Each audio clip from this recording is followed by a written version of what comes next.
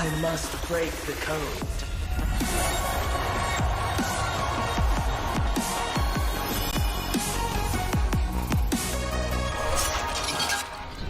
I am the chosen one. Bathed in the holy light, I am only a shepherd. And others love yourself. Only a shepherd. First blood. Holy light. Double kill.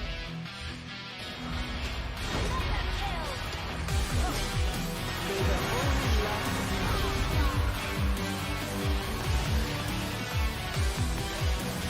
darkness.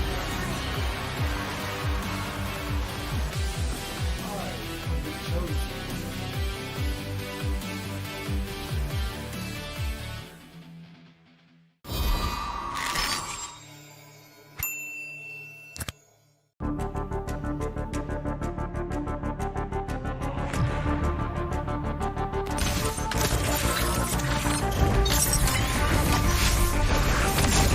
You should be ashamed for not trusting yourself. Save the world. Stop lightning.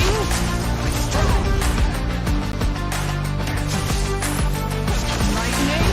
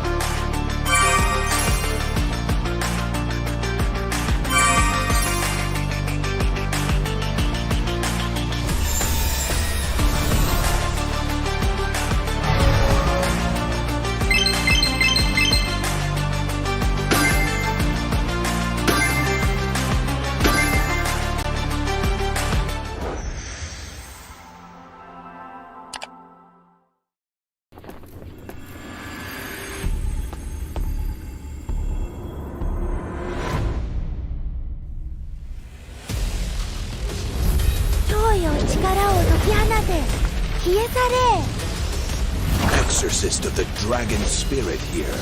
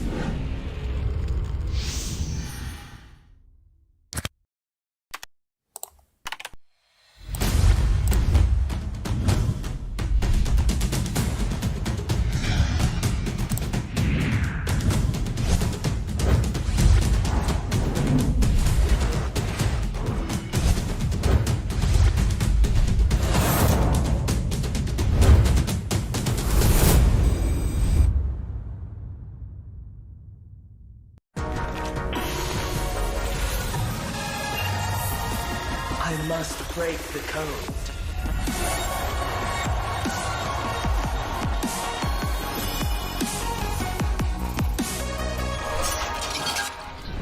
I am the chosen one. Bathed in the holy light, I am only a shepherd. And others love the sun. Only a shepherd. Impressive. First blood. Holy light. Impressive. Double kill. Mega kill. May the holy light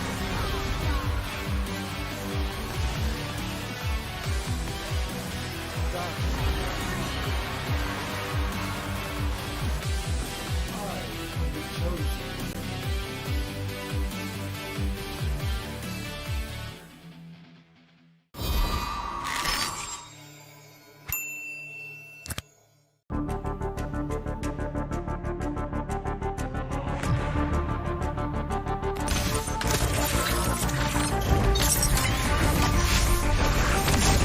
You should be ashamed for not trusting yourself. Save the world. Stop lightning.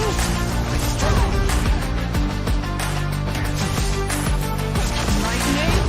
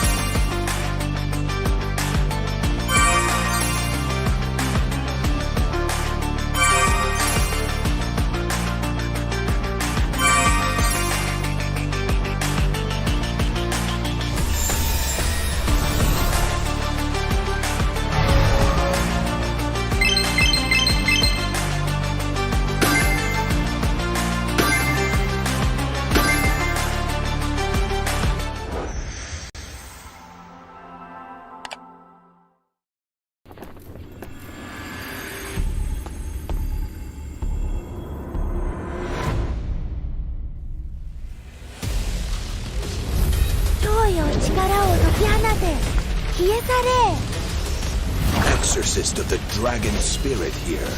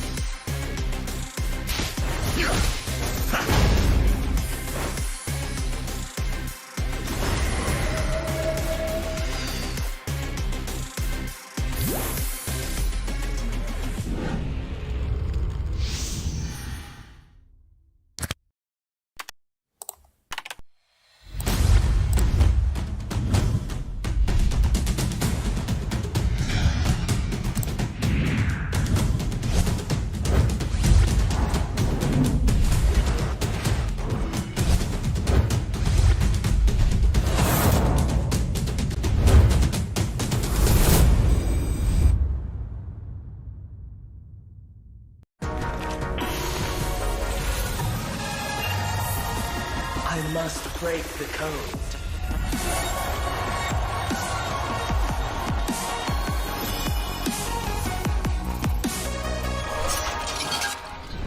I am the chosen one. Bathed in the holy light, I am only a shepherd. And others love the sun. Only a shepherd. Active. First blood. Holy light. Active. Double kill. Mega kill. May the holy light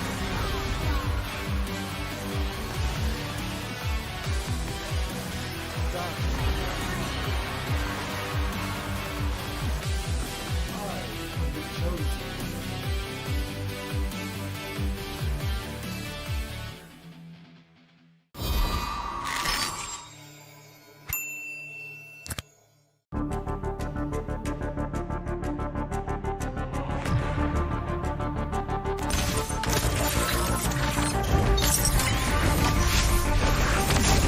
You should be ashamed for not trusting yourself. Save the world. Stop lightning.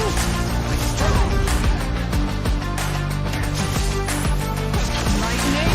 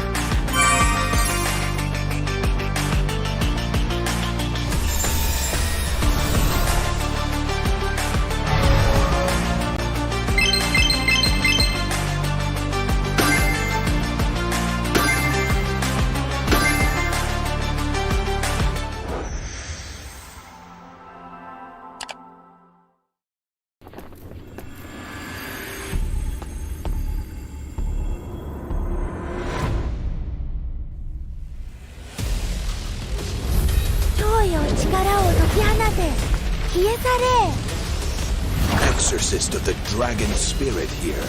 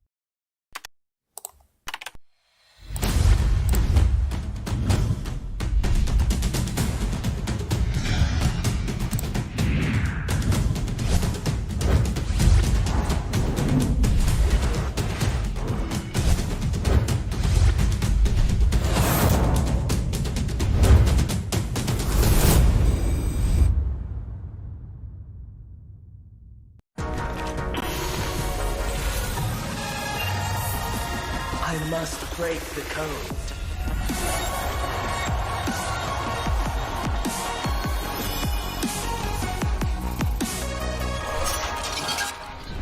I am the chosen one.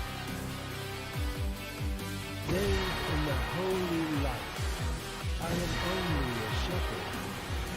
And others love the sun.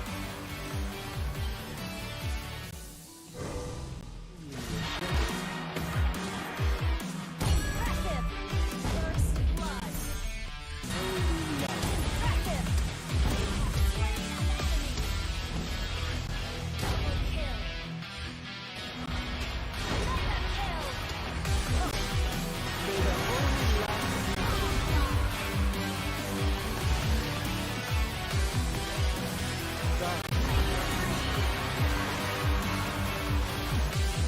I am the chosen.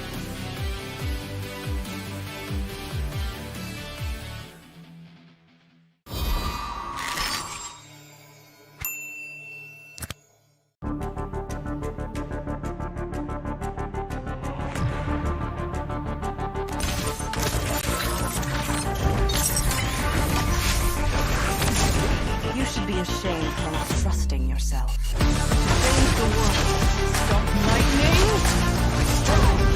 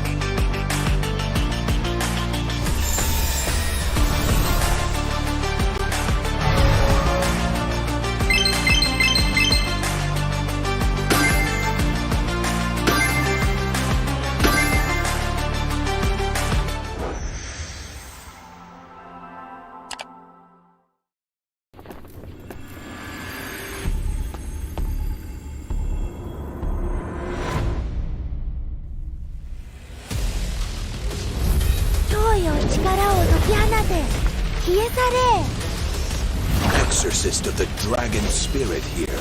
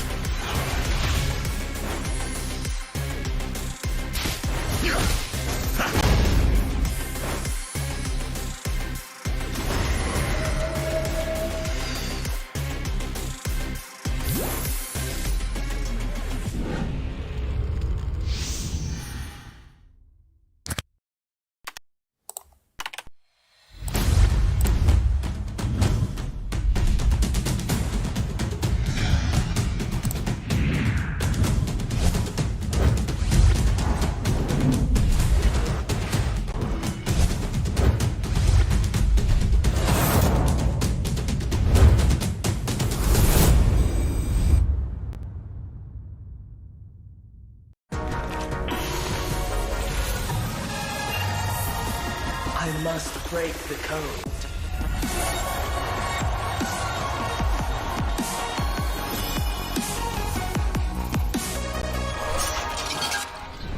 I am the chosen one. Bathed in the holy light, I am only a shepherd. And others love the sun. Only a shepherd. Impressive. First blood. Holy light. Impressive. Slain an enemy. Double kill. Mega kill. May the holy light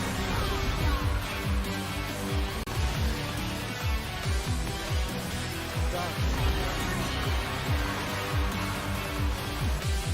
I am the chosen.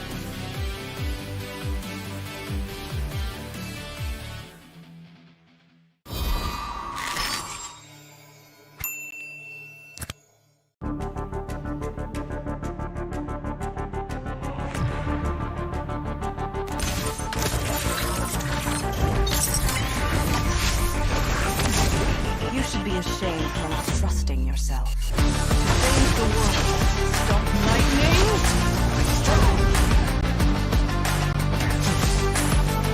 Lightning.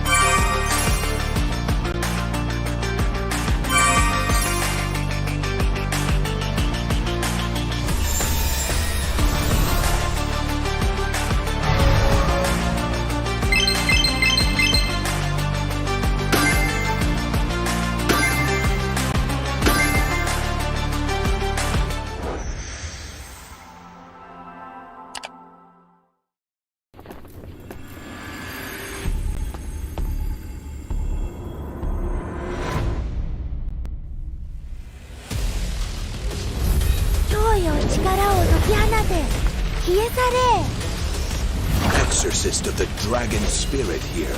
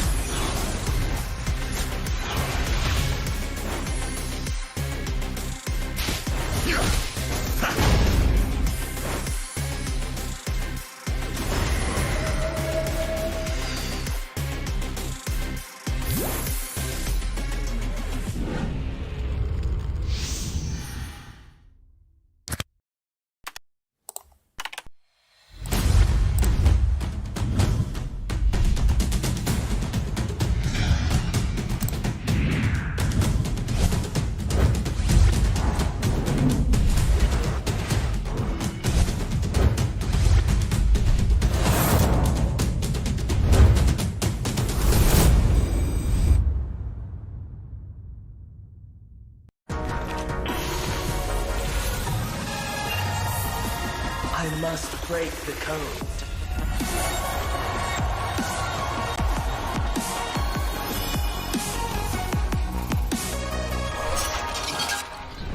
I am the chosen one.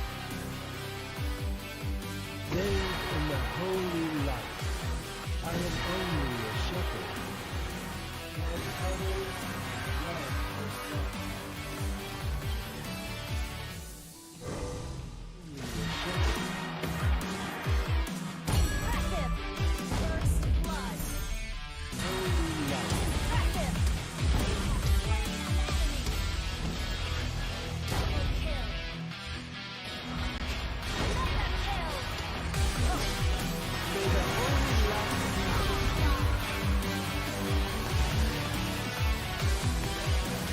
dark. I am the chosen one.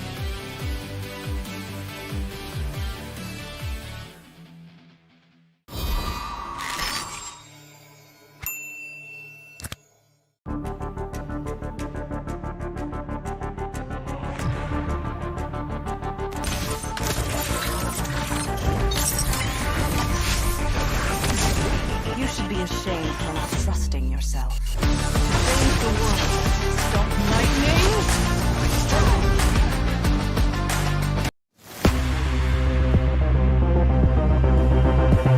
Battle is being started here by Nightmare Esports, but it's being contested.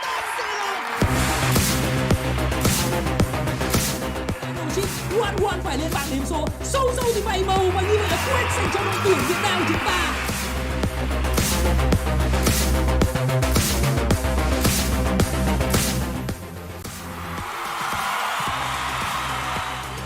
Everyone down there, Kyrie using that passive so perfectly. They're gonna get first blood on the Marky. A surprising amount of damage on the Barats. Kyrie plays this away too much. It's a double kill for the big Dino. 1-1.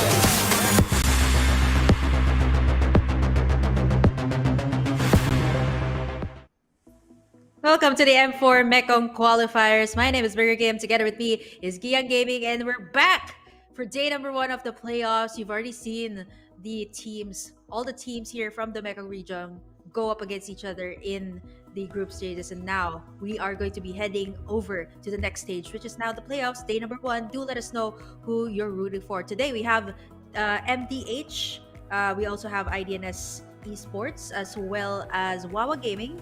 And taking a look at our schedule, we also have Nightmare Esports as well in the bracketing. So today it's a best out of 3 for all the matches, GG. Yeah, starting it off with the match of Nightmare Esports and MDH Esports, if I'm not mistaken. And what's fascinating about this is that these teams have a very similar scoreline towards Group A and Group D. MDH Esports and IDONOTSLEEP Esports both have a 3-0 on their scoreline coming out of the group stages. Meanwhile, WAWA Esports and Nightmare Esports only lost towards their top contender in their respective groups. So now, as we head down towards the playoffs, top 4 teams out of the 8 teams that battled against each other in the group stages, we're already coming much closer, halfway there towards the end of the Mekong Qualifier. And of course, things are gonna get a little bit more complicated. It's not gonna be a best of 1 anymore.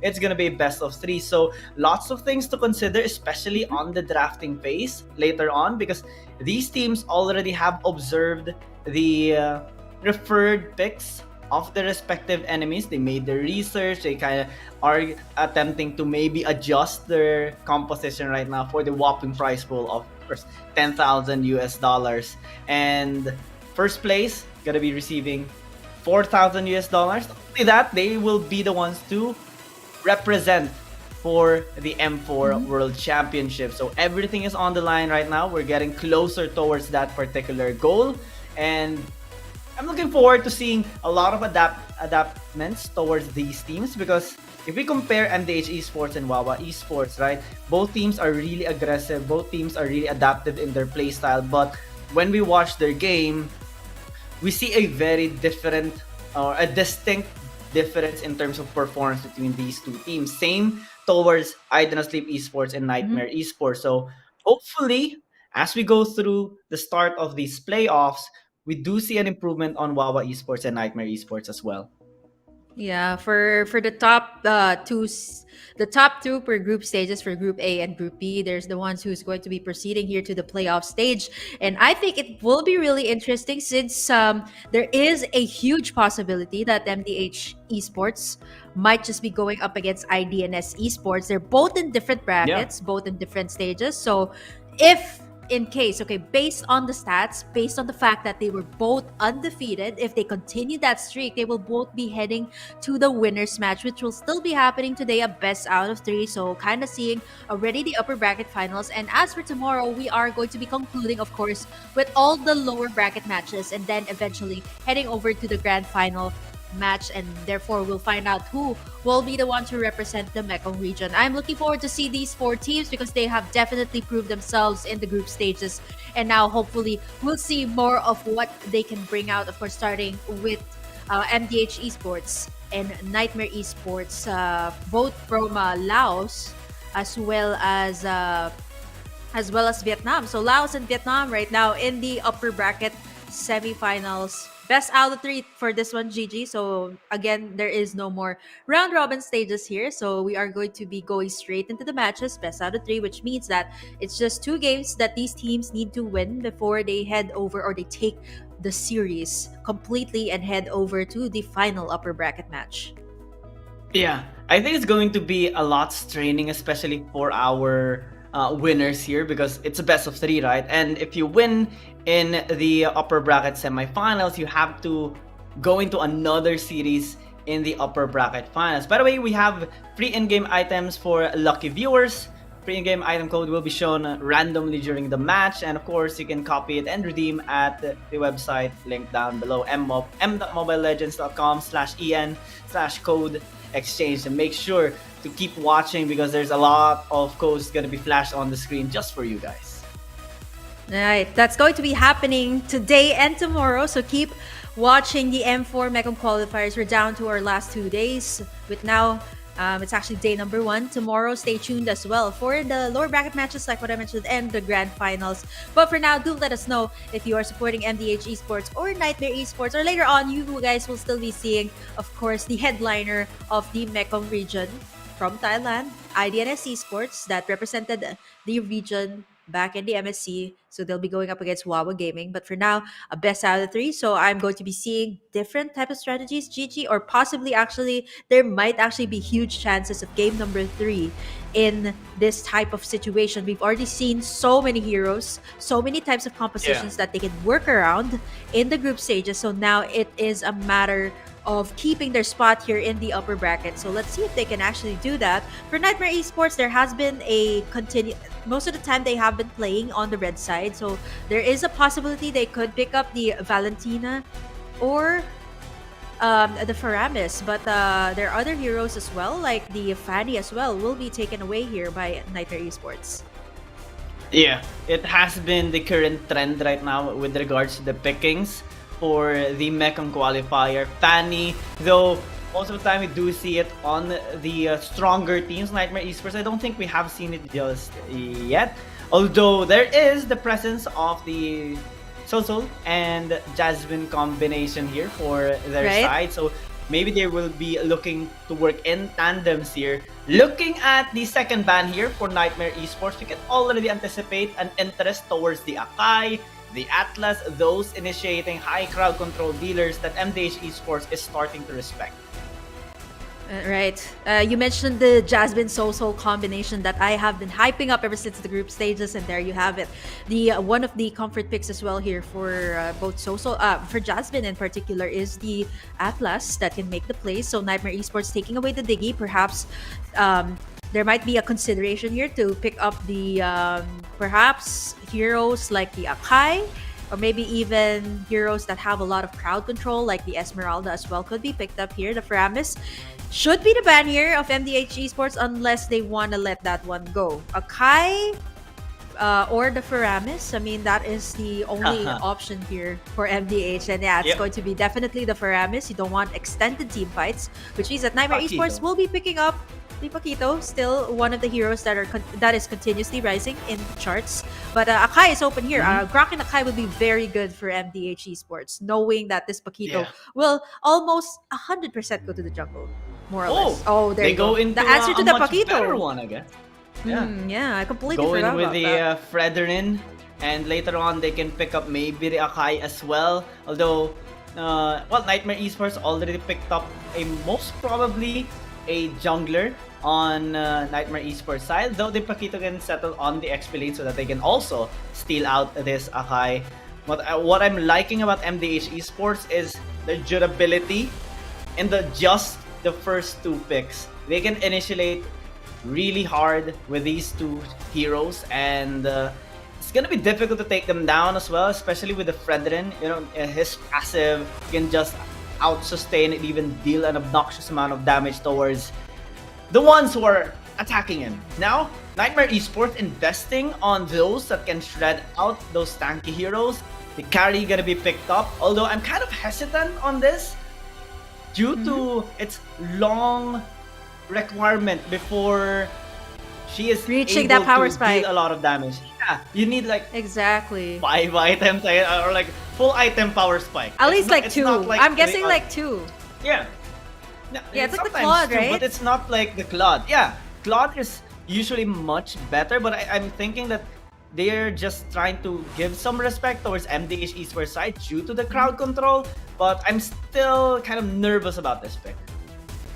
Yeah, the carry will work if you have 2 more frontliners. I mean, I think it will depend on what hero Jasmine will pick up here, because the carry is, I guess, the answer here towards the first 2 tanky picks of MDH, which is the Fredrin and the Grok. I think Melissa Ban would be great, since this is one of the heroes that we have seen emerging in the Mekong Qualifier several times, even being prioritized by some teams as well. So that could be a ban here for Nightmare Esports. And as for MDH, they still do need a roamer here for Jasmine. Jasmine has been using heroes like the Lolita heroes. I've seen Jasmine as well on the Matilda and the Kufra. Not so much on that, but more on the Lolita. But so if you want to limit out Jasmine, perhaps that one that could go. But they're still going to anticipate the fact that this is a Paquito jungle.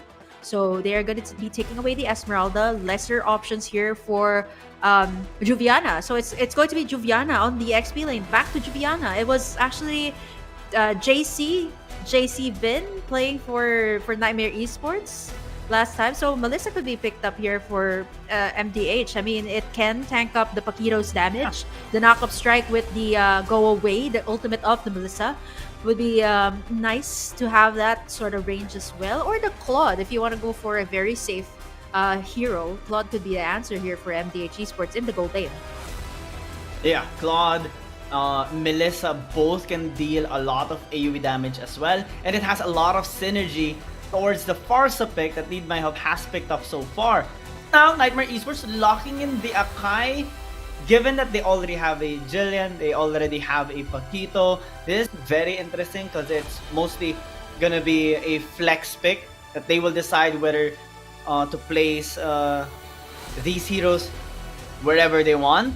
But I'm more so leaning towards the draft here right now of MDH Esports. They lock in the Karina, Right. which can obliterate those low HP members of Nightmare Esports, and not much can actually resist the damage. If you check about the synergy here of the Karina and the Farsa itself, Farsa bombards damage, right? She can just put the HP bars of Nightmare Esports at least to half, and then Karina just can go with a finish with lots of reset cooldown on her ultimate. It's gonna be a much linear approach here, an easier approach by MDH Esports for team fights, especially when they group up. Now, you mentioned the Lolita a while ago. Jasmine is gonna be picking it up. It's gonna be interesting because, okay, these two heroes right now, the Lolita and the Akai, are the only heroes that can protect the carry. Can they protect them against the full lineup here of MDH Esports? Might be no. So Nightmare Esports has to really come up in the early game. It's gonna be a big responsibility for them because normally MDH Esports is the one being aggressive, getting all those picks in the early game. Especially for Nightmare Esports, I think there are two setters already here. Again, they are going for that type of composition. We've already seen this with an Atlas in the roamer position and the Akai in the jungler position. So there are two heroes that can set up, two heroes that can tank up the damage as well. I would consider the Julian and Paquito to be the front lines here as well for the side of Nightmare Esports.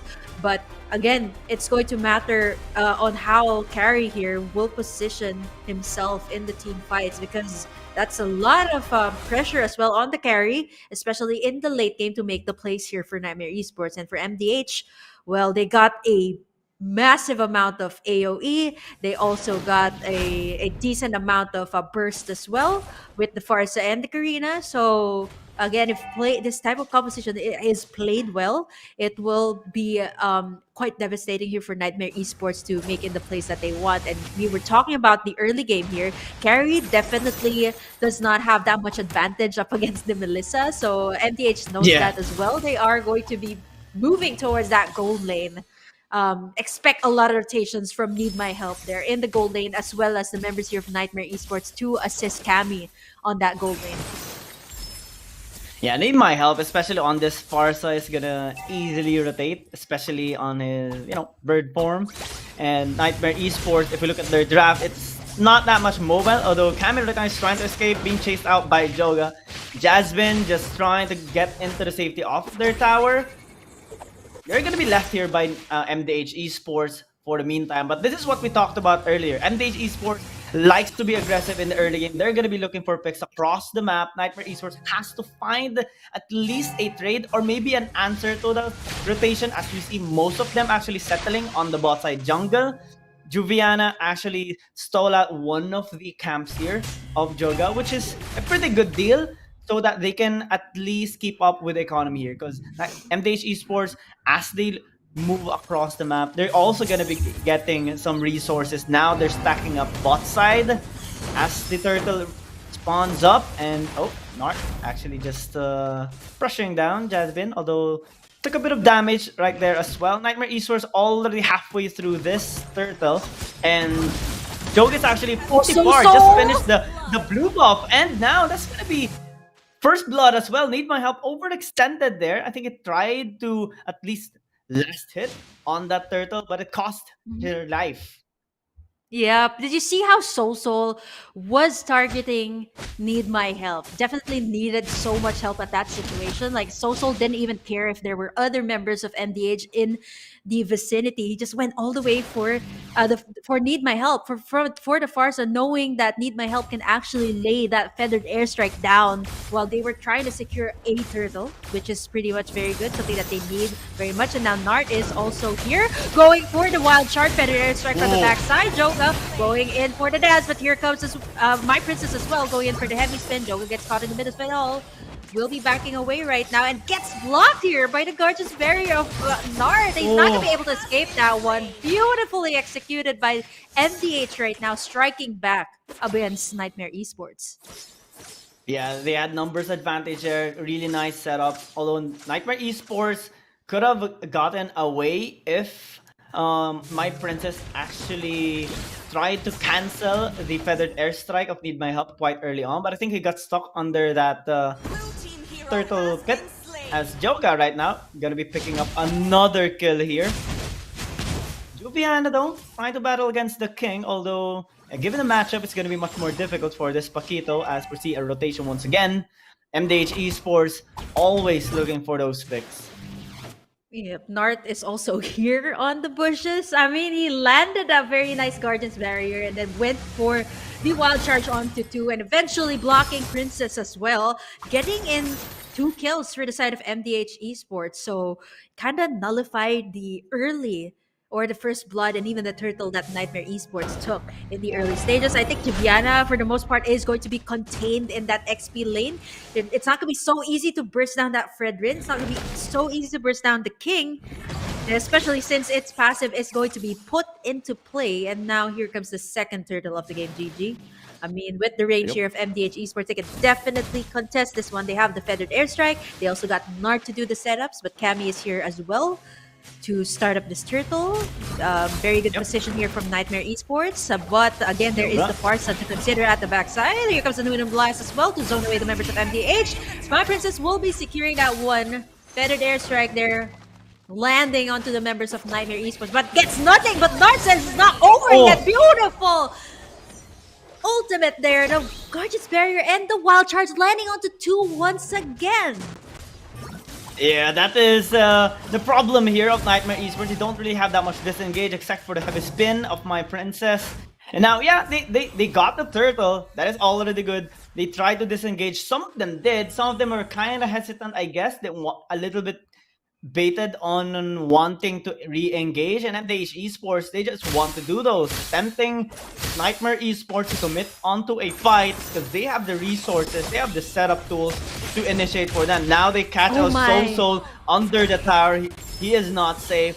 Now we're starting to see NIIGHT Esports setting up traps and getting Nightmare Esports caught.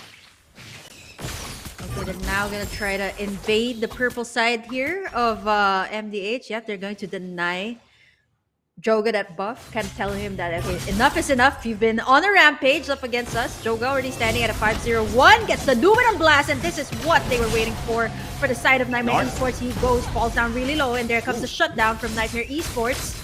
And Nart might be the next one here. Gonna be able to kite away all the damage here from Cammy. Yeah, actually is. I do want to check the items later on when we reach the 10-minute mark to see what Cammy has already secured, more or less like the Demon Hunter sword to pierce through the tanky heroes here of MDH. Yeah, normally at 6 minutes, it's just the Demon Hunter sword. I think it usually is around 7-8 minutes, maybe 10 before they reach the Golden Staff as well. Hehe though is trying to poke them out a little bit. That doll definitely is a big problem later on team fights, as Hehe just prevents them from, you know, recalling, tempting them to stay inside lane. Nightmare Esports though, the other side, Juviana starting up this turtle already. Although we do see more numbers on MDH side, this might be their taking. Although heavy spin is still available here for my Princess. She tries to zone them away, steals out the turtle, and skedaddles away. Juvian is quite fast, but he's being chased down here by Joga, able to disengage successfully, and Nightmare Esports go away with an additional gold. Wow, Nightmare Esports, they were able, I mean, that was like a 4v1 rather, but I was kind of confused there because the Akai is just, I'm not so sure how many people this is, but here comes the concealed play from the top side. Nightmare Esports gonna try to go for Hehe. They're gonna try to back away, but Cammy is really already starting to hurt at this point. Even Hehe as well, securing the Berserker's Fury in the 7-minute mark. Considering that they have secured the turtles, they are also on the kill score lead right now, giving them so much gold. But Nightmare Esports, they know that they need to wait up until that power spike. Nart gonna get the brunt of the damage, but Cammy once again is going to be the main priority here of Nightmare Esports to protect at this point. Yeah, this carry is actually starting to hurt. Jasmine almost got out Hehe, but here comes my Princess, stopping them under the tower. But on the other side, Juviana almost got taken out there. Joga's damage is starting to be obnoxious as well because of that true damage, especially on low HP people. But as Juviana falls back, NIIGHT Esports just settles for a tower in the bot lane, increasing their gold a little bit here. Although Nightmare Esports actually is keeping up. It's almost all equal. A while ago, they were down 1.5k gold lead, but due to the objective taking, especially by my Princess, they're able to catch up, able to let Cammy farm, and that is their main goal right now. Reach towards late game, because this carry is just gonna shred down the HP bars here of Nart and the King. Yeah, I'm not so sure if Joga is building towards the damage Karina or the tank Karina, which we've also seen here in the qualifiers. Here comes the first Lord of the game. Surprisingly, Nightmare Esports is leading in terms of the gold, but not for long. Jasmine gets bursted down with the feathered airstrike. And all the ultimates here of NIIGHT Esports, and Juviana doing his very best. Oh, he's also hurting here up against Hehe. Gonna pop that, go away. for Juviana. They are able to take this tower down in the mid side as well. So very, very nicely done by MDH. Nart, And now though. Nart gonna get bursted down this time though.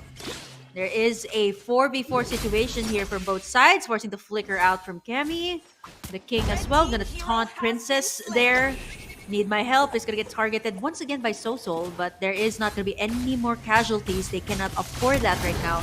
Here comes the first lord of the game. The king also in the vicinity, but with how things are going, this should be Nightmare Esports, not unless there is going to be a miraculous steal. I don't think so. They're going to be zoning away the members of MDH. Joga also gets taken down there on the top side, and Nightmare Esports this time on the driver's seat. Oh, I'm liking what Nightmare Esports is doing right now. They're isolating MDH Esports so that they can take them on one at a time. While ago, Need My Help almost got taken out. Hehe got isolated. Joga as well, trying to get a kill onto one of the members here of Nightmare Esports. And now we're starting to see them coming back in the economic perspective, as they have taken as well a tower on the top side, equalizing or at least catching up a bit in terms of the gold. Not only that, they're now ahead by at least a 2,000 gold against MDH Esports on a scaling lineup here for Cammy is gonna be able to deal a lot more damage here, which she already has been dealing quite a lot towards Nart and the King. What more later if they're gonna be able to create some space. That's the goal here of my Princess and Jasmine, creating some space here for Cammy to be able to free hit during team fights. And now as the Lord marches up towards the top side, my Princess just aiming on a nice setup here by Jasmine. Able to disengage here, and the eSports is. As we're also seeing a bit of a battle by the King and Juviana on the mid side. Now here comes Feathered Airstrike as Cammy picks up a tower. My Princess with a lot of crowd control on the backside. That's just the main objective here of Nightmare Esports. Keeping up now, equalizing the structure score, but this time it's becoming much more beneficial for them. Yeah, they've taken out so many towers by the 12-minute mark. That is 4 going 5 towers here.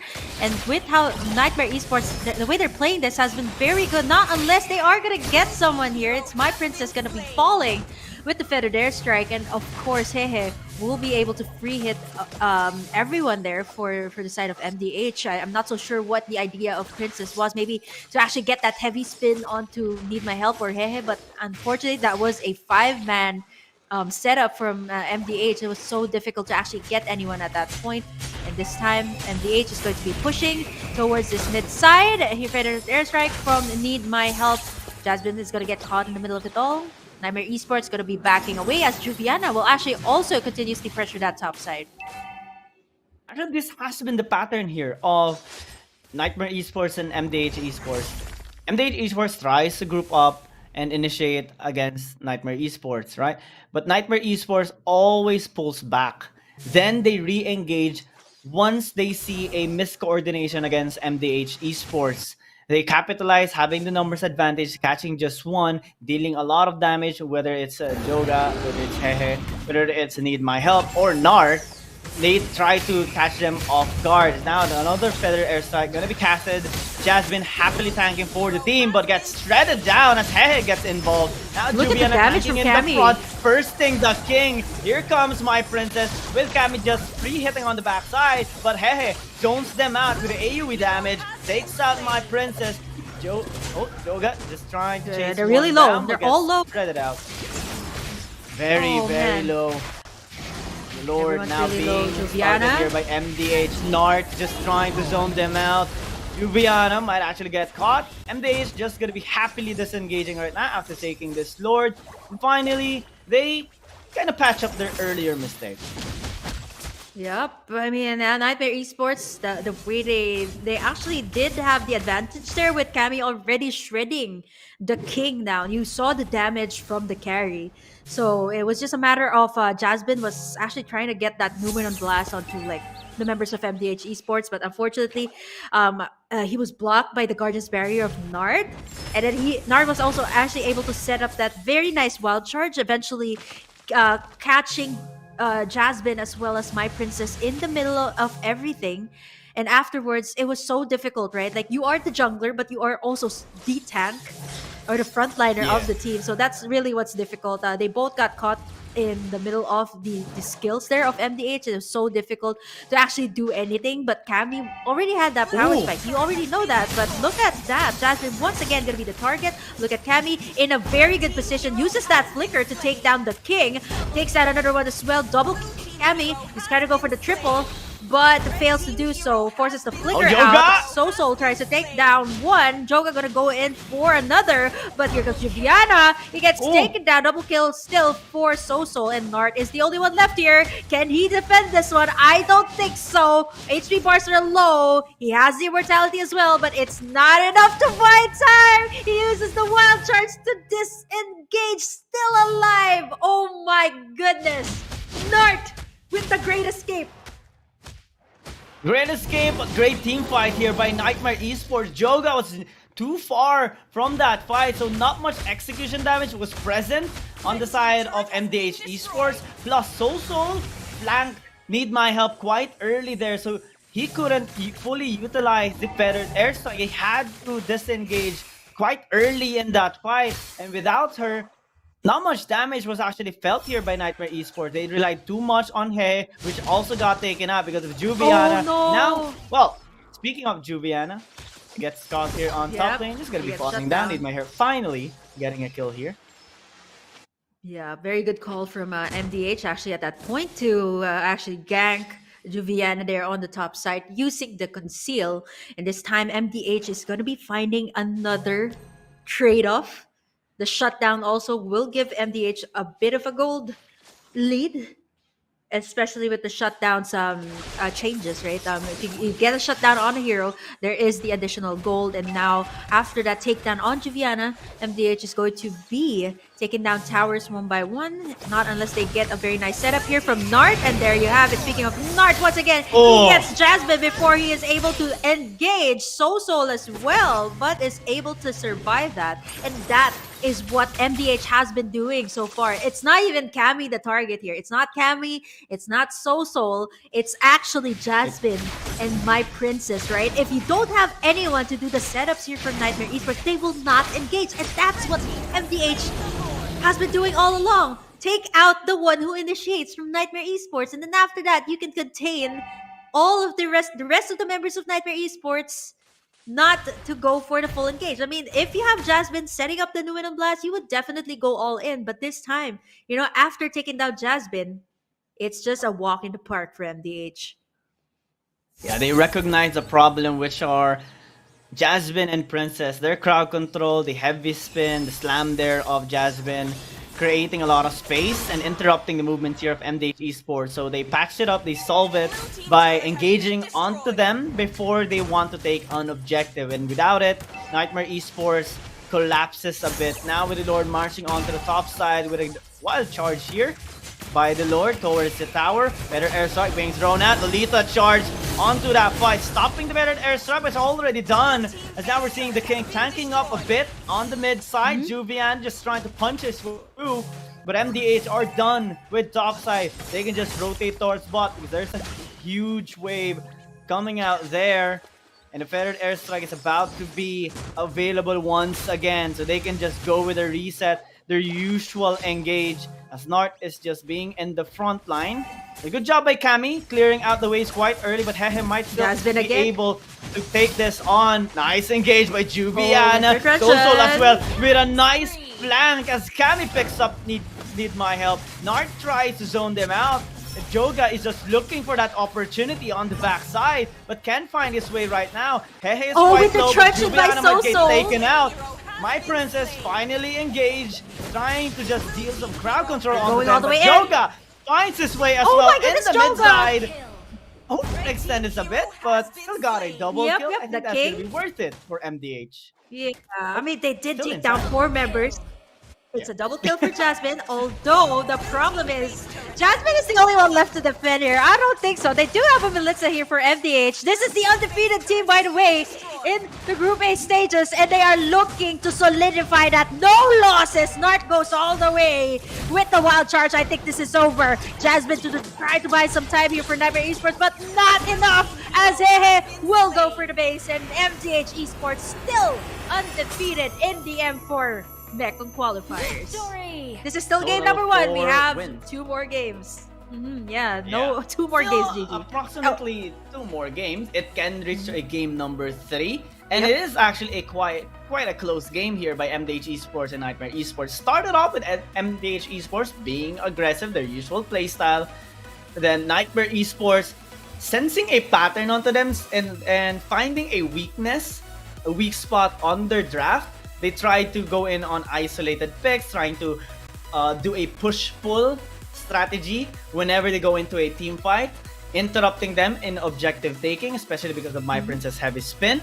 But after that, MDH eSports recognized, okay, these are the 2 main tools that NIIGHTMARE eSports utilize, the Lolita ult and the Akai ult. When they use it, it gets really difficult to get objectives to win a team fight. So they try to force their way into committing NIIGHTMARE eSports on those fights using their ultimates already, and then MDH eSports back away. They re-engage once again, knowing that the cooldown of the Heavy Spin and Jasmine's ult as well is still not available, and they make sure they get something out of it. Maybe a Lord, maybe a pick off, and then they immediately transfer it towards more objectives like towers. The way they group up and also the way that MDH eSports gives space towards Hehe was a lot better towards the late game. So NIIGHTMARE eSports, even though they had them in the mid parts of the game, MDH eSports still recovered phenomenally. And Hehe is gonna be the MVP of that match as well. 4-2-11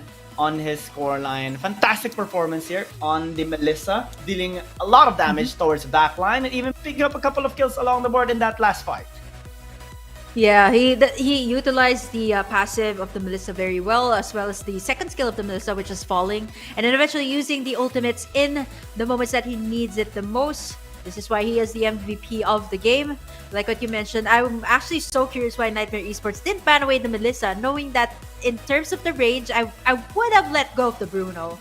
Maybe, I mean, they probably had something else in mind, but I would very much agree if they did ban out the Melissa, then just let Hehe take the Bruno. So, I mean, in terms of the range, the carry and the Bruno more or less should have the same range as compared to the Melissa. That you saw the range, right, of Muddles earlier when Hehe was actually laying it down in all of the clashes. It was so difficult to reach the Melissa, and at the same time, all of the initiators rather from the side of NIIGHTMARE eSports were gone, so they couldn't really do much. But all I could say, GG, that it's not a one-sided game. Like, it's 13-19, so NIIGHTMARE eSports was still able to go along with the tempo of MDH eSports in this very round. So don't you guys worry for NIIGHTMARE eSports. For our Laos fans, you guys still have 2 more games here, possibly, if NIIGHTMARE eSports is able to force out that game number 3. Yeah, and we still have a lot more to see here on the side of NIIGHTMARE eSports. Of course, they were the second placer in their respective Group B, just coming second towards IDONOTSLEEP eSports. That is already a big flex. They won against their other teams as well in a dominating fashion, winning against Evo eSports and Study for Life. And even in this game against MDH eSports, they actually were able to keep up with the momentum, able to get some wins, be 2,000 gold up ahead in the mid parts of that game. So I think the only problem they had was being baited into a team fight that they couldn't commit just yet. Basically, MDH eSports did what NIIGHTMARE eSports were doing onto them, but only towards 2 people.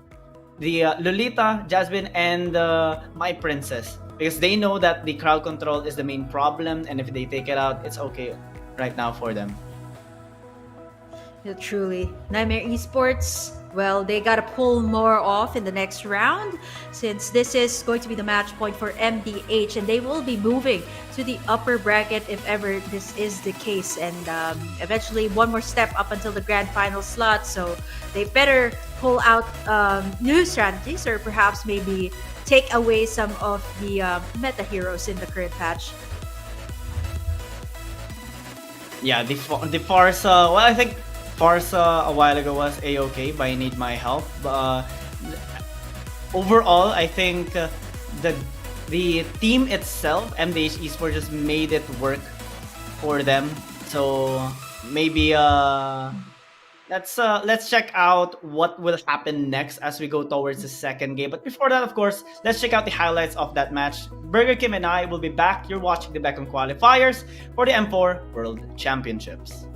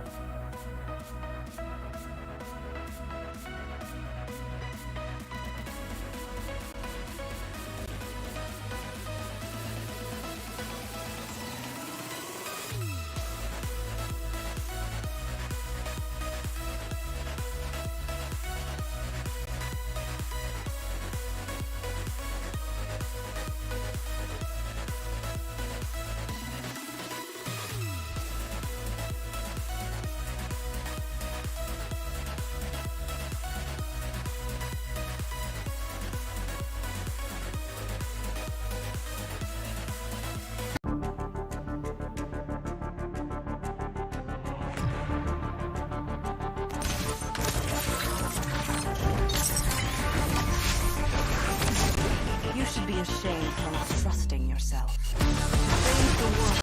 Stop lightning. Lightning.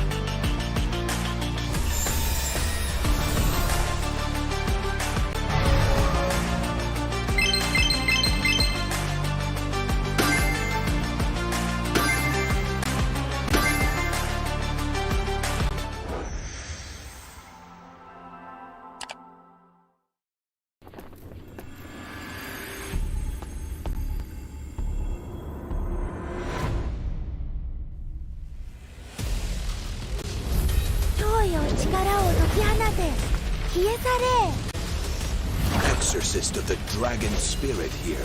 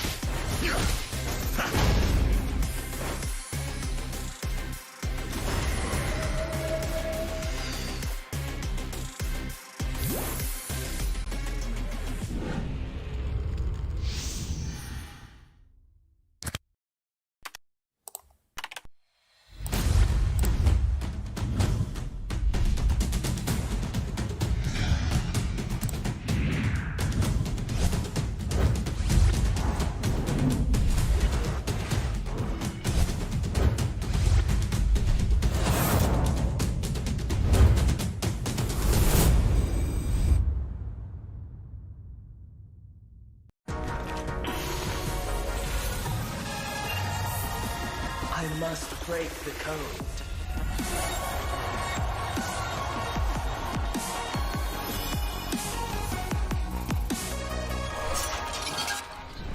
I am the chosen one. Bathed in the holy light, I am only a shepherd. And others love the sun. Only a shepherd. Impressive. First blood. Holy light. Impressive. Double kill. Mega kill. Battle is being started here by Nightmare eSports, but it's being contested. Chip 1-1 phải lên bảng điểm số sâu sâu thì bảy màu và như vậy là quét dành cho đội tuyển Việt Nam chúng ta.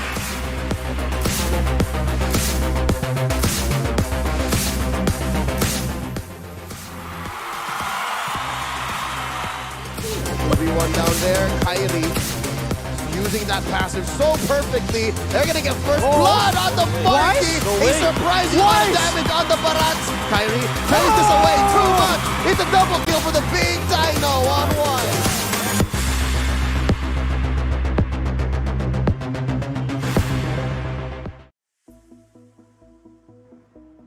Alright, welcome back towards the Mekong Qualifiers for the M4 World Championship. And of course, we're still gonna be your shoutcasters, Guillaume Gaming, with Burger King here, with a series of MDH Esports versus Nightmare Esports. So far, MDH Esports has taken a victory already, match point as well in this series. Game number 3, I think it's still possible, Burger King, but it would take a little bit of more changes here towards Nightmare Esports side.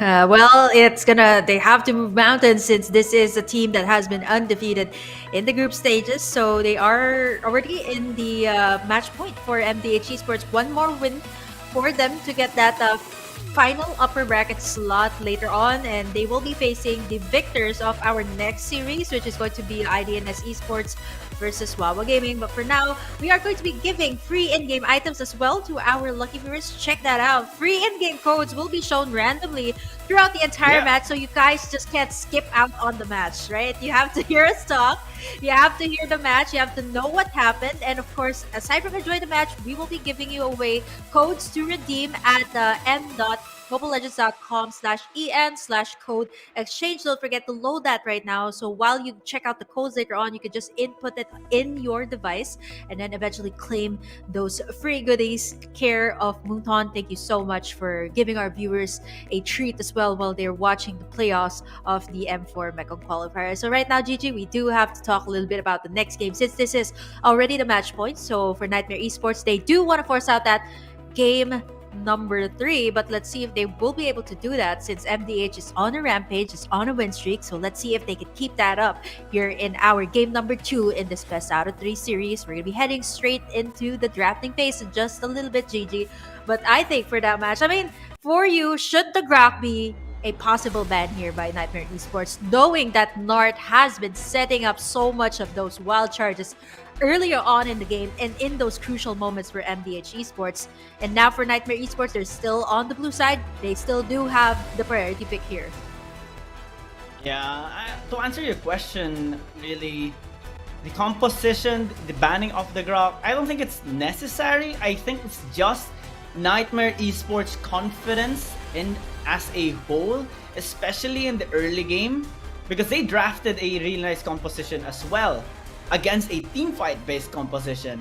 They had them in the mid game. The only problem was towards the late game, they kind of got baited out. We saw a little bit more hesitation on their side, and MDH Esports took advantage of that. If Nightmare Esports are gonna go on the same path, the same type of composition, going for pick off and a scaling marksman towards the very end, I think it's still going to work if they're gonna have much better communication, especially on their commitments in a particular fight. Because on the mid, I think for the first 10-12 minutes, we saw them as a team that really strives and answers back with lots of good communication and calls from the team, whether to engage, whether to commit, whether to try and shove away Joga away from the objective and also collect a couple of kills along the way.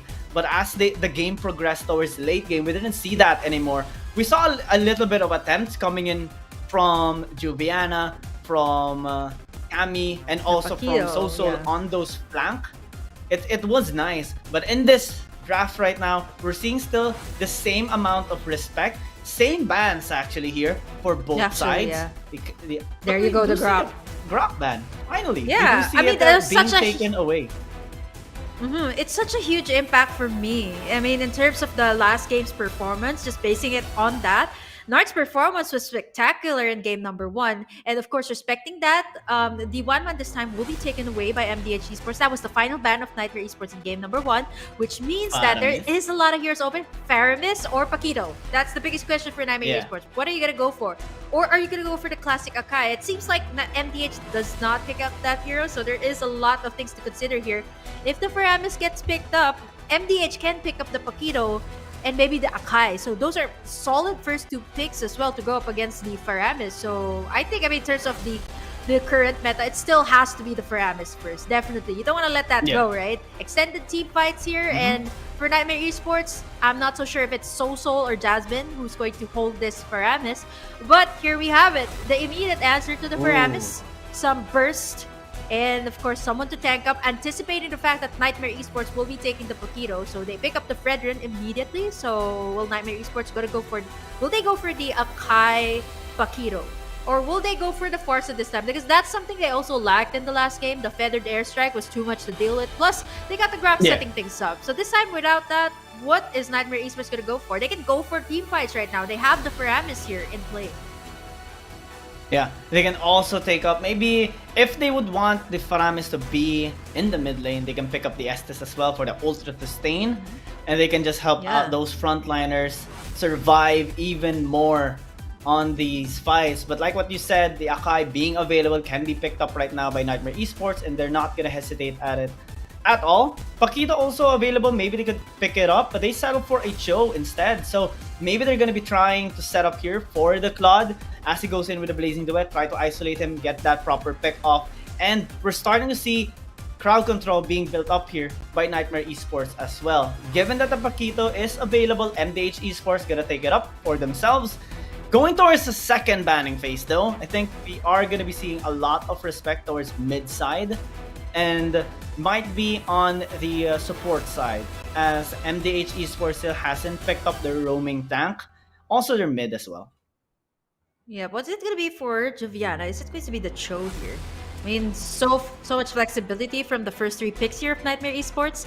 So they perhaps for MDH, NIIGHTMARE Esports has to take away some mid laners and a roamer here. Something for Need My Help and even Nart, right? Nart played the Grok earlier on. So what are they going to take away? Perhaps like looking at the stats here, maybe like setter tanks like the Lolita has been a great, highly picked as well here in the Mekong Qualifiers, or will it be the Farsa?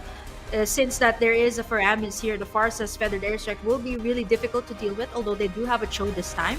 So NIIGHTMARE Esports, are they going to limit out? Yeah, there you go. The Farsa ban will come through. I'm not so sure why the Eve hasn't been picked up just yet. I mean, in terms of the slows, in terms of the crowd control in team fights, the Eve does have a very good amount of slows and stuns as well. So that could be a possible options, but MDH Esports is going to take away the Lunox for their final ban.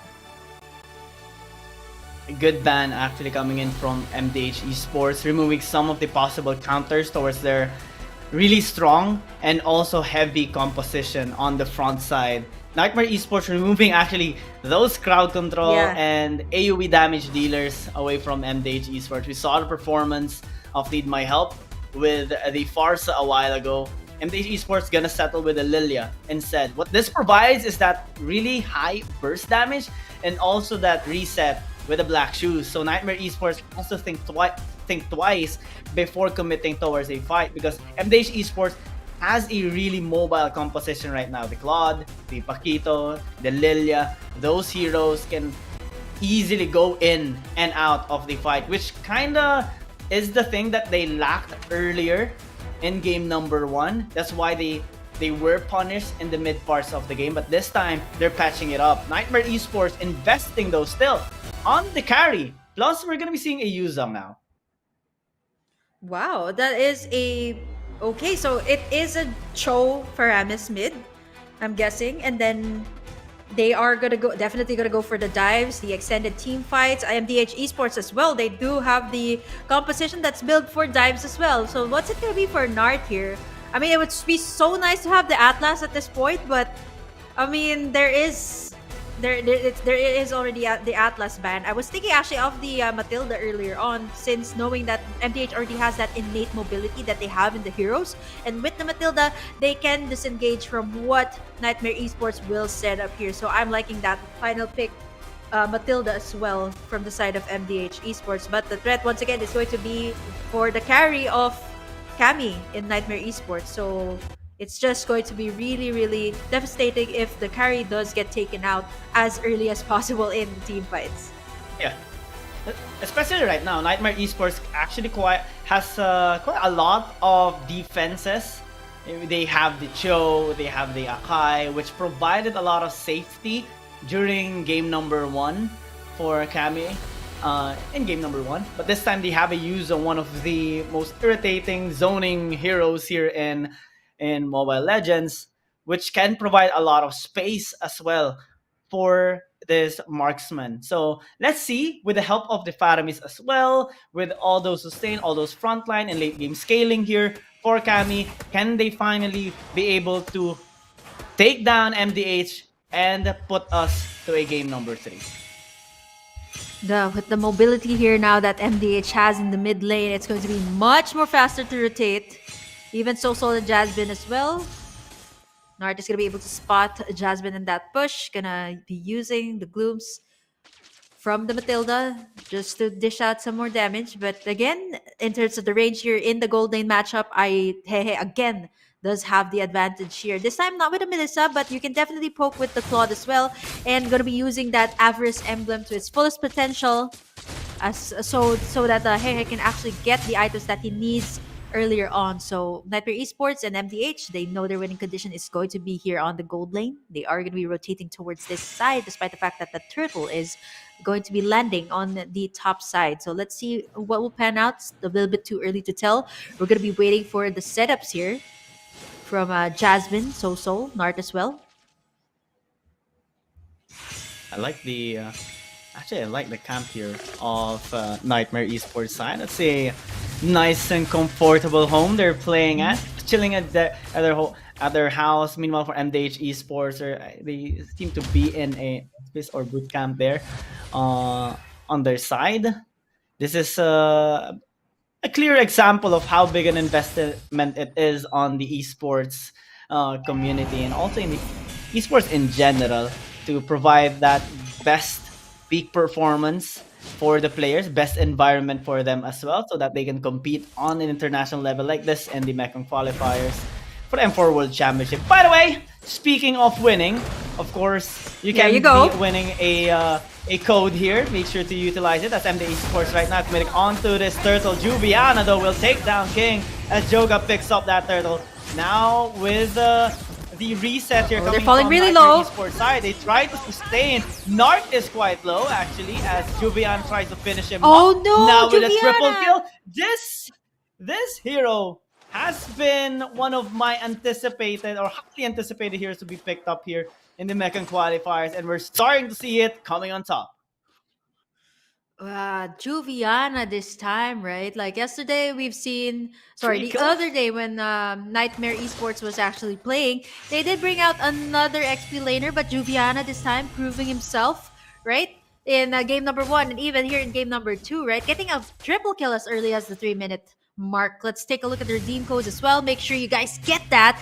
Go to the website. Make sure to exchange it right now to get your goodies, and these codes will be flashed all throughout the playoffs today and tomorrow. So be sure to tune into the Mekong Qualifiers. Be sure you're able to get those goodies from Luton. Thank you so much once again for giving our viewers some codes while they are enjoying the match here in the Mekong Qualifiers. 3 kills already here from Nightmare Esports, care of Juviana as well. So if Juviana's not going to be so easy to take down, they're going to try to go for Cammy here. Blazing the wet from Hehe. Cammy is really low, is able to actually disengage from that. My Princess is here as well. Nice bait from Nightmare Esports. Jasmine goes forward to wave the dragon onto Hehe. Nice isolated target there. The one that you want to get in the clash. Nicely done by Jasmine. And MDH gonna try to go in for more. Soul gonna use that cult altar as well to sustain, but MDH is gonna be disengaging from that, knowing that this is a Paramis you're going up against. You don't want to go for overextended team fights. I want to commend Jasmine there because he's the reason why Cammy survived earlier, and also setting up for a kill to counter MDH Esports, which helped them pick up that kill on one of the members again here on MDH Esports. That ulti of the show under the tower. Joga tried to answer back, but it wasn't enough, especially in terms of damage that we are starting to see. Oh my goodness! On MDH Esports side. Hehe and Cammy going all out. But Cammy seems to have the upper hand. Meanwhile, on the other side of the river, we're seeing Nightmare Esports zoning them in with a heavy spin once again. Reset on the turtle, but Joga is going to reset towards the base. As MDH Esports now doesn't have the numbers available for them. My Princess, though, is getting quite low as Nart tries to close the distance.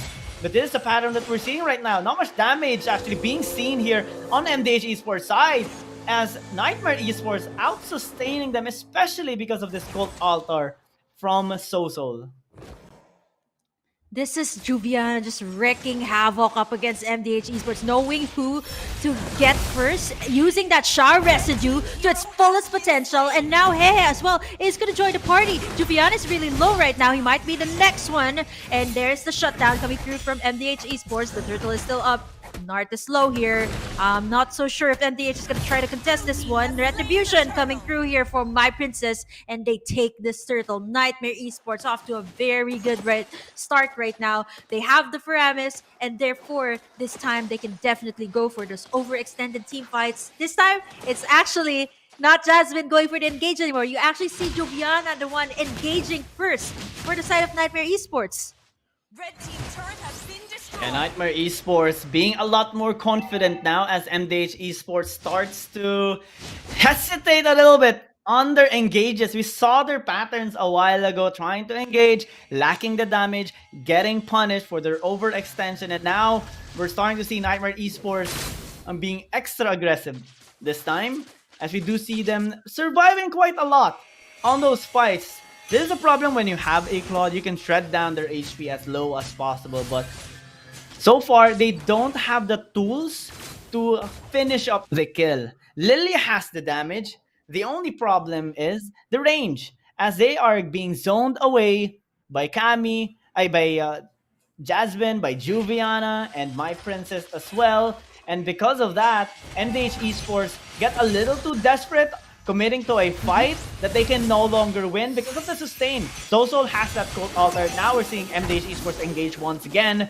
A flicker being invested by Nart just to disengage because of that threat of the heavy spin, as Juviana finally gets overextended and taken down here by MDH Esports. But on the other side, the King might actually get fallen down as Cammy picks up the kill with the help of Jasmine once again. Blazing Duet onto Soul, not gonna hurt that much as MDH Esports tries to take this tier 1 tower down, but My Princess now is healed. Cult Altar as well gonna be invested as the tower falls down. No more sustain. Soul flickers out, and MDH Esports let them escape for now. Yeah, that's a good call by Nightmare Esports, actually going for the top side, shredding down the HP bars of the King once again. This was his problem earlier on, but look at Jasmine going in for the zone. This time, Nightmare Esports will take the turtle once again in this game. They are on the lead, not unless MDH will be able to find something here, but they can definitely go for the extended team fights. Jasmine's really low, forces the flicker out, but look at Cammy from the backside, Blazing Duet as well. They use the flicker out, they get Joga in the middle of it all. They do have Soul here. They can pop the cult altar. MDH knows that very well. They don't want to go in. They disengage instead. NIIGHTMARE eSports still getting the better trade-off there, taking down the jungler of MDH. And if you take down Joga early, then it's gonna be difficult for them to secure any objective. Even kills, as Nart now is very low, gets taken out here by Soso. Issues of the cult altar, Anna survives. Now the king might fall again as he desperately tries to reach towards the tower, but he will not. And Soso picks up another kill. NIIGHTMARE eSports now upping their game with a 4,000 gold lead. Jasmine again positioning himself for another pick. With the tower falling down again on MDH eSports side, we're starting to see them falling off as Kami starts to build up more damage. The more that MDH eSports, sustains on a team fight or prolongs in a team fight, the more Kami pops off because she can just shred down pretty much anyone at this point. We're already seeing a lot of damage items being picked up and also some resistance towards those physical damage from the Blazing Duet. So now NIIGHTMARE eSports is gonna have a lot more confidence, given their high confidence already towards team fights. And MDH eSports, they have to start respecting NIIGHTMARE eSports because the more they engage, the more they get punished. Yeah, see how four members of MDH is gonna try to go for Juviana. I don't think that's the best call right there. Don't want to be taken down at Yuzong, taking a lot of resources. My Princess gonna be the main target here. Oh, the damage! Soulsoul once again with the cult altar, sustaining the clash again and again for NIIGHTMARE eSports. The king gonna take in front of the damage. Jasmine as well gonna try to go in for the way of the dragon. Is there the black shoes here for Need My Help? He gets taken down there by Kami. He is going to be devastating, popping in the wind of nature, not to be able to be bursting down the members of NIIGHTMARE eSports. Here comes Juviana as well, joining in the party with the Black Dragon form, chasing down the members of MDH, forcing them to back away. NIIGHTMARE eSports playing this out so well, putting MDH back to their base, and right after that, they can go straight for this Lord. Look at how fast Kami is hitting that Lord. This is going to be a very fast one for NIIGHTMARE eSports. They get a free Lord. They also get some pickoffs there. Definitely a win from our Laos team. Yeah, and let me tell you that was a 4 versus 5 team fight as Juviana came from the top lane. And MDH eSports, despite their numbers, they were unable to pick up a single kill. The damage coming in from Kami was too obnoxious, and they couldn't escape because, well, of course, the crowd control of My Princess and Jasmine, the stain of Soso. Actually, Soso dealt a lot of damage there in that fight, which MDH eSports did not anticipate enough. As now they're trying to get a pickup onto Jasmine, but it's going to be an easy escape coming in from him. As NIIGHTMARE eSports maybe look to go on the offensive, the king once again getting spotted out as NIIGHTMARE eSports continue to push mid. Look at how aggressive Juviana is here. He's been going solo on the lane, up against Joga, up against the Paquito, right? And what's really frustrating here for NIIGHTMARE eSports is they can definitely go for those extended team fights. If you are MDH eSports, it's so difficult to go up against NIIGHTMARE eSports right now. They got Soso here to go for the cult altar and therefore nullifying all the damage that MDH is throwing, especially with the Lilia, especially with the Claude.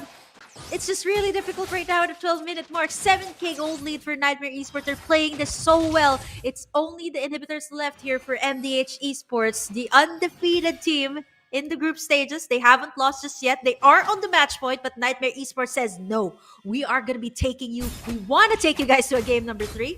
Well, if they actually do close out this game, right? If NIIGHTMARE eSports is able to take this one, we are going to be going to a game number 3. Again, Juviana. I think MDH is really confused right now. Who do we get first? Is it Juviana? Is it Soso? Is it Kami? I mean, they're all protected at this point. I think what MDH eSports isn't doing right now, but should do, is try to isolate NIIGHTMARE eSports, go on split pushes, try to minimize the movements here of NIIGHTMARE eSports, because that is what's present here on MDH eSports side. They can easily rotate across the map. NIIGHTMARE eSports, they can, but they will do it a lot slower. So this should give the advantage towards MDH Esports in trying to draw out the members of Nightmare Esports towards a lane and try to cut them off short to those who are isolated. Now Joga is going to be the one to get isolated and gets taken out a little bit late on the Blazing Duet. Not much damage actually being felt. They are able to sustain again. Here comes the altar. Not gonna fall back. Need my help as well. Where a you little going? bit late, but here comes my princess with no. a heavy spin. Catching out one. Hehe will no longer laugh as he dies under the hands of that panda. And Nightmare Esports just being a monster right now. They are basically mad from the previous game. You know, I'm not so sure if this is a cute panda because the skin looks so terrifying right now. It's the epic skin of the Akai. He's supposed to be a samurai warrior. He's supposed to be cute at the same time.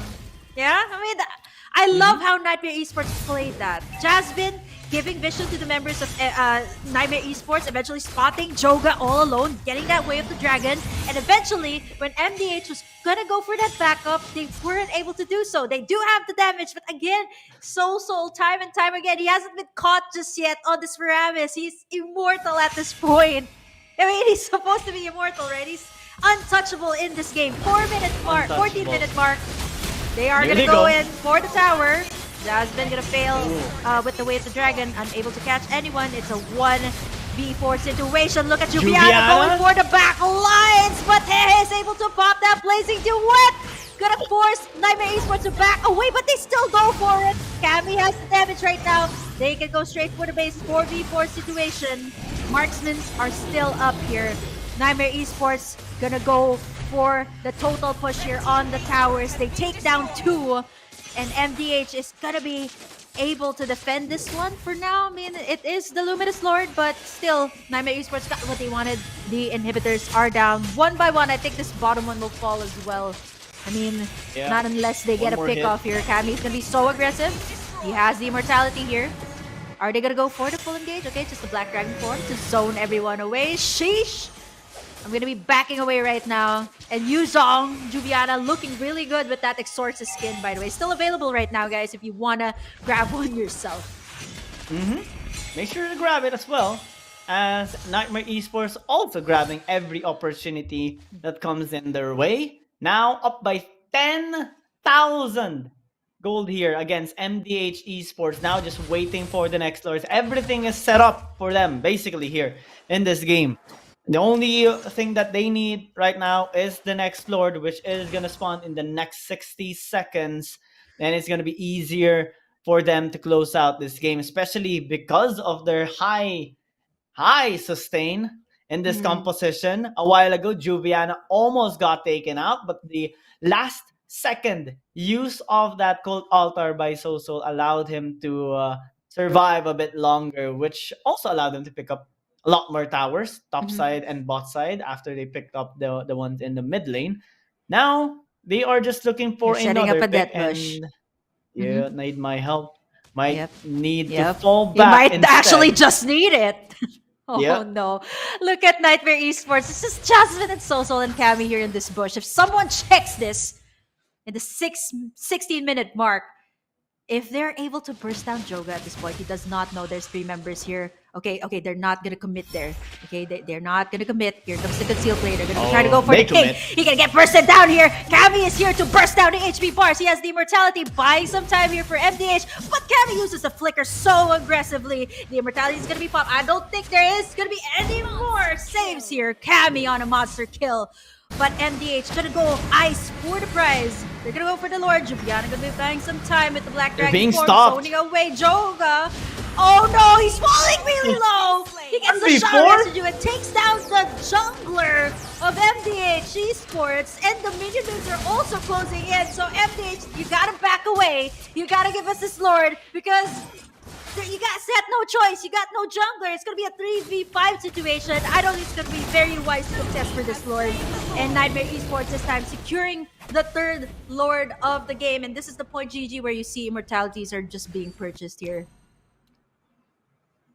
Immortality on a lineup that has a Cult Altar is just very disrespectful at this point.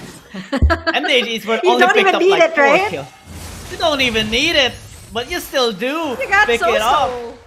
They got so Yeah, that's here like- to just give them another chance in life, another chance to pick up a kill. And Cammy, Yeah. you know, you haven't even died a single time in the game, my friend, but you even picked up an immortality.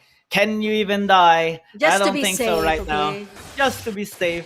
Better safe than sorry, right? As Nightmare Esports now looking to finally close out this game. Yeah, that's Jasmine the end. being the front, but we interrupted. But Nightmare Esports doesn't Oh, care man, about the sustain that. again. Cammy already attacking. Look at Cammy! The He's core, locking the the base! crystal, gonna be destroyed. And like what I said, we're going to game number 3. Well, we simply cannot start this day without a game number 3. Nightmare Esports GG. I mean, they're purchasing the immortality just to buy that second chance, right? They do already have it, but so. And they still go for it, right? To have that additional security, right? Okay, you know, if you don't get to pop that gold order, I still have my immortality, but nicely done by Nightmare Esports in this game. And I think, well, for me, it was definitely Juviana. Really, with that early game, he got a triple kill, I think less than the 3-minute mark. They got the turtle, and that's where everything just snowballed from the side of Nightmare Esports.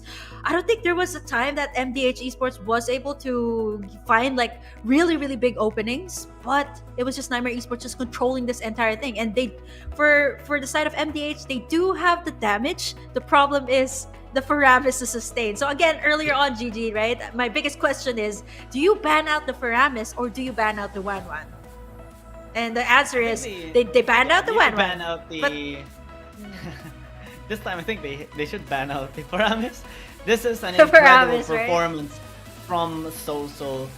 Definitely a big one that Nightmare Esports needed the most. Because they were almost gonna be taken out towards the lower bracket, but because of their performance, because of this pick, and the phenomenal plays that they have made towards this game number 2, we're seeing a game number 3, a second chance here for Nightmare Esports, and Soso is also going to be the MVP with a, well, perfect, you know, 5-0 and 10, Perfect no death, game. of course, and even picking up an immortality here. I think 3 of them picked up an immortality in that last fight, and I was like, Yeah. do you even need that? You guys don't even need it. You know, I don't even need Yeah, I it. mean, like, you got a Faramis. It's like, you know, devote your souls to me. I mean, Soul. I think the Faramis does have a little delay when you click the cult altar, but I think for Soul, he really used that cult altar at the moment that Nightmare Esports needed it the very most. And you see, right, even Lilia, even the Paquito of Joga couldn't burst down the members of Nightmare Esports. It's all thanks to Soul. And mind you, GG, this is not a tank Faramis. This is a damage Faramis. So at one point, you see that Soul was already getting like a mega kill, a godlike in the entire game. It was because he built the Faramis to be a mage Faramis. So really, you see why teams are banning out the Faramis. It's because of this, right? It's because of the sustain the Faramis has. I think this is more or less the same effect that the Estes has, but you can definitely go for the extended team fights. Same, but better, I think. And let's see if Nightmare Esports are gonna be finally be able to close out this series with a victory, or MDH Esports are gonna deny them from that reverse sweep. But before game number 3, of course, let's check out our highlights that we are going to be showing to you on the screen for game number 2. You are watching the Mekong Qualifiers for the M4 World Championships. My name is Giang Gaming, and Burger Kim will be back after a short break.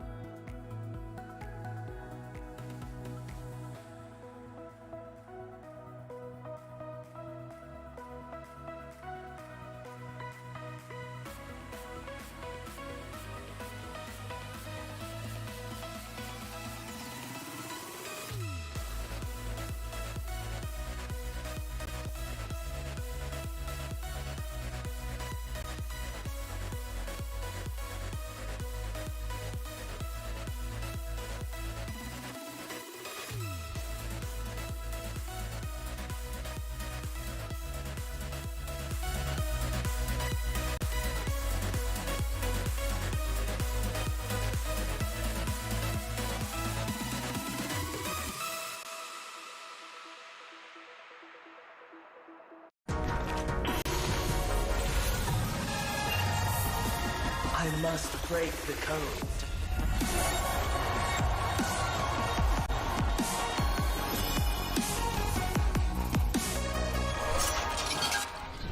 I am the chosen one.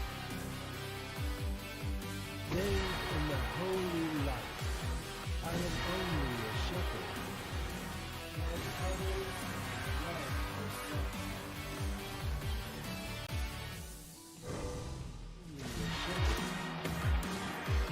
Impressive. First blood.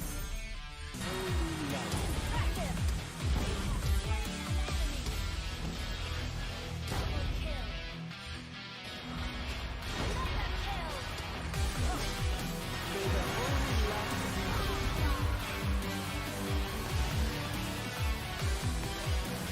dark. I am the chosen.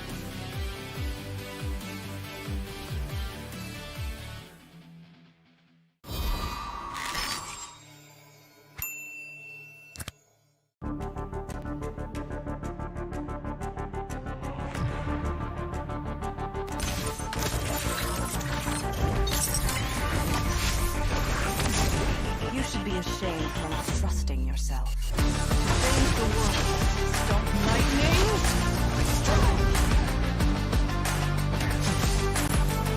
Lightning.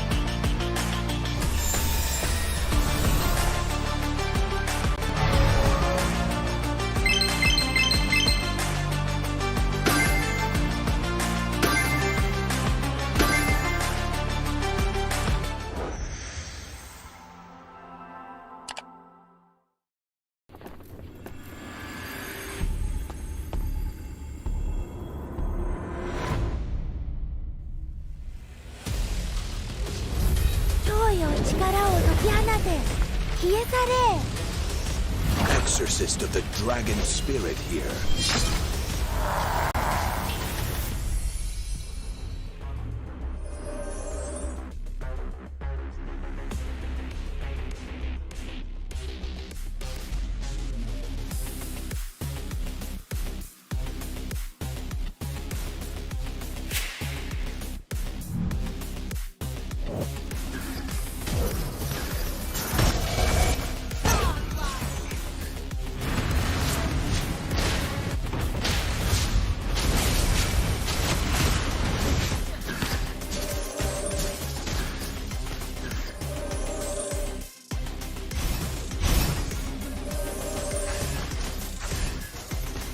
For a clearer scope.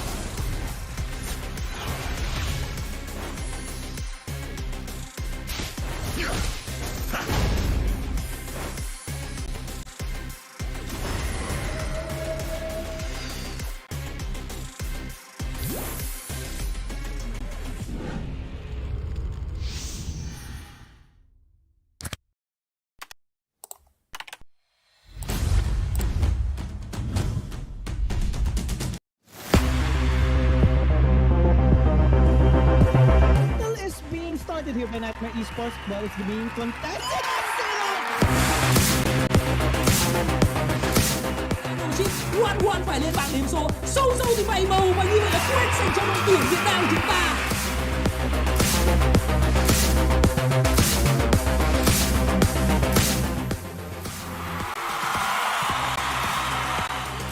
Everyone down there, Kyrie using that passive so perfectly. They're gonna get first blood on the marquee. A surprising amount of damage on the Barats. Kyrie plays this away too much. It's a double kill for the big Dino on one.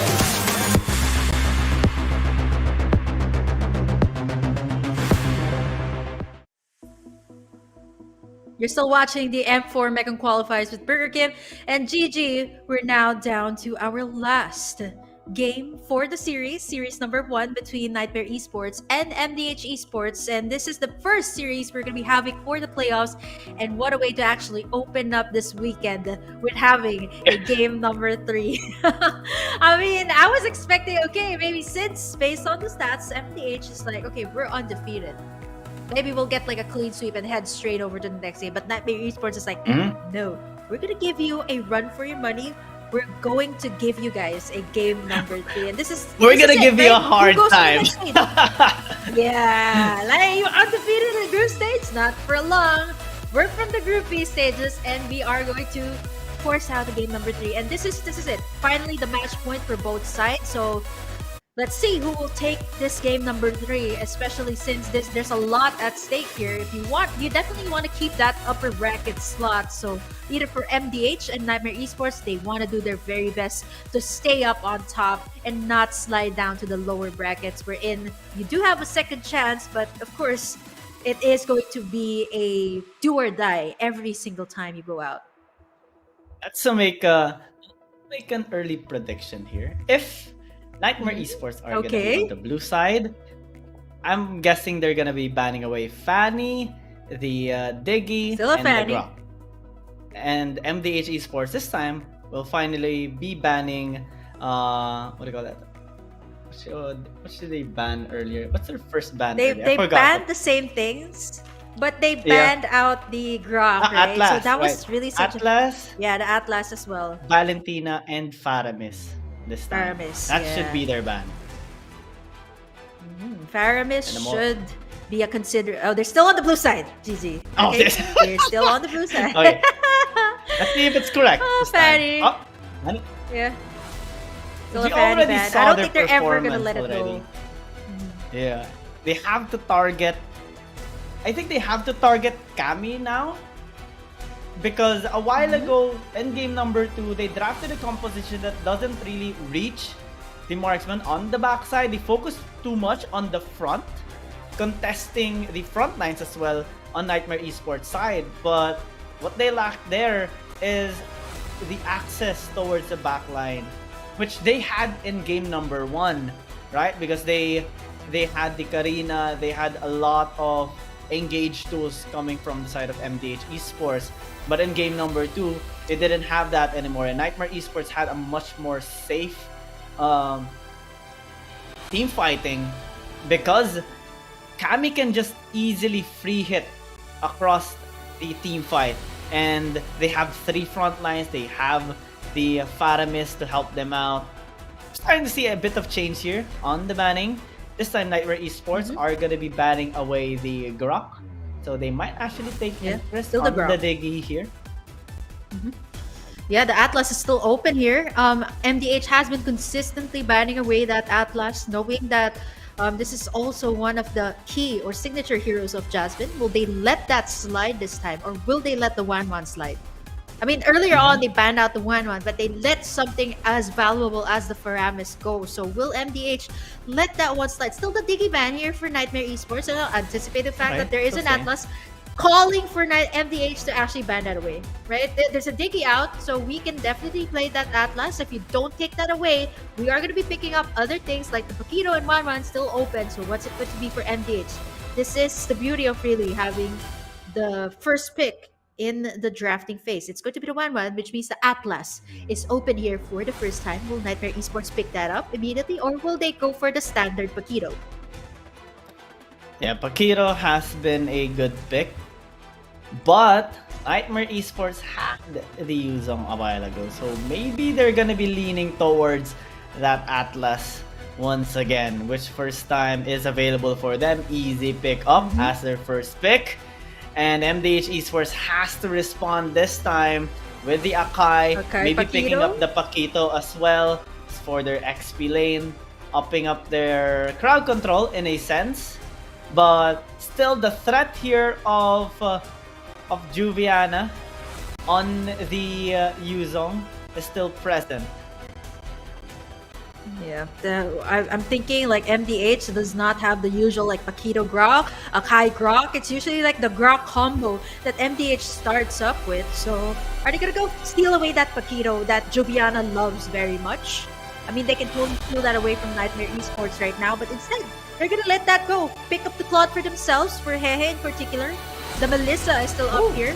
If Cammy wants to go that route, I think the idea earlier on was to let the carry, pick up the carry to shred the HP bars here of MDH. They do have a lot of it, especially with the Fredrin. So now, here's the thing. Do they pick up the Paquito and a marksman like the Melissa? But here's the thing. MDH can actually counter out the Paquito pick here from Nightmare Esports by picking up the Fredrin. So the biggest question for Nightmare Esports, what type of marksman, what hero are they gonna give Cammy? Because if they pick up the Paquito carry here, MDH has to think twice before picking up that Fredrin. Yeah, I think Nightmare Esports actually this time would be investing quite a lot on the crowd control and AoE damage. Given that they do have the Atlas, but even fine. They are very comfortable with the carry, so they are gonna be picking it up for Cammy. Once again, third time here in this series against MDH Esports, but wow. Okay, and they the ditched Esmeralda out. ban. Yeah, Esmeralda ban, and this is gonna give so much room here for the King on the XP lane with the Phobius. Now, they are gonna be settling on the mid lane as well, as it is not picked up yet here for both teams. Same as the support, the roaming tank here of Nightmare Esports and MDH Esports. So many choices are still available for them. Parsa, Eve, available for both teams. Yeah, I like really coming through for Nightmare Esports, knowing that there's already a lot of slows, a lot of control for MDH, and they take away the Lilia that Need My Help has used earlier on. So with MDH's composition, they got the Phobius here to zone, and without the Esmeralda, that's going to be such a big problem for Nightmare Esports. Such a bait there by MDH, actually so much mind games from both of their sides. I was expecting that Paquito carry pick, because they were anticipating, yes, open up the Fredrin, fine. They take out the Yuzong here, respecting, of course, the performance of Juviana earlier on, but again, this could be a side lane Paquito. Pick up something like a Karina for the side of Nightmare Esports that they have used in the previous game. So Parsa could be taken out, something for the mid laner. This was the same case that they did with game number 2, and will it still be the same thing? Or will they take away Nart's hero here? Nart still doesn't have a hero, Need My Help as well. So, they're going to take away mobility. Yeah, MDH does have a lot of it, and they take that away, picking up the Lunox, someone to actually burst down the heroes as well of Nightmare Esports, someone that has immunity as well. So, nice choice by MDH, can go for the dives. So, Nightmare Esports has to answer it out. I'm actually liking the composition now of MDH Esports, because in game number 2, what they lacked is the finish up damage, or maybe the AoE damage towards the back line with their mage, because unfortunately Need My Help couldn't access the back line with the Lilia. This time with the Lunox, it is quite possible. You can easily shred down those high HP heroes as well on Nightmare Esports side, but the Parsa is gonna be huge here. Plus the Karina, we saw it being used by MDH Esports in game number 1, and this time Nightmare Esports are gonna be adapting that as well. Wow, yeah, we're gonna be seeing some hooks coming in here from MDH Esports side. This can be used towards the Atlas, probably to interrupt his initiation, to get that one chance as well on getting either Cammy or Soso.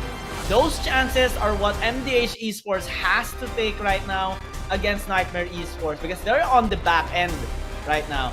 They're back against the ropes. They're being challenged and forced out by Nightmare Esports. And if they don't come out of their shell, they're just easily gonna be shoved away towards the lower bracket. If game number 2 was all about MDH Esports having the damage, the burst, but not a decent, they don't really have a decent amount of control, this time they have a lot of it. They got the Akai, they got the Phobius, and they also got the Franco here. So this is so lethal for Nightmare Esports in case the MDH is able to land those very nice hook coming in from Nart.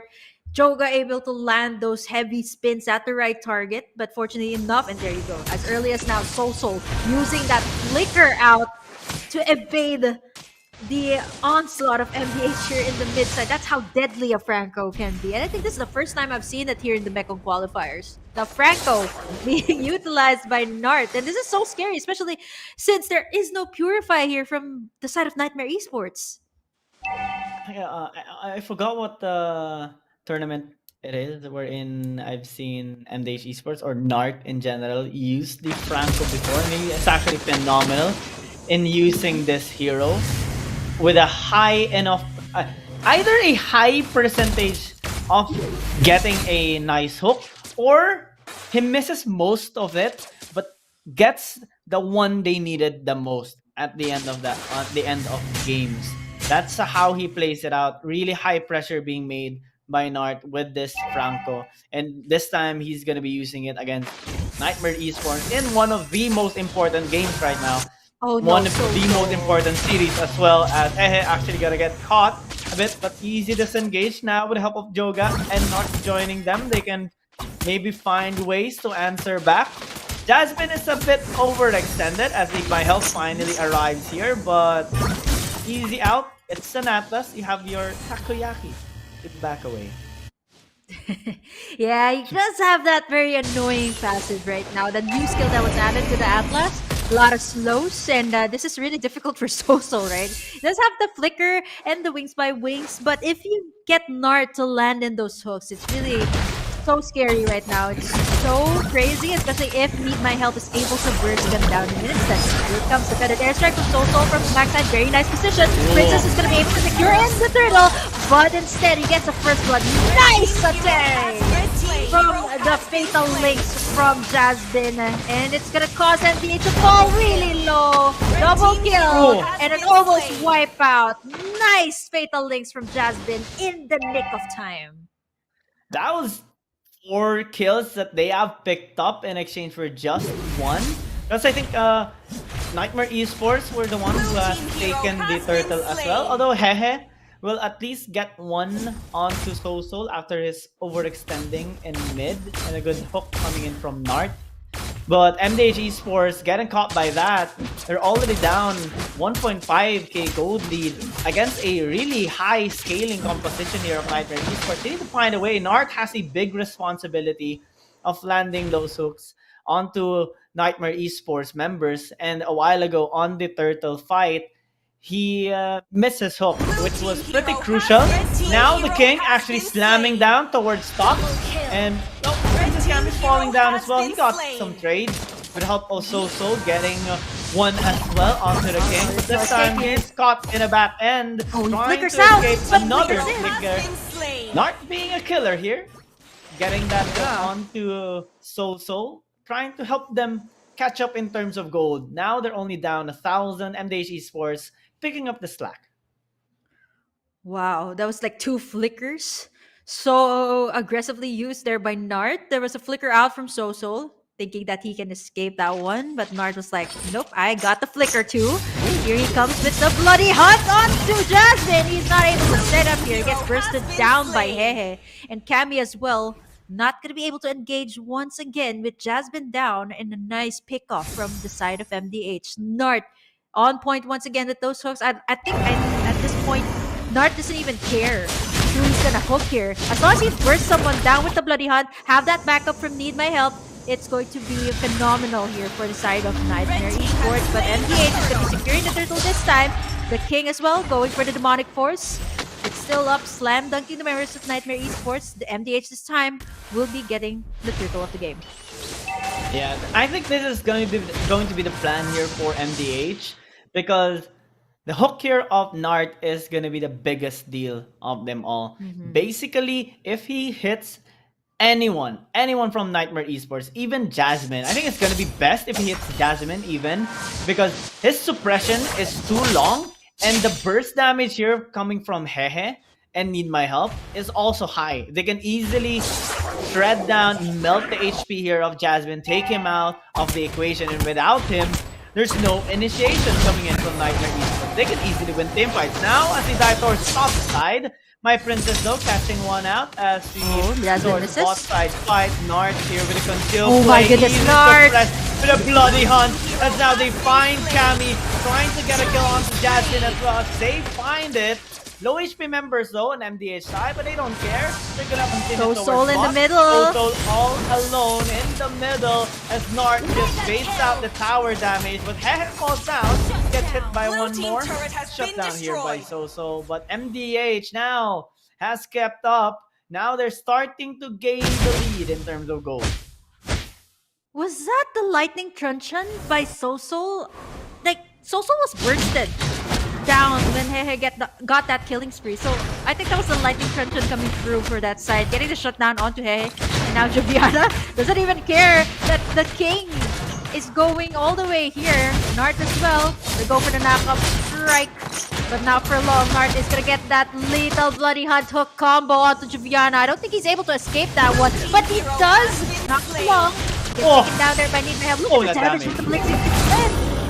That's like 3 members falling low from the side of Nightmare Esports. They're gonna have to back away from this one. Hey, already so lethal at the 6-minute mark. If a Claude he's gets gonna that spot amount of damage, it only means one thing. He already has the golden staff and the demon hunter sword. That amount of damage is not normal, my friend. As Hehe already has a nice scoreline of 4-1-1. And MDH Esports actually starting to be a little more confident and comfortable with this game as they are already up by 2k, able to pick up the objectives now though, as Hehe overextend gets taken out here in the mid lane with the help of Jasmine on that fatal link. Yeah, I think they were trying to go for the push there. Yeah, he wasn't able to use that BMI out. Actually, he placed the BMI in the middle of the tower. They actually pushed that mid-side tower, eventually getting punished there by Nightmare Esports. Towers are going down one by one, so there is going to be an attempt here for the heavy spin. My Princess is going to get caught in the middle of everything. Fender there strike from the backside. My Princess, I don't think he's... Oh, he's able to kind of weigh the damage. He has 1 HP left. Nart going to go for it. Might get punished here. He gets stunned by Jasmine. Flickers out to safety. And Nightmare Esports will be backing away from that one. Cannot be over-committing too much because the Lord is going to be up in just a few. Yeah, a bit of a miscoordination there, miscommunication by Joga and Nart. Joga tried to initiate with the heavy spin. Now they go for round 2. Total almost got bursted out. And finally, Need My Help. Still access him towards the backside. Overextended though. Gets taken out by Cammy. Blazing the West. Dealing quite a lot. Another trade of marksman right here.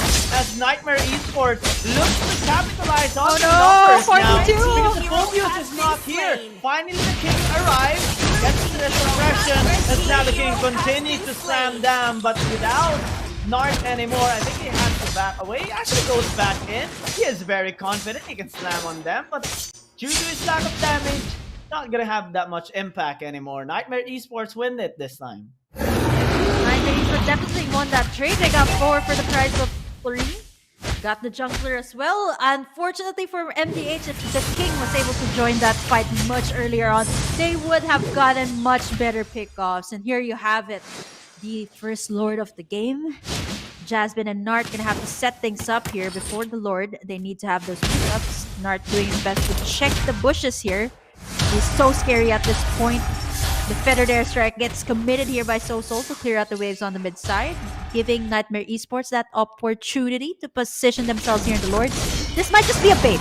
There's the fatal links here from Jasmine. So let's see who will engage first. Being in the front as King as well. This Lord is gonna be a high interest here for both teams. Joviana getting caught by the heavy spin. I got taken out. The King finds the kill, gets the dunk onto Nightmare Esports as Nart looks for another pickup, still holding that bloody hunt as they get the tower in the mid lane. Joga though will find that Nice hook. set. And here comes the suppression onto the Karina, blazing the wet onto all of them. Clean But up it's for sufficient us. damage.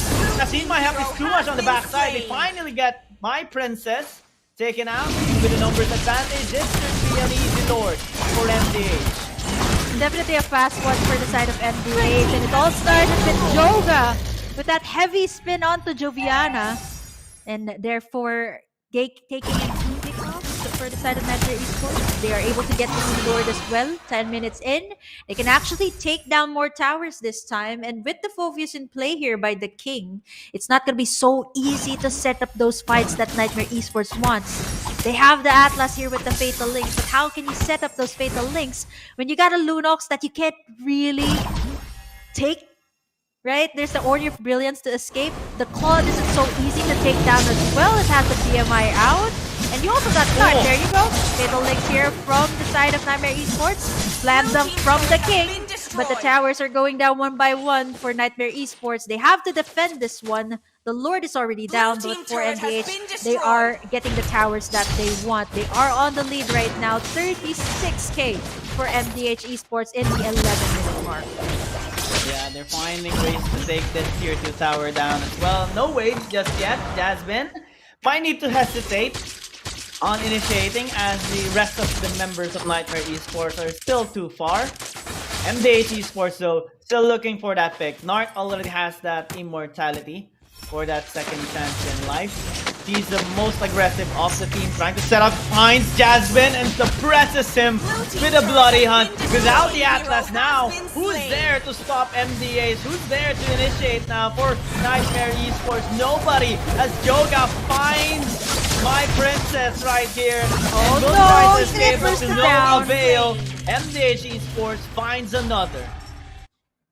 Oh man, the setups here by Joga's heavy spin has been so on point, right? And every time that they want to go in for the flashes, it's just difficult, right? You got the bloody hunt here from Nart, and even someone like Jasmine, right? You get the hook, you get the bloody hunt onto Jasmine, and then you have the follow-up from Need My Help and Hehe. It's just going to be so difficult to go in for the Fatal Links when you get bursted down. Again, this was the key for MDH in game number 1. You burst down Jasmine, you burst down the heroes that can initiate. NIIGHTMARE eSports will be so much more passive after that. And Nart has been so aggressive in this entire game, using that flicker hook combo, even using the hook onto heroes like Jasmine. It doesn't matter at this point. He also has the immortality, so he won't get taken down by NIIGHTMARE eSports very easily. So he can definitely go for the full aggression, knowing for a fact that his damage dealers, Hehe, as well as Need My Help, already has the damage, already has the items that they need.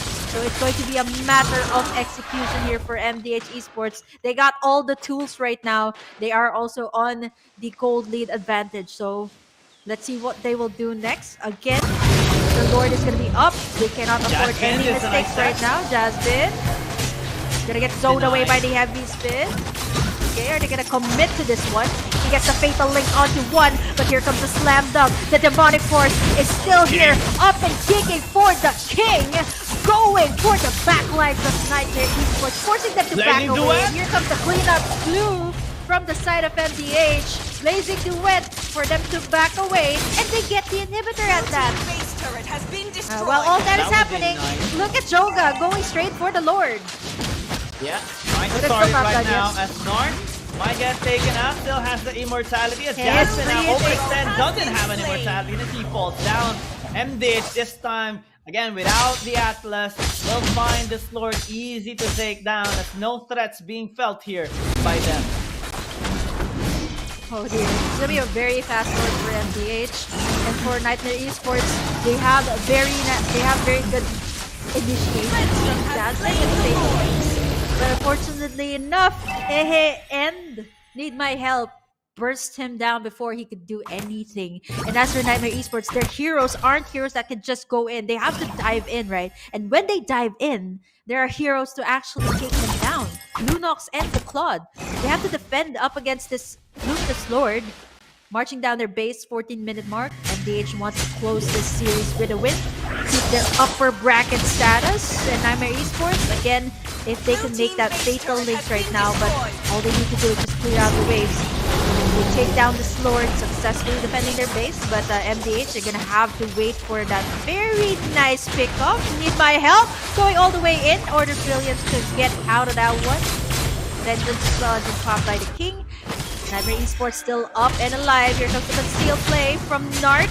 He's not going to be able to spot anyone just yet. Oh, goes in for the hook. Jasmine goes in for the fatal link, but the Blazing Duet from the backside gets backfired up against NIIGHTMARE eSports. Jasmine falls, and the King still goes all the way for the backlines. Asehe will be locking in that tower. MDH still on top, still undefeated. Well, they only lost one game in the series, but not entire series entirely. They got this one, and they will be heading straight to the upper bracket finals. They will be facing the victors of the next series, which is WAWA Gaming and IDNS. But as for NIIGHTMARE eSports, they're not done yet. They're not out of the competition yet. They are going to be going to the lower bracket. Yeah, still has a chance here for NIIGHTMARE eSports, but that game was phenomenal for MDH eSports. They denied the reverse sweep of NIIGHTMARE eSports, and I want to commend Nart actually for that. He has been phenomenal with the hooks, with the Bloody Hunt, with that interruption towards the Atlas. And whenever they find Jasmine, it's basically game over for NIIGHTMARE eSports. They found a way to actually bait out that Atlas pick, and the way they executed that, the way they drafted their composition, patching their mistakes from the second game, now having the necessary damage, AoE damage to shred down the tanky members of NIIGHTMARE eSports, and also having that backline access with the Lunox present here for Need My Help. Definitely gave a lot of help for those team fights. The King was just slamming on to NIIGHTMARE eSports, having utmost confidence here during the fights, providing a lot of room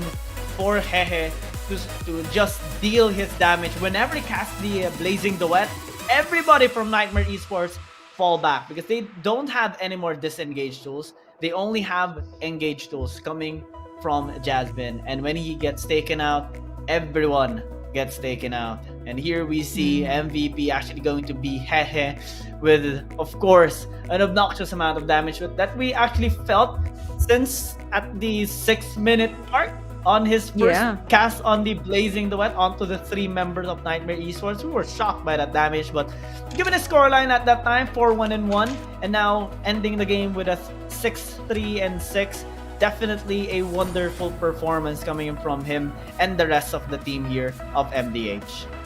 Yeah, look at the tower damage from Hehe. He's the one taking down the towers for MDH eSports. A spectacular performance for game number 1 and game number 2.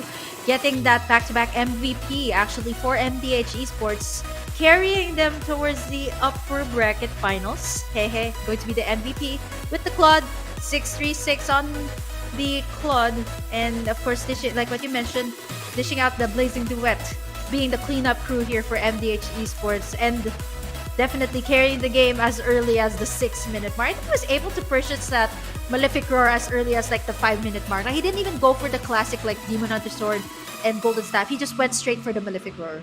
Like, that's how aggressive that he wanted to go, knowing that there is a Franco, knowing that Nart is on his side. A huge thrust onto Nart, and I want to commend him once again here for that incredible performance. And MDH as a whole, they improved quite a lot mid-series. We saw them starting strong, falling off a little bit on the second game, but coming back even stronger and improved towards the last game. And of course, the game is not done here. We still have one more series set up for you guys before we move on towards the upper bracket finals. This time we are going to be watching the top 1 of Group B, IDONOTSLEEP eSports, going up against WAWA eSports, the top 2 on Group A.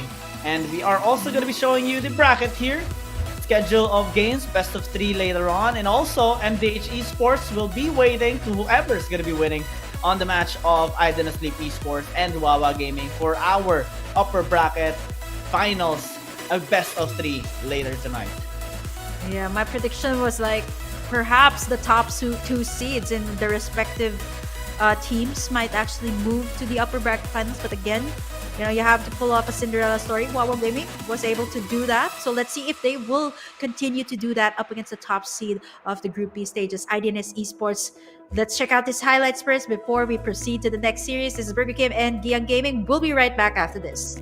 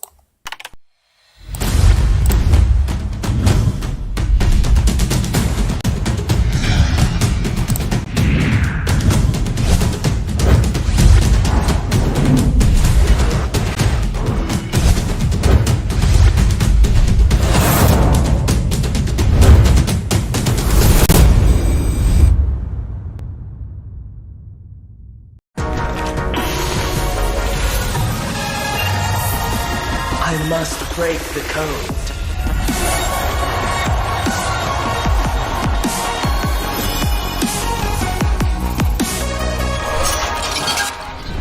I am the chosen one. Bathed in the holy light, I am only a shepherd. And others love the sun. Only a shepherd. Active. First blood. Holy light. Active. Double kill. Mega kill. May the holy light be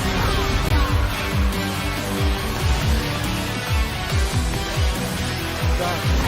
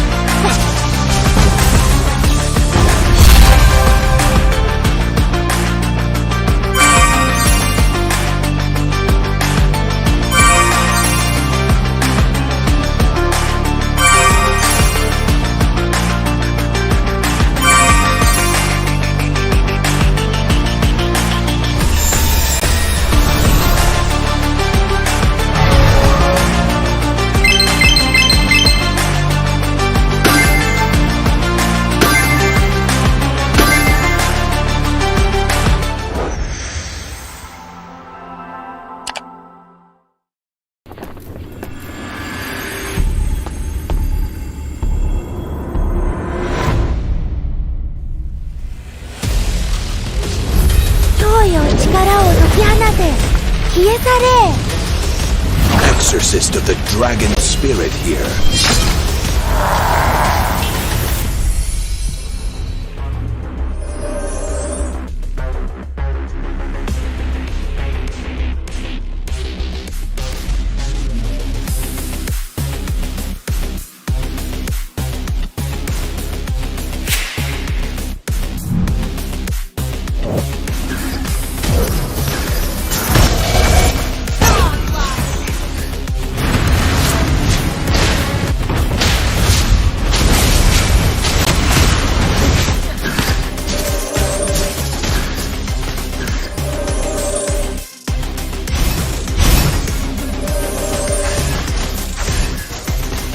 For a clearer sky.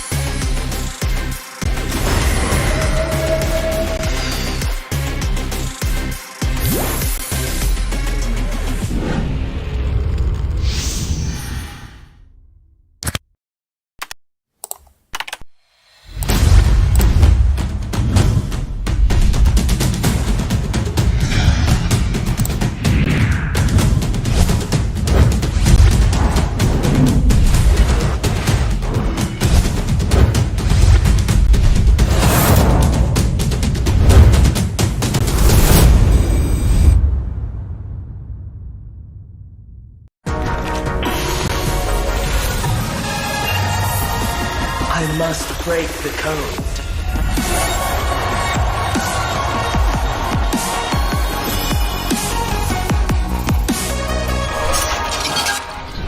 I am the chosen one. Bathed in the holy light, I am only a shepherd. And others love the sun. Only a shepherd. Impressive. First blood. Holy light. Impressive. Double kill. Mega kill. May the holy light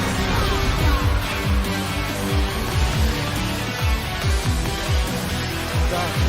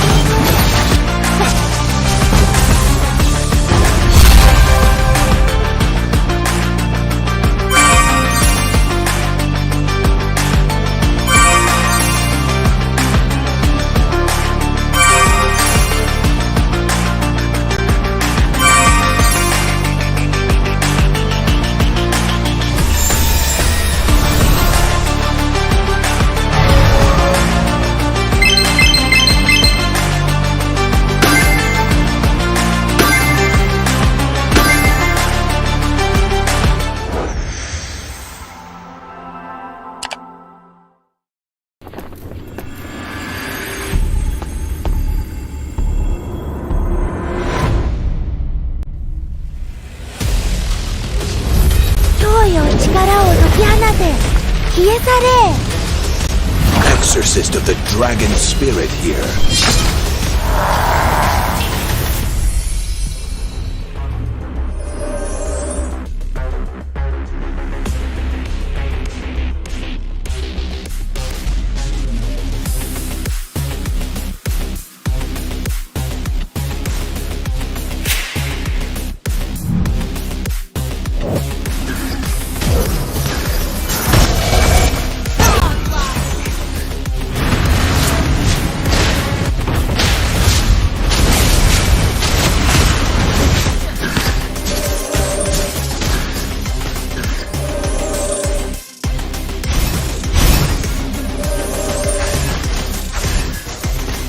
For a clearer sky.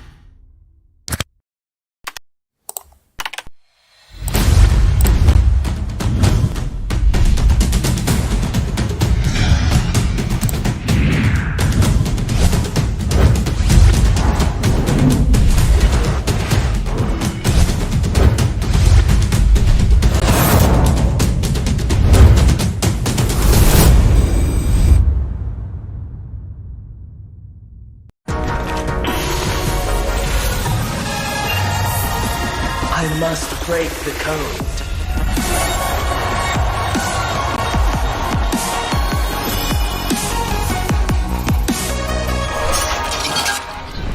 I am the chosen one.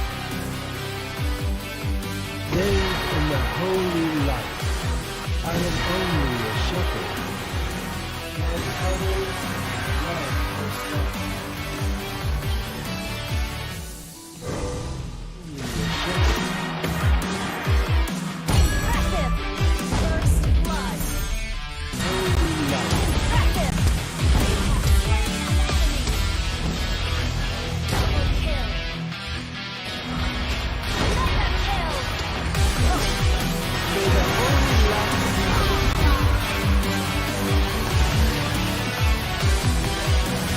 darkness.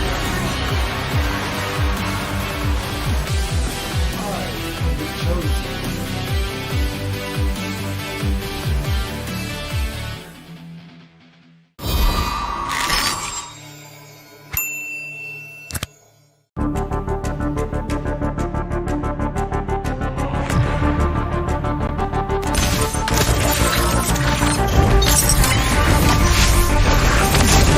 You should be ashamed for not trusting yourself. Save the world. Stop lightning.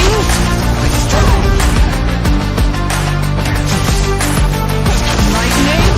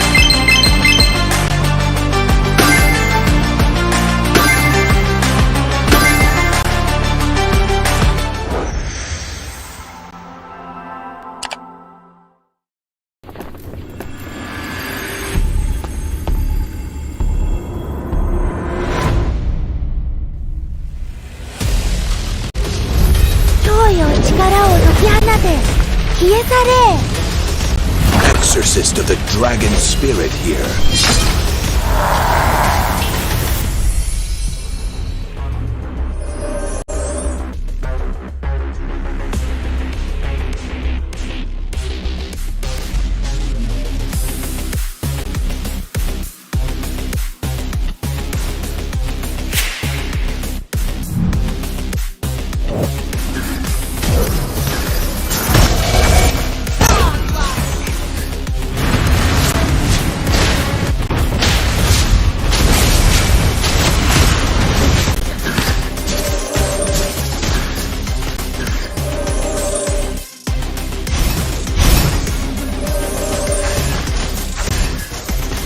For a clearer sky.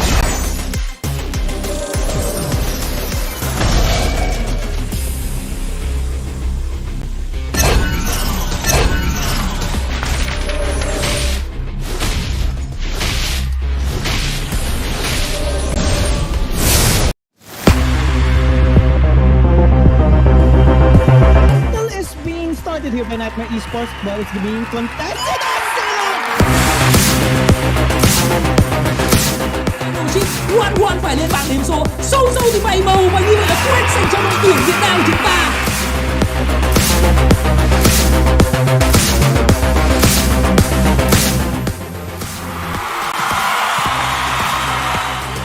Everyone down there, CATTY using that passive so perfectly. They're gonna get first blood on the marquee. A surprising amount of damage on the Barats. CATTY plays this away too much. It's a double kill for the big Dino on one.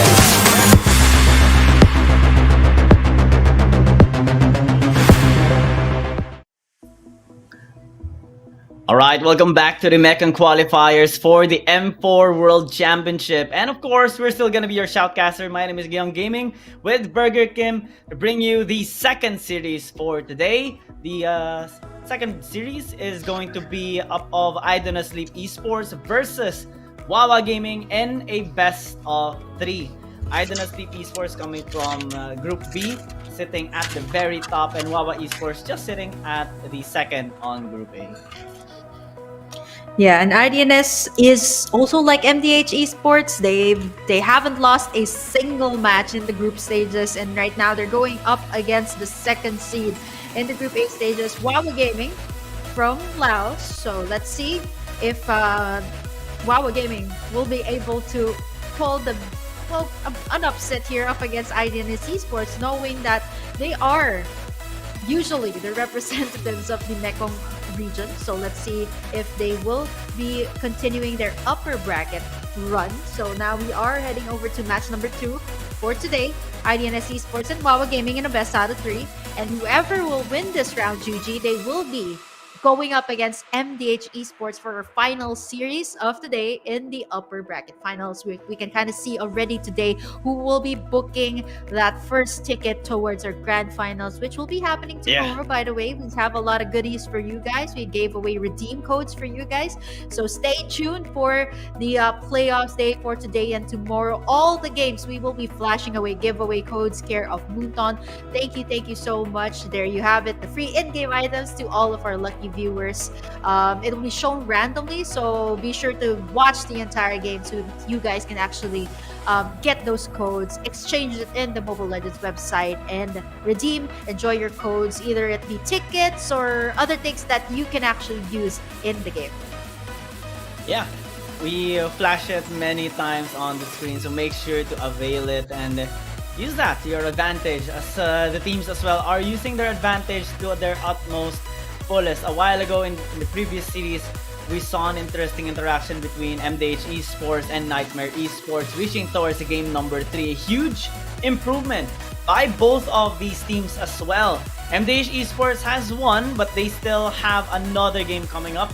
Whoever is going to be winning in this series between IDONOTSLEEP Esports and WAWA Esports. So hopefully we do see a tight series as well, due to the fact that WAWA Esports is pretty fantastic as well as a team. IDONOTSLEEP Esports, we know them already, so we already know how strong they are. We saw it as well during the group stages. Pretty much almost all the games were really close. And Mhm. I think their longest game was the one with Study for Life. And Yeah, since they're right? not here anymore, no one's there to challenge them that much, probably. Wow, ID and Ness going for a very uncontemporary first ban there, going for the Lilia, taking it away from Fighter X that has been spamming that as well. And if ID and Ness is saying, okay, respecting Fighter X's Lilia, WAWA Gaming is also going to be respecting the fanning here of Lois that is almost never open for Lois to take. We've seen Lois on a Gushan. We've seen Lois on different types of assassins as well. So they are going to go for the standard bans in the second banning phase. Or the second ban slot rather. We got the Akai and the Valentina. Will the Faramis be open here, knowing that IDNS always consistently bans this hero away? Which kind of means that they do have the prio pick here. They usually go for the 1-1 first. We've seen 33 on the 1-1, being the MVP in the group stages as well. So if WAWA Gaming, they perhaps should consider the 1-1 ban here for their final ban. I mean, if that's not the case, IDNS can actually pick up the Paquito here for their first pick. So, WAWA Gaming, I think it more or less should be the 1-1 ban here. Yeah, 1-1 off 33 is insane. And although we can see a fantastic use of the Paquito as well, we have to give the utmost respect towards the 1-1. So now, with it being banned away, Paquito might be the first pick here of IDONOTSLEEP eSports, unless, they would be interested in other heroes like the Diggy, basically denying some sort of crowd control from WAWA Gaming during team fights. So with this, you can no longer access the Atlas. Even if you get the Paquito, it will not be as effective anymore due to the effects of the Diggy, especially with his ultimate. And what this provides, it's a lot of safety towards team fighting here for IDONOTSLEEP eSports. With the Melissa though and Paquito being picked up by WAWA Gaming, damage might be coming in high from this team. Yeah, this might be actually a Paquito jungle for WAWA Gaming, and for IDNS, they want to take those objectives as well with the Balmond, and something that they have been consistently banning as well in the group stages. And this time, Lois has used this Balmond in different games that they're going to go for the Kimi, someone that has the range, and the first time we will be seeing it in the M4 Mekong Qualifier. So I'm not so sure what IDNS has planned. This is one of the teams as well that loves to pick up uncontemporary picks. The Kimi that can be in the gold lane, sometimes we do see the Kimi in the mid lane as well. So that they do have that magic damage already. Someone to go up against the Melissa when it comes to the range. And now WAWA Gaming will have to pick up something in the mid lane, or perhaps their mid laner or the roamer could be the pickup here for the third phase. I'm really curious on what IDONOTSLEEP eSports is thinking right now with the Kimi, with the Balmond, with the first pick Diggy. They're basically changing their draft right now, very different from the group stages. And what this implies is that IDONOTSLEEP eSports can easily adapt towards some sort of situation. They can have an interesting composition, they can try things out, and if they are going to be winning this against this composition that WAWA Gaming is building right now, this would be a huge step up for IDONOTSLEEP eSports, because right now we're seeing a lot of threats from the Esmeralda, from the Paquito in the jungle, and given that the Dirot has been taken away, we might even see a Lunox ban coming in from WAWA Gaming. And what this gives is a lot more assurance for Remake and for your mind to just continue pummeling down IDONOTSLEEP eSports, given that the only protection they have right now is the Diggy. Bob can stop someone with his charge, but it's basically just a 0.2 crowd control, not really enough to stop the onslaught here of a Paquito and the Esmeralda. They really want to make sure that they win the XP lane here, taking away two heroes, the Dairot and the Yuzong. But for the IDNS, they take away the Farsa and the Franco. Are they going... I mean, will they go for the Eve here as their mid laner? Or we've seen actually WAWA Gaming pull off a Fredrin mid lane with the Edith. We've seen that. So could be a possible strategy going for the sustain, but IDNS gonna answer out the Esmeralda. Okay, there is still Tyrant, but they do answer it out with the Benedetta to constantly pressure that Esmeralda, making sure that this Esmeralda stays in the lane, making it unproactive at all. They also pick up the Phobius here, which is okay. IDNS, I've seen this, a mid lane Phobius, but WAWA Gaming is going to be imitating a little bit from the side of IDNS. Going to pick up that Gusion in their as their final pick, and actually this is going to be a mid lane Gusion if I'm not mistaken. Pretty ambitious here for WAWA Gaming, picking up that Gusion, although it can work in terms of burst, which is pretty much present right now for WAWA Gaming, which they have setups as well. What they're lacking right now though is that siege mage damage on their lineup. They would rely so heavily on the Melissa later on and on the timing of the Gusion for that initiation, and things might get crucial here for WAWA Gaming because the discipline of IDONOTSLEEP eSports is really high. They can outmaneuver their enemies pretty effectively. They set up traps just like in the group stages, cutting down the paths of their enemy team, and in this game they're going to be looking for that as well, as they picked up a really nice hero as well, the Benedetta on the side lane, gonna be finding weakness onto anyone here on WAWA's esports side. You know, Gigi, I told you, Phobius mid lane. It's a thing for IDNS. And there thing. you have it, Busy Mink with that Phobius on the mid lane. I'm not so sure about the early. If that Gusion does reach that level 4, it's not going to be so easy, right? You can burst down the Phobius as long as it doesn't reach that level 4. Now, 33. Gonna get some assist from Zanny here on the top side. Can definitely pressure that Melissa in the early game. Izzy as well with a remake, making sure, slicing and dicing through, making sure that remake will actually stay here on the lane. And now IDNS Esports and WAWA Gaming going to be rotating here towards the bottom side. This is where the turtle will be. But on the top side, though, constant pressure from Respect as well. And we know that Respect on this has been phenomenal. They do draw the first blood up against Busy Mink. I was talking about this, right? As long as the Phobius does not reach that level 4, you can easily burst it down, especially if you have Fighter X with that Gusion. This time with the Flicker, not the Petrify. We've seen that from Study for Life of Petrify Gusion mid lane. Yep, and this time though, we're seeing a much better performance with the Gusion, because on the side of Study for Life, when they tried out the Gusion, it wasn't really that much aggressive, right? This time we're seeing an early gank coming in from Fighter X, so it's mid lane, to help out Master Plan, right? And this is going to be a nice thing for them, the synergy of the team. Master Plan and Fighter X working in tandem once again, this time with the help of your mind.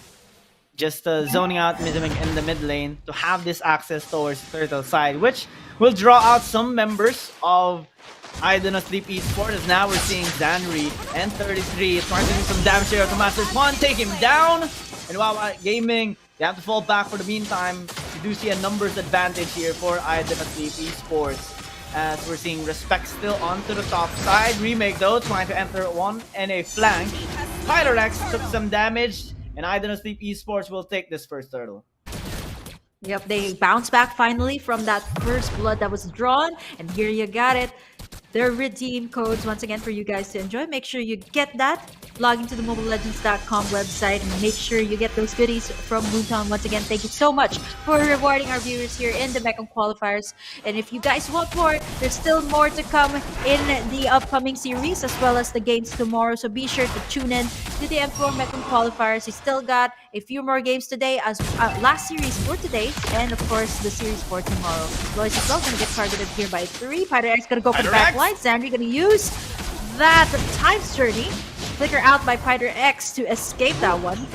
And Mizimik gonna try to go for the slam dunk, gonna go all the way in, but your mind is all the way in the tower. That's not gonna be a wise choice, as IDNS, they are gonna be backing away from that one. And for WAWA Gaming though, GG, they have the intense amount of control, and if ever they do land that onwards with that Edith, I would actually have to compare it the same effect as the Jawhead Like you get to throw your opponents towards the backside, engage for your side. If they do get the proper target, especially onto 33, or maybe perhaps Mizzy Mink here, that could be really difficult for IDNS. They are setting up the stead push on the top side. IDNS as well going to position themselves here. But WAWA Gaming, they haven't been able to answer out to what IDNS has been showing. What I like about WAWA Gaming's composition right now is that reliance onto the Edith. Just one knock up onto 33 will lead to his death because Pytharek is going to be looking for that follow-up. But with now Master Pun quite low, Demonic Force. here is the dunks coming in from Mizimik, but it's taking a lot of turret damage. Might get taken down as well. A trade here by Respect. And honestly, this is a good gold funneling coming from WAWA Gaming, giving a gold towards Respect. Master Pun got a kill a while ago instead of Pytharex, but it's a-okay here for them. Meanwhile, IDONOTSLEEP eSports is just looking to get another turtle here on topside river as they're going to be having a bit of a gold lead against WAWA Gaming, just a little over 1,000 gold.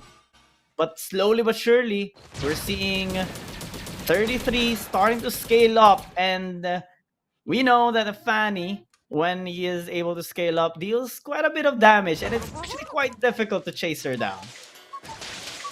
Then Pytharex does have to make in those push plays, and now Remake is in trouble here. Gonna get a lot of the damage there. Flicker out, but not enough. The flame shot comes through here for IDNS. Nicely shot there by Mizzy Mink.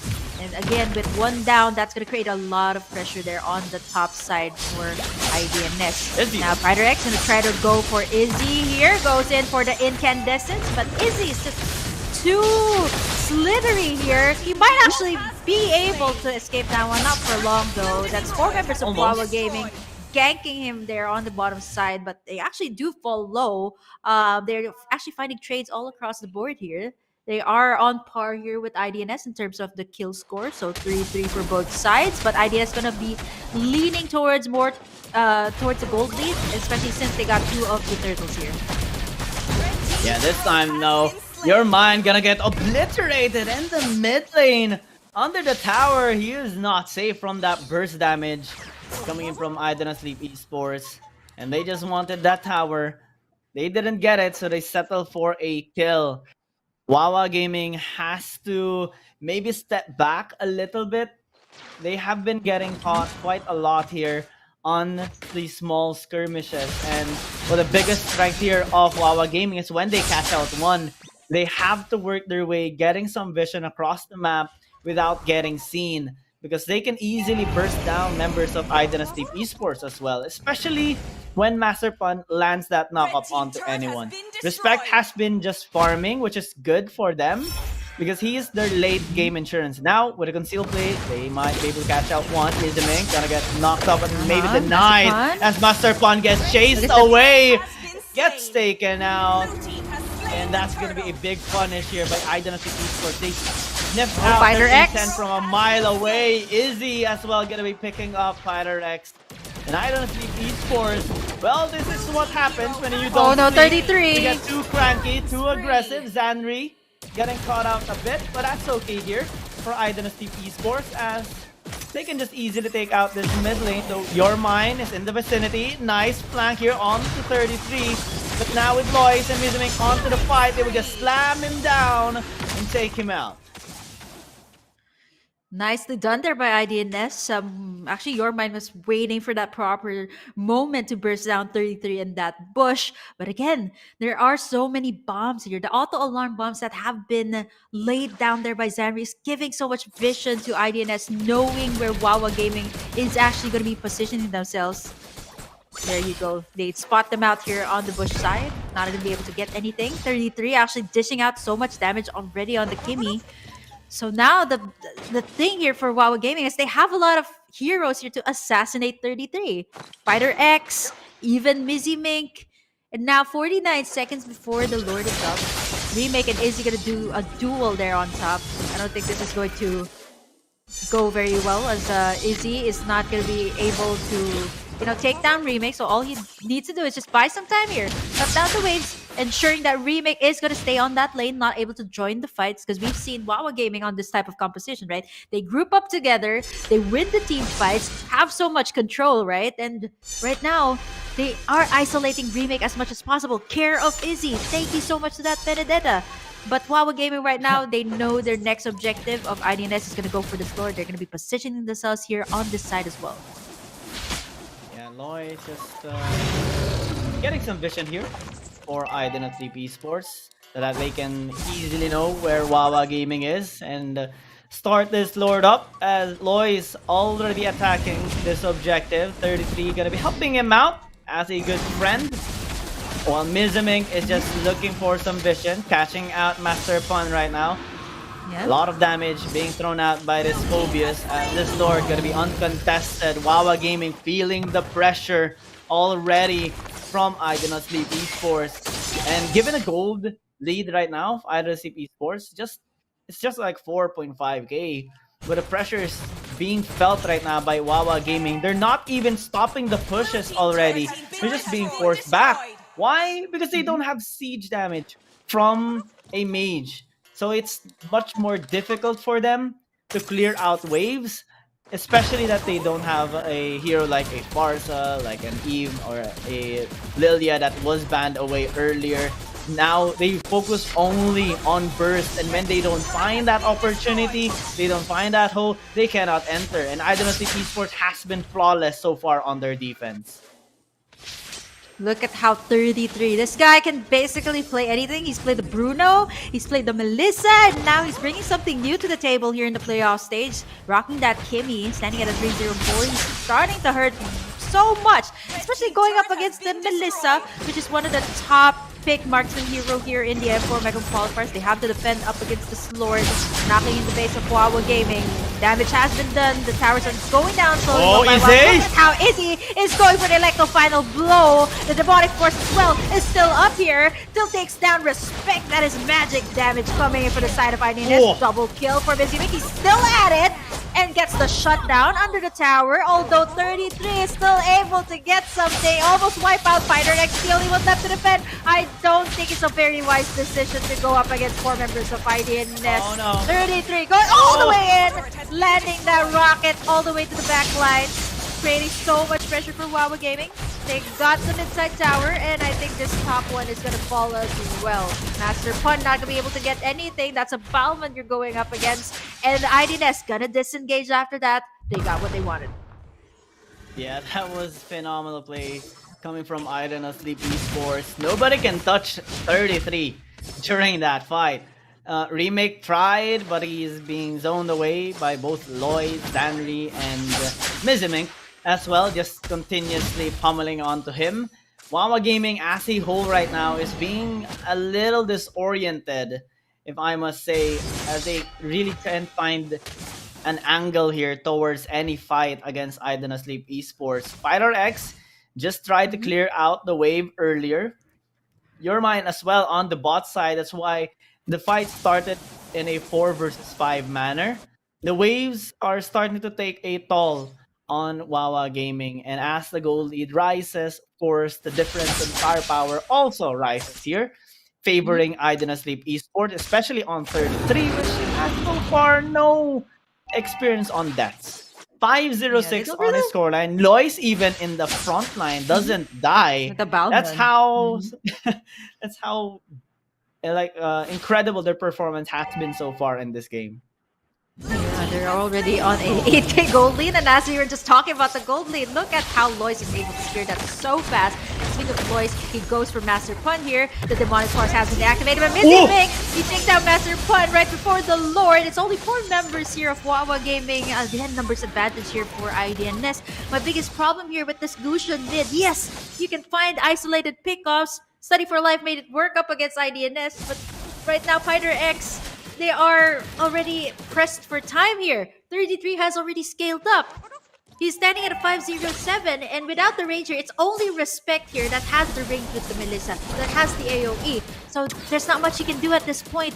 It's just maybe to constantly pressure, clear out the lanes, but again, you cannot penetrate the backlines this time. You got a Phovius, right? Phovius to deal with. You got Lois as well, and just 33 free hitting even everyone from Izzy. WAWA Gaming.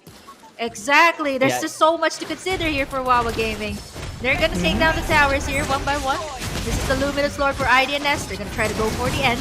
Here comes the Demonic Force. Look at the damage coming through. He still goes at it. Or they're gonna try to go for the tower. It's already at half HP. But Deceiving is gonna get punished there by Respect. But look at 33. Still going for it. Flickers away and is able to survive the onslaught. Lois is caught in the middle of it all. He gets the onward there by Master Pun. He gets taken down, but still the minions are too much. IDNS will be taking this first game of the series. Victory! Fantastic start and to finish here by IDONOTSLEEP Esports. Definitely a well-disciplined team, knowing what to do and when to do it. They know the weakness already of the composition of WAWA Gaming, and they made sure to punish every bit of that. One of the key weaknesses, of course, is the lack of long-range mage damage for clearing. So those isolated picks that they got earlier across the map, they always transition it into a tower push, upping up their gold, and make sure to zone away the members of WAWA Gaming whenever they take an objective. That's why we saw a lot of hesitations coming from WAWA Gaming, especially on the mid to end part of the game, because initially things started out actually good here for WAWA Gaming. They were able to match the kill score of IDONOTSLEEP Esports, especially with Fighter X ganking quite a lot of times. But due to their lack of long-range mage and also some of the defenses that IDONOTSLEEP Esports put up whenever they go for the team fights, like Zanri, like Mizumek being in the front line, being the sacrificial cow, and Lois just pummeling them on those last hits. The flank of Izzy as well towards Respect, stopping his attack. Those effects really prevented WAWA Gaming from doing what they intended to do. And IDONOTSLEEP Esports, it takes a lot to actually take them out, especially with this kind of draft that they have demonstrated, which is pretty different from what they usually do in the group stages. And now WAWA Gaming, they tried this composition. It actually is good in the early game. I think it just needs a little bit more polishing.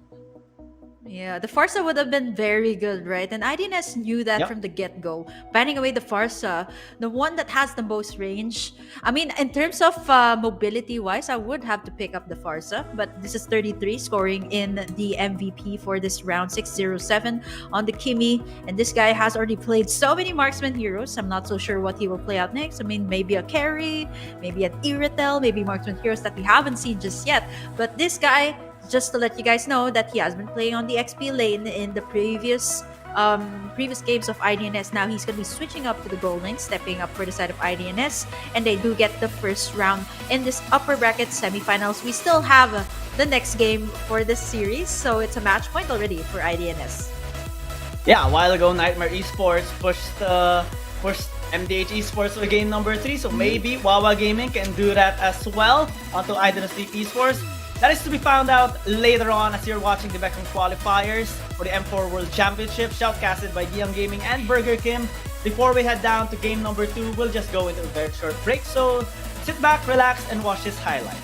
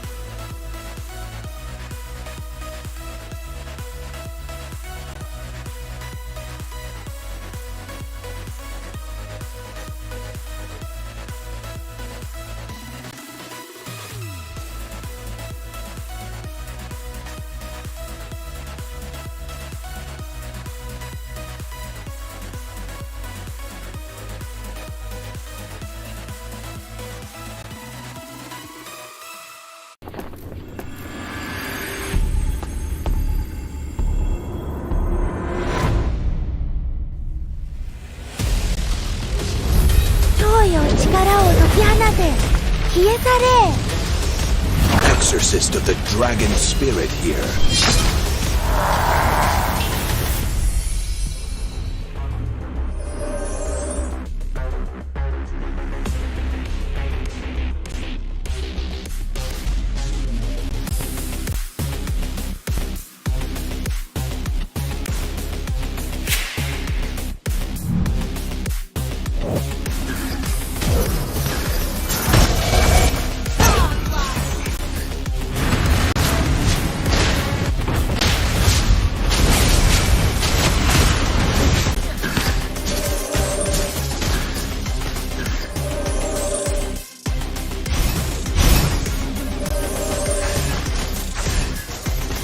For a clearer sky.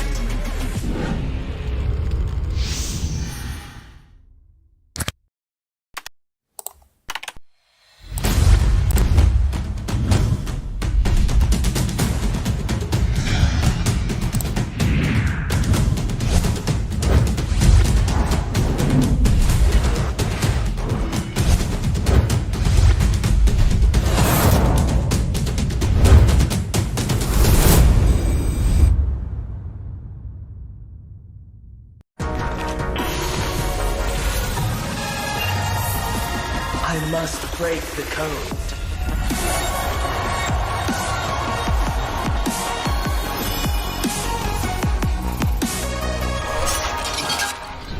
I am the chosen one. Bathed in the holy light, I am only a shepherd. And others love the sun. Only a shepherd.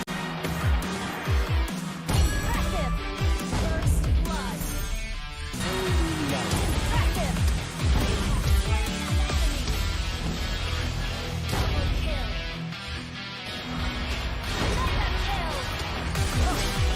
May the holy light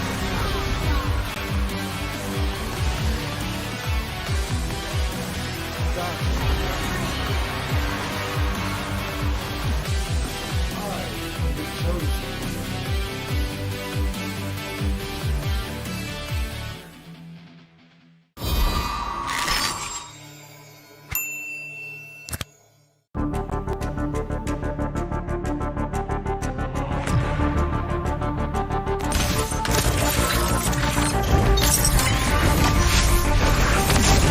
You should be ashamed for not trusting yourself. Save the world.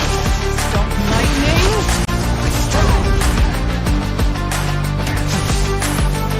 Lightning.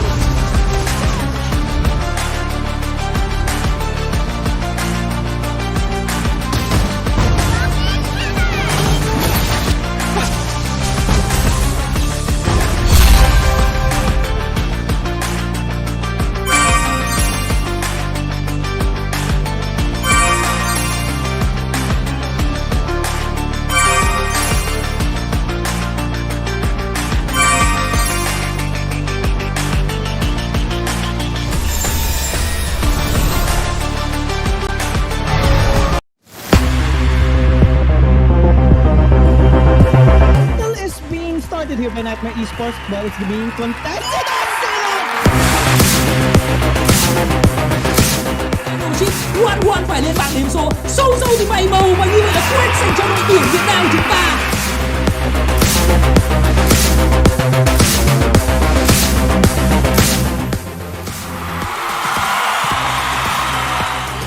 Everyone down there, Kyrie using that passive so perfectly. They're gonna get first blood on the marquee. A surprising amount of damage on the Barats. Kyrie plays this away too much. It's a double kill for the big Dino on one.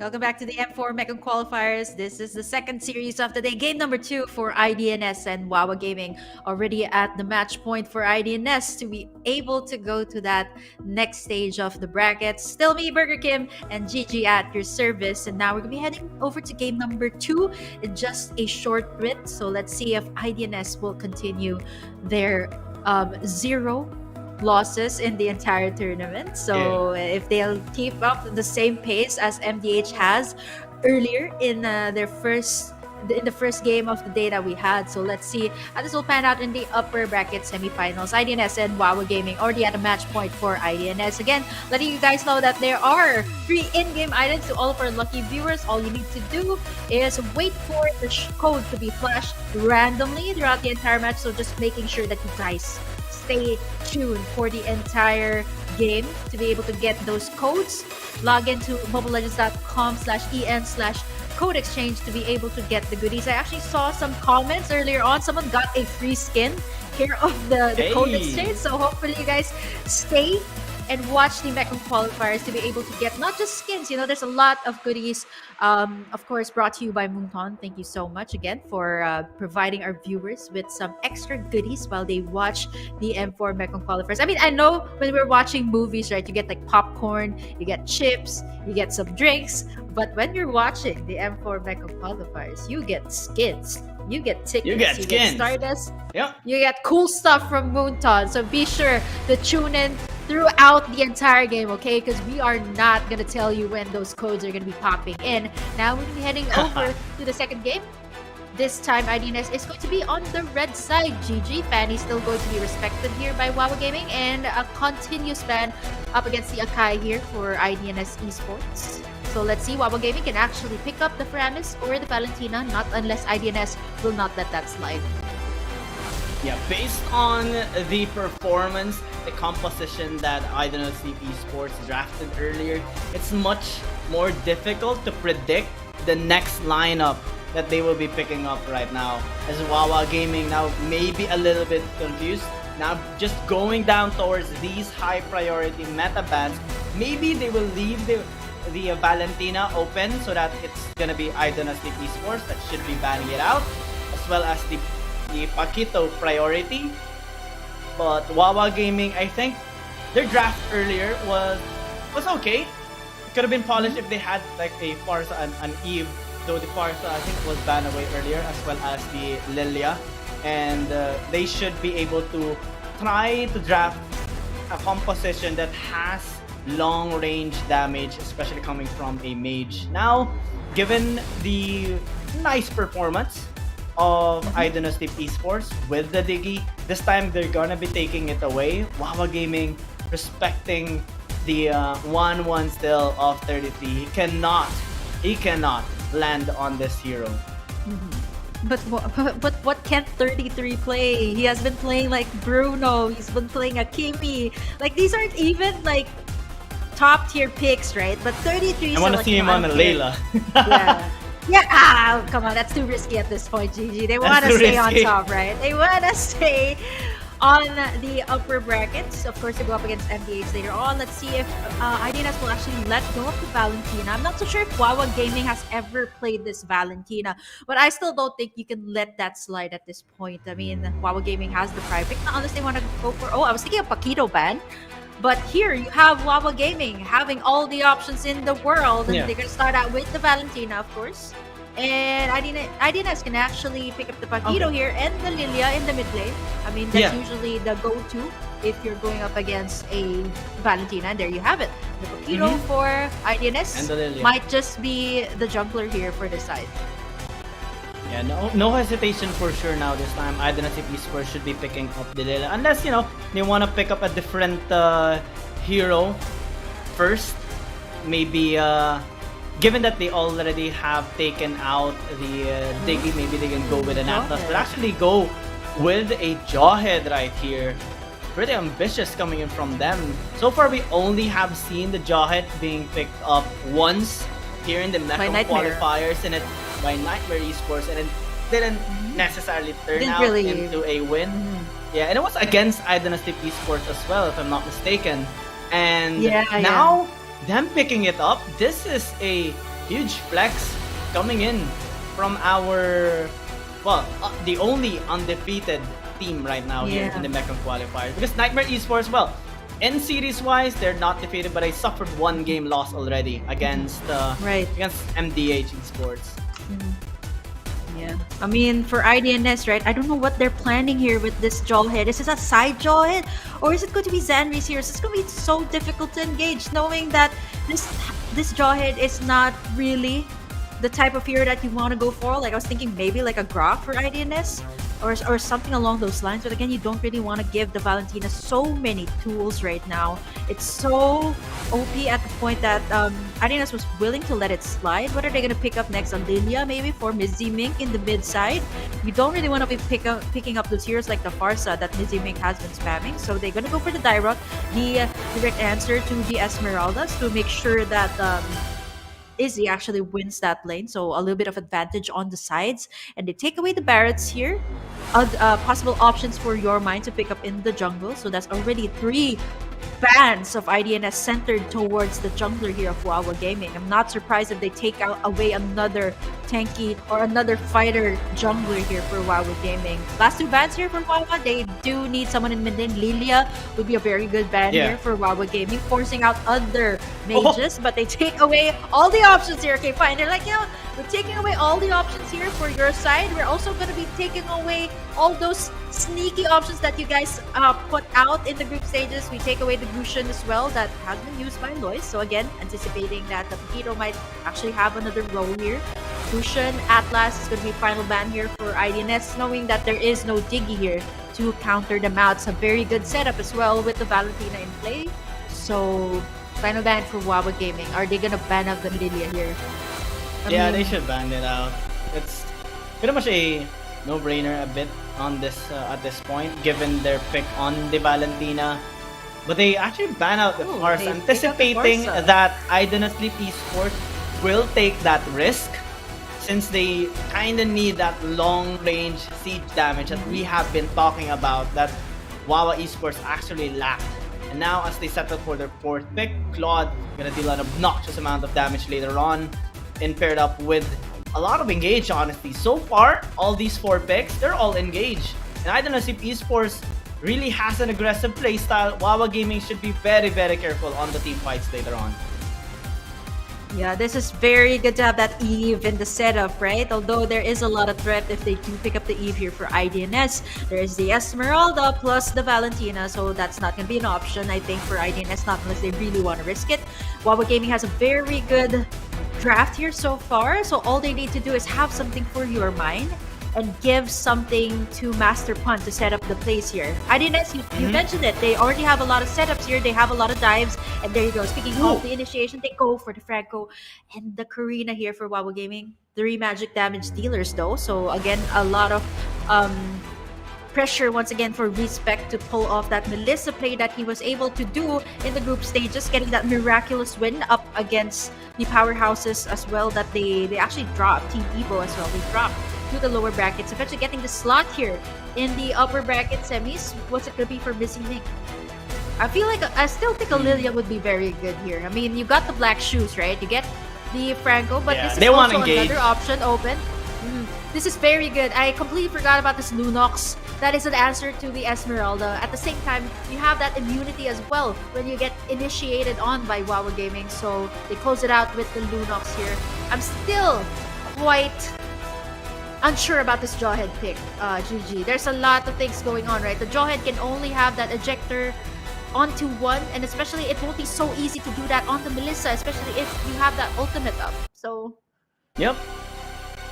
It's kind of ambitious, like what you mentioned earlier from IDONOTSLEEP eSports, but it's a bit understandable. This is a team that uses quite a lot of pocket picks on their side. Yeah. Maybe it's based on their mastery as well on those heroes, and it's actually a bit synergized quite well, as every single hero that they have picked up is going on the offensive, aggressive, and well, basically they are going to be attempting to dive onto WAWA Gaming later on. They have to be very careful of Pyther X though on the Valentina, but if they are going to be able to force their way or immediately burst WAWA Gaming, then this Valentina will be rendered useless. But they have to step up first in the early game. But we're seeing, Mizamink actually being chunked down a little bit. Master Pun onto Zanri as well.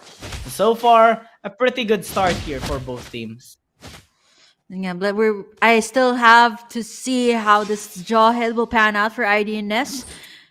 Well, the first time that this Jawhead had its debut here in the M4 Mekong Qualifiers didn't have a very good run. Actually, it was a very difficult time. It was a very difficult time for Jasmine to go in for the ejectors onto the targets with the Jawhead.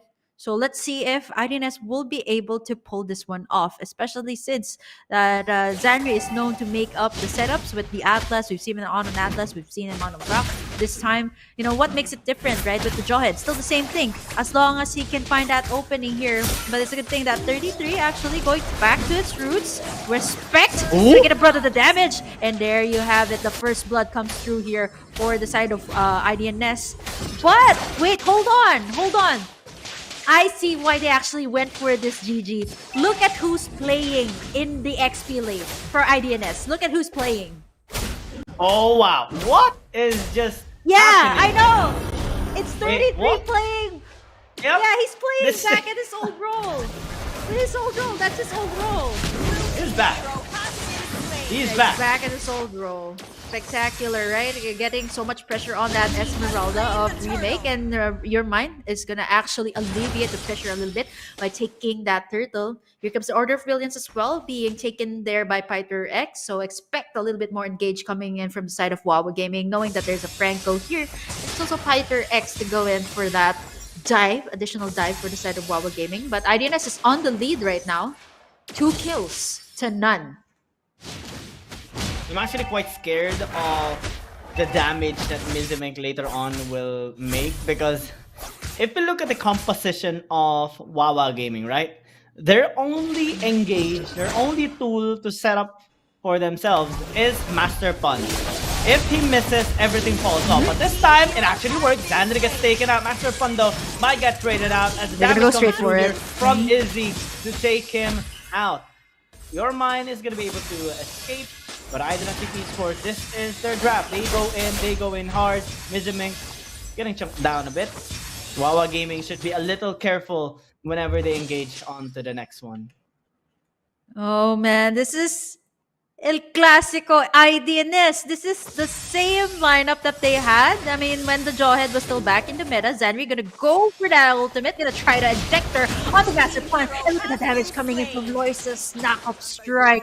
Stickers are coming through as well. Nicely done there by Zanri. And this time they're actually pulling this Jawhead very well. Respect is gonna be the target here. Zanri gonna go for the tower dives here. Might actually get punished.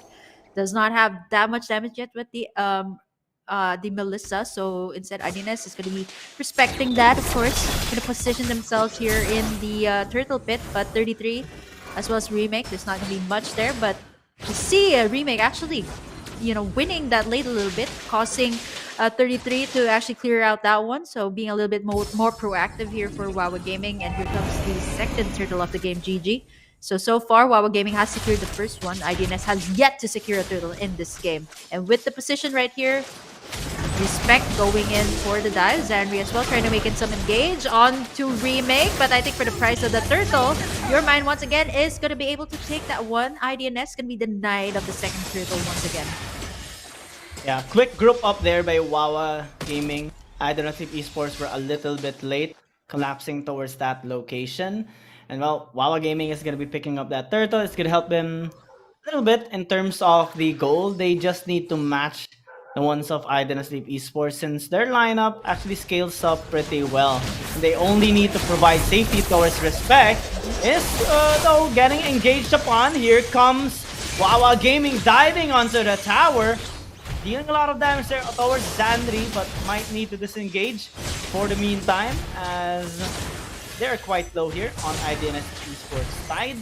WAWA Gaming so far having control on this map. This is gonna be good for them. Whenever Master Pun rotates, whenever Your Mind and Pythorex are there, they just help each other set up and try to burst out whoever Master Pun gets. And now that they are settling on the mid side, we have to see Mizimik being a little bit more careful. Now actually towards bot side as Izzy might get threatened here. Zanri a while ago got taken out pretty fast because of Master Pun's suppression. Now they try to go to Izzy, Blazing Duet. Just gonna be used to clear out the wave and then provide some safety towards him. Mizimik as well, gonna duel. Gonna do that 1v1 with Your Mind. I don't think they're gonna be able to get anything. Zandri as well, gonna be able to survive that one with a litter of HP. Pythorex uses that flicker to go all the way in. Trying to go for Izzy there, but they get the tower on the bot side. IDNS this time struggling with their tower takes with how WAWA Gaming has been so aggressive here to go for Izzy. Gets chunked down really low, but what they want here is the tower. Again, giving respect that time to scale up as the Melissa. Here comes the last turtle. Well, one of the last turtles of the game, if I'm not mistaken. And WAWA Gaming has been phenomenal in taking all the objectives here, major objectives like the turtle. So let's see if Lois will actually contest for this one. IDNS already grouping up here towards the turtle.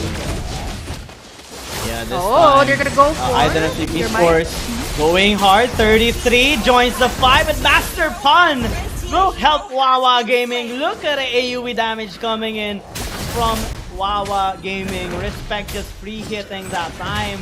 Taking 3 people here of IDONOTSLEEP eSports. We're starting to see them struggle a bit here as WAWA Gaming again getting the last turtle of the game. They have taken like 3 turtles. IDONOTSLEEP eSports just cannot contest them at this point. Yeah, just respect like shredding IDNS there at that point. That's why it was an almost wipeout there in the turtle side. A little bit too much, and WAWA Gaming knew that they were gonna go for the dive, and definitely they did. And IDNS, definitely this was a a sort of like a throwback to what they were before, but I'm not so sure, right? With the way that they've been playing on 33 as the gold laner, this is quite different from them. Maybe a strategy they want to put out as well here in the playoff stage. Zandri gonna get caught in the middle of everything. Pythorex is going to take him down, and with the way things are going, WAWA Gaming has control right now. 6 kills as compared to what IDNS had in the early stages. Look at the damage from Respect's Melissa. Respect going all the way in. Izzy gets bursted down by Your Mind, and they fall down really low. Look at the control, look at the damage, and look at the burst that WAWA Gaming is bringing in. Yeah, and we're not seeing any pressure coming in from IDONOTSLEEP eSports, especially from Zanri. Most of the time, we just see him getting some vision instead, and whenever he gets caught, he doesn't have any escape. This time, he tries to engage towards the bot side, misses that ejector onto Remake, and with that, that's one of the reasons why Joy is not really one of the most preferred. 33 is gonna get caught towards top side. Nice set there by Master Pun, and WAWA Gaming will take another tower. We're seeing a 6,000 gold lead by WAWA Gaming. They're going up against one of the strongest teams right now in the Mekong Qualifiers, but they are doing so well against them. Yeah, I mean, I was questioning that Jawhead second, the prio pick on the Jawhead, right? I mean, there was a lot of options there for WAWA Gaming. Again, I do respect that they have some idea of what they want to happen right now. And WAWA Gaming, with the lead that they have, they're going to be able to position themselves. I don't think there's going to be any contest for IDNS. They're just going to probably take that tower on the top side. At least like get something, right? Give away the Lord for WAWA Gaming, but take down that tower, knowing for a fact that it's going to be devastating if they contest any further. So right now, the biggest problem for IDNS is not even the Valentina here. I think the problem is going to be respect, right? How do you get respect when you have a lot of heroes tanking up for respect? And at the same time, he has that go away, the ultimate of the Melissa. Not gonna be easy to burst it down with Lois's Pakido, even Izzy's Blazing Duet. Hey, Lois. Yep. He's gonna get spotted here. Gonna try to go in for the knockup strike onto Pyder X. He's gonna be able to escape that one, but WAWA Gaming's pressure here. Look at that gold. 33.5k up against IDNS. 26k this time. And this is the exact same thing that happened with IDNS, with MDH Esports earlier, with Nightmare Esports, right? And now they're getting IDNS contained here. 33 gonna force the split push there, while the rest of IDNS, they have to really defend this one. Danry is not in a good position. Blazing Duet gonna be committed here by Izzy. And Mizzy Make gonna try to go for the backlines, but gets bursted down by his own ultimate. Double kill for respect. Triple kill. Lois goes down as well. They're gonna lock in the tower, and WAWA Gaming will force out a game number 3. And in a dominating fashion and a quick sense as well, WAWA Gaming pushes us to a game number 3. That match did not even reach 11 minutes. That's how quick it was. And definitely a big question mark, I guess, here on IDONOTSLEEP Esports with their draft, especially on that pick on the Jawhead. It definitely wasn't that much helpful for them. And WAWA Gaming, they were the ones showing more discipline and basically telling IDONOTSLEEP Esports that they should start respecting WAWA Gaming, because if they don't, they're gonna force out IDONOTSLEEP Esports towards the lower bracket.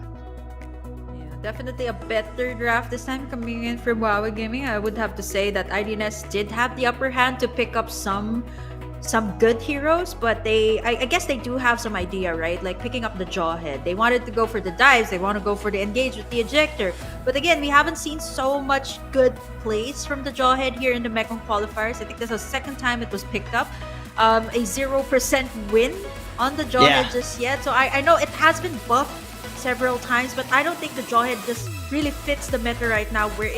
It's more of the extended T-fights, it's more of the setups, and the Jawhead does have the setup. That's why we haven't seen so much Selena's, right? There was a time that was a meta. The Selena, the Jawhead, the single target pickoffs, but this time that's not working so well. You want to go for the crowd control. You want to go for the team fight type of heroes. You want to go for the control, like the Franco, which is why those heroes work very well. So Jawhead, maybe IDNS has some idea up in their sleeve with this Jawhead, but still not a very good run with this Jawhead in the entire Mekong Qualifier. And this is the reason why you never open up the Valentina. We haven't seen the killing spree onto Pyder X. It was more of Respect actually dishing out the damage in the late game. But Pyder X was the one assisting with the Terrify that the Valentina provides. And at the same time, you can't really burst down the Valentina instantly with the passive, the Primal Force. It's not so easy to take it down. Pyder X, this time the MVP for WAWA Gaming, and gonna tie up the series with the game number 3 with the Valentina 209 rather, and being the MVP for this game. Yeah, phenomenal performance coming in from not only Pyder X, but the rest of the team here for WAWA Gaming, pushing us to a game number 3, challenging IDONOTSLEEP Esports and making sure that they don't just get their wins as easily as they want. WAWA Gaming can actually force IDONOTSLEEP Esports to go towards the lower bracket. They're basically really strong right now. They have the momentum. They can draft a similar composition once again and punish every mistake that IDONOTSLEEP Esports had. And if IDONOTSLEEP Esports doesn't respect them like the team that they deserve, then it's going to be bad news for IDONOTSLEEP Esports. We have one more game set in store for you guys, of course, for game number 3. And you're watching the Mekong Qualifiers for the M4 World Championship with Young Gaming and Burger Kim. We'll be back after a short break. Please do enjoy the highlights.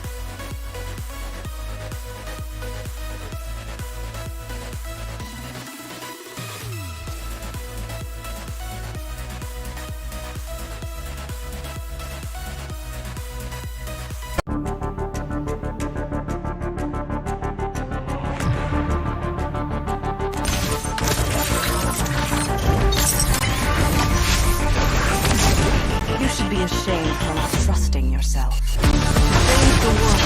Stop lightning.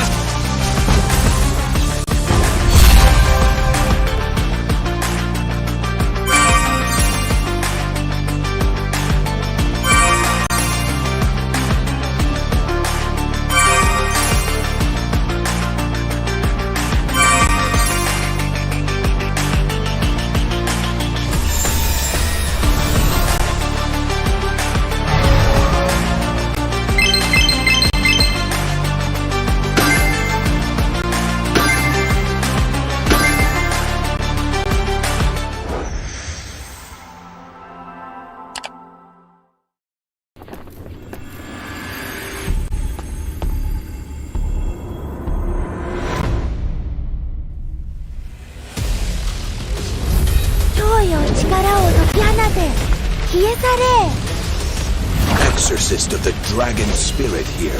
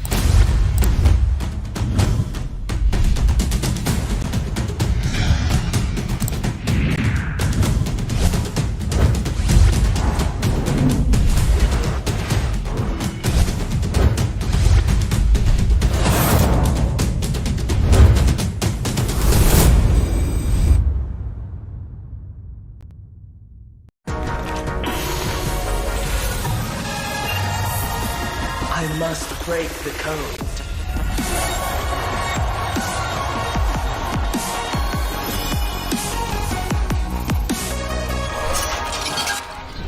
I am the chosen one.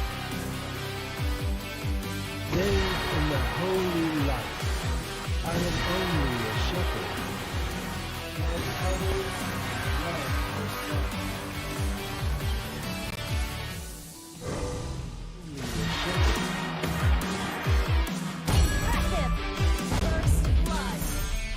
Holy light.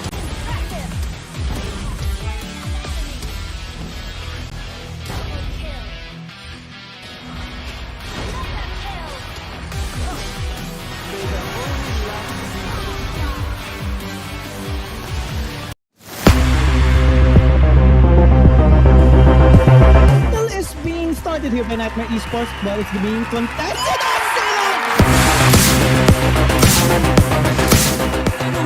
1-1 phải lên bảng điểm số. Sâu sâu thì bảy màu và như vậy là quét dành cho đội tuyển Việt Nam chúng ta.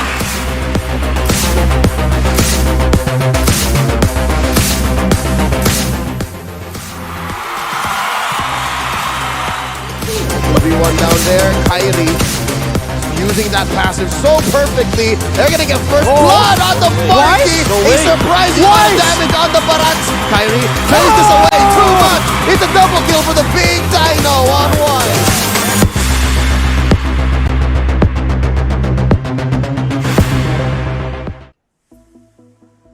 Alright, welcome back to the M4 World Championship Mekong Qualifier. Giang Gaming and Burger and Kim here, your shoutcasters for the second series of tonight. WAWA Gaming now equalizing the score against IDONOTSLEEP eSports, now pushing it to a game number 3. And what a way actually to deliver that second game. Dominating game, 11 minutes on ending it, and now looking really strong actually moving forward to game number 3. Hopefully we do see a much more stable execution of performance on IDONOTSLEEP eSports, because this is not usually how we see them perform, especially in the drafting phase. That was a bit questionable, I must say. Right, they also switched up their members, right? Switching Izzy back to the gold lane, and then putting 33 back to where he was before in the XP lane. So I think it's a bit too... Maybe they don't really want other teams to see their strategies, maybe try to pull off something different for game number 2. But this is the part wherein they force out a game number 3 for WAWA Gaming, and you too want to be on top, right? To go straight into the upper bracket finals. Don't want to have that pressure in the lower bracket. So IDNS this time once again back in the blue side, respecting the Lilia once again here of Fighter X. Early on, Fighter X had the spectacular performance with the Valentina. WAWA Gaming this time, they ban out their very own as well, with the one that led them, or the one that brought them to game number 3, the Valentina, which I still think should never be open at this case. IDNS either could go for the Diggy ban, or the Akai ban could come through here for their side. So there you have it, the Akai banned out once again by IDNS. So respecting again the comfort picks here of WAWA Gaming. And of course, we must see a 1-1 and a Paramis ban here coming from WAWA Gaming to respect not only the Paramis pick but also 33 on the possibility of picking that hero. IDONOTSLEEP eSports might settle on their last ban on, I think, the Franco of Master Fun kinda deserves a ban given his performance. It was very similar towards Nart's performance earlier, and this time WAWA Gaming actually taking away the Diggy here. So they must choose, either leave the Faramis open or the 1-1 here for IDONOTSLEEP eSports. Yeah, Paramis again could for IDNS, either it's the 1-1 ban coming through, or maybe some of the heroes here like a Melissa that had a very spectacular performance, left unchecked by IDNS earlier, getting that triple once they were in the crystal of IDNS earlier on. So something that they should consider. Respect has been spamming that here. I don't think Respect has picked up any other hero, right, based on his performance, but this time, IDNS is actually going to be taking away the Paramis themselves, which means that WAWA Gaming, maybe the 1-1 here could be the ban, the possible ban here. So what's cooking for IDNS here? This is quite new. They do use the Faramis, right? Unusual. So what do they have in I know. What do they have up in their sleeve? Paquito first pick here. There's so many things open for WAWA Gaming. And unless they ban out the Fanny. Oh yeah, the Fanny we completely forgot of Lois. So they take away the Fanny. IDNS 1-1? There you have it, the 1-1. Setting that up. This is a much better pick for, I think this might just be 33's hero. This has been a consistent battle from WAWA Gaming. Focus perhaps could be the answer here for WAWA Gaming. A little bit too early right now, since there could be the Esmeralda pickup. Yeah, we kind of forgot about the Fanny a while ago, and the Faramis ban makes a lot more sense right now, so that WAWA Gaming can only pick up at least the Paquito on their side, maybe the Phobius, but you mentioned that it might be too early. Plus, IDONOTSLEEP eSports can pick up that Esmeralda as well. So now maybe they can go with an Atlas and the Paquito on their lineup, since the Diggy has been banned away. And if you reach the 1-1, then it's gonna be good for you. They settled though for a Balmond and an Esmeralda. Really tanky heroes right now here on WAWA Gaming side. And maybe they're gonna be having interest on picking up the Atlas later on to have that extra punch there in you have it. initiation. But IDONOTSLEEP eSports will not let that pass. No, see the mind games again that is being played here by both sides. They pick up the Esmeralda here because I was kind of thinking that IDNS might actually go for the Povius. So WAWA Gaming was also anticipating that. That's why they picked up the Esmeralda, right? Of course, they completely forgot that there was still the Direwolf open here for the side. The Atlas as well that gets picked up by IDNS. So they do answer out to those first two picks of WAWA Gaming. Now they do need a gold laner here. Is it going to be the Melissa pickup here? They do have solid frontliners, so they can go for the Melissa pickup here. That Respect has been spamming continuously, but they go for the Lunox here in the mid side. So smart. again, smart. Yep, they can reach the backlines here with the, again, we don't know if this might be a gold lane Lunox. I mean, knowing WAWA Gaming, who knows what they have up their sleeve. They take away the Eve as well to set up the plays with the real world manipulation. IDNS, final two bans. Melissa? Oh, Franco. Yeah. It does deserve that ban Franco, spotlight. maybe the Melissa as well. Gonna be taken away here by IDONOTSLEEP eSports. WAWA Gaming with a smart pick actually on the Lunox because it limits the choices right now or the mind games of IDONOTSLEEP eSports because with the Atlas, they can actually let WAWA Gaming waste their bans on Eve and Farsa and then suddenly taking in Lunox for themselves. But WAWA Gaming saw that coming through. Maybe here, but it does have a lot of synergy as well on their current lineup right now. The Balmond, the Esmeralda, everybody's gonna go forward and no one's gonna go backward. And without the control mages right now, like the Farsa and the Eve, not much can actually stop them from making their movements. IDONOTSLEEP eSports has banned away the Lily as well, so not much choices being left right now here on this blue side. So what can they pick?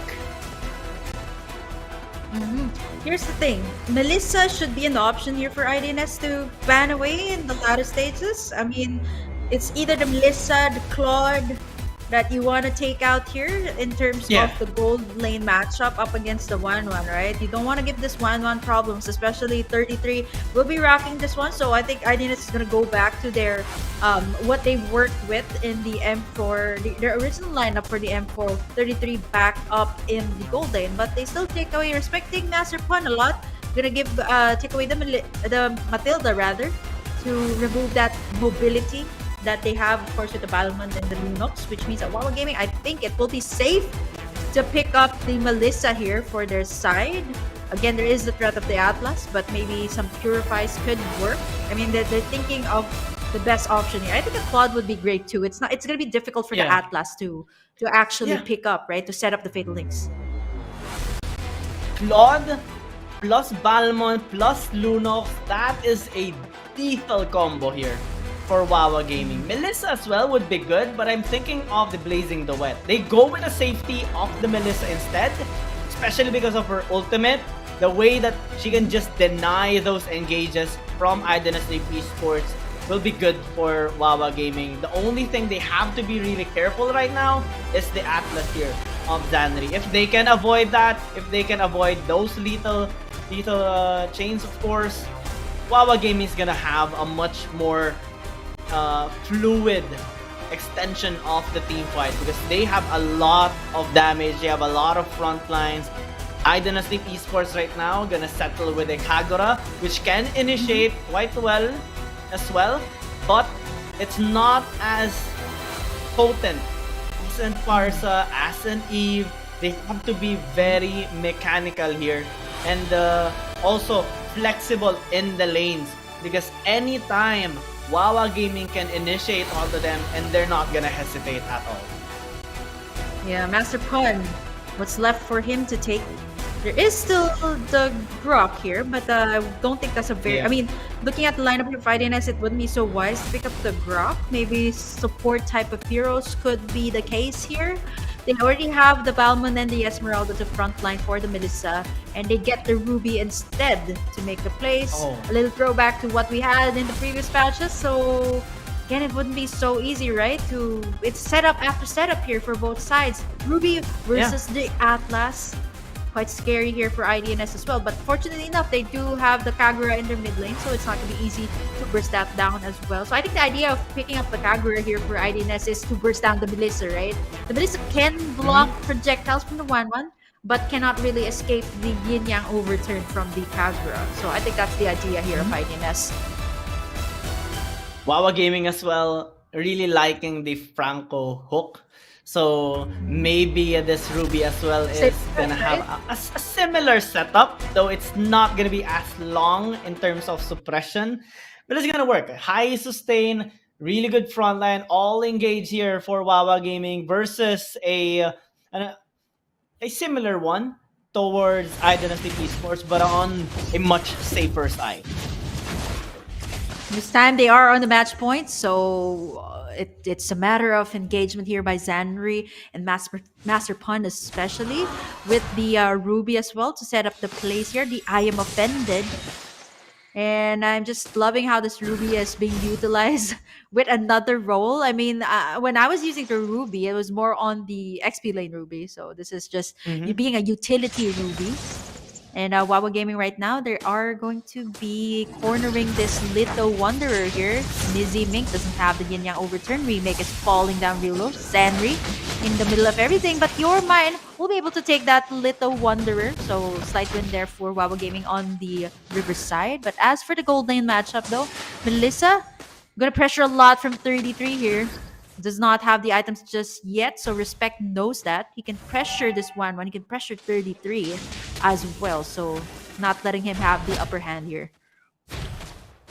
And WAWA Gaming is going to be much more comfortable with this composition, especially against IDONOTSLEEP eSports. Their lineup has to scale up first. Their only early game hero right now is, Izzy and Lois. But they have to work in tandems in A lane, maybe try to gank mid lane later on. But it's going to be quite difficult given the lineup here of WAWA Gaming. Their composition encourages them to group up as well. So objective taking might be extra challenging here for IDONOTSLEEP eSports. They're trying to collapse it on top side though, as Mizimink tries to do some damage but gets zoned away instead. And with WAWA Gaming grouping up towards this turtle, it's going to be quite difficult for IDONOTSLEEP eSports to engage. Not level 4 yet is Zanri, so he cannot use those fatal links.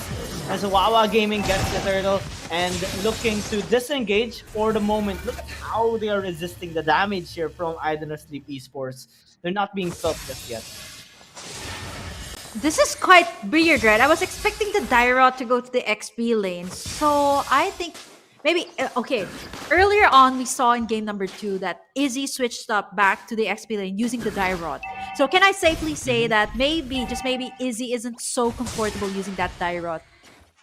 Right? I mean, Dairot is being used as the jungler here. Yeah, I mean, it does make sense, right? Like, I mean, Izzy earlier on playing the Claude this time, there is the Dairot, of course, to go up against the Esmeralda. The biggest question is, like, why isn't the Dairot being played in the XP lane? So maybe, just maybe, that's something that other teams have to consider as well. Izzy is not, maybe, just maybe he's not so comfortable with this Dairot. So there is that possibility as well. And opening that, yeah, just my theory, okay? I'm not saying it's entirely true, or maybe like IDNS wants to go for something else. Right? I mean, think about it. Think about it. That's some information that other teams might be looking out right now against IDONOTSLEEP eSports. If that is to be true, then not only WAWA Gaming, but also other teams will be looking forward to picking up an Esmeralda in all of their games against IDONOTSLEEP eSports, given this interesting choice of heroes here of IDONOTSLEEP eSports, especially onto Izzy. Now, WAWA Gaming goes towards the bot side. 33 gets bursted out without any resistance, as now Master Farman gets raided out. Your Mind just spinning against them, gets a double with Respect right now, helping them clear out the waves. Might be attempting another dive, but now they just are looking to maybe push out the wave. Take a couple of energy plays here onto the tower. But now, as we're seeing a chain CC towards your mind, he gets taken out as well. WAWA Gaming still coming on top of that though, with a 1,500 gold lead as Izzy is trying to equalize it with a take onto the turtle.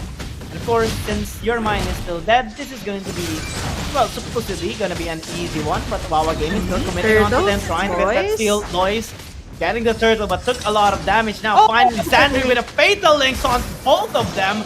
Now, though, is hesitating a little bit as Izzy is quite low. Pythorex with a follow-up, stopping those casualties from WAWA Gaming. Really nice recovery there.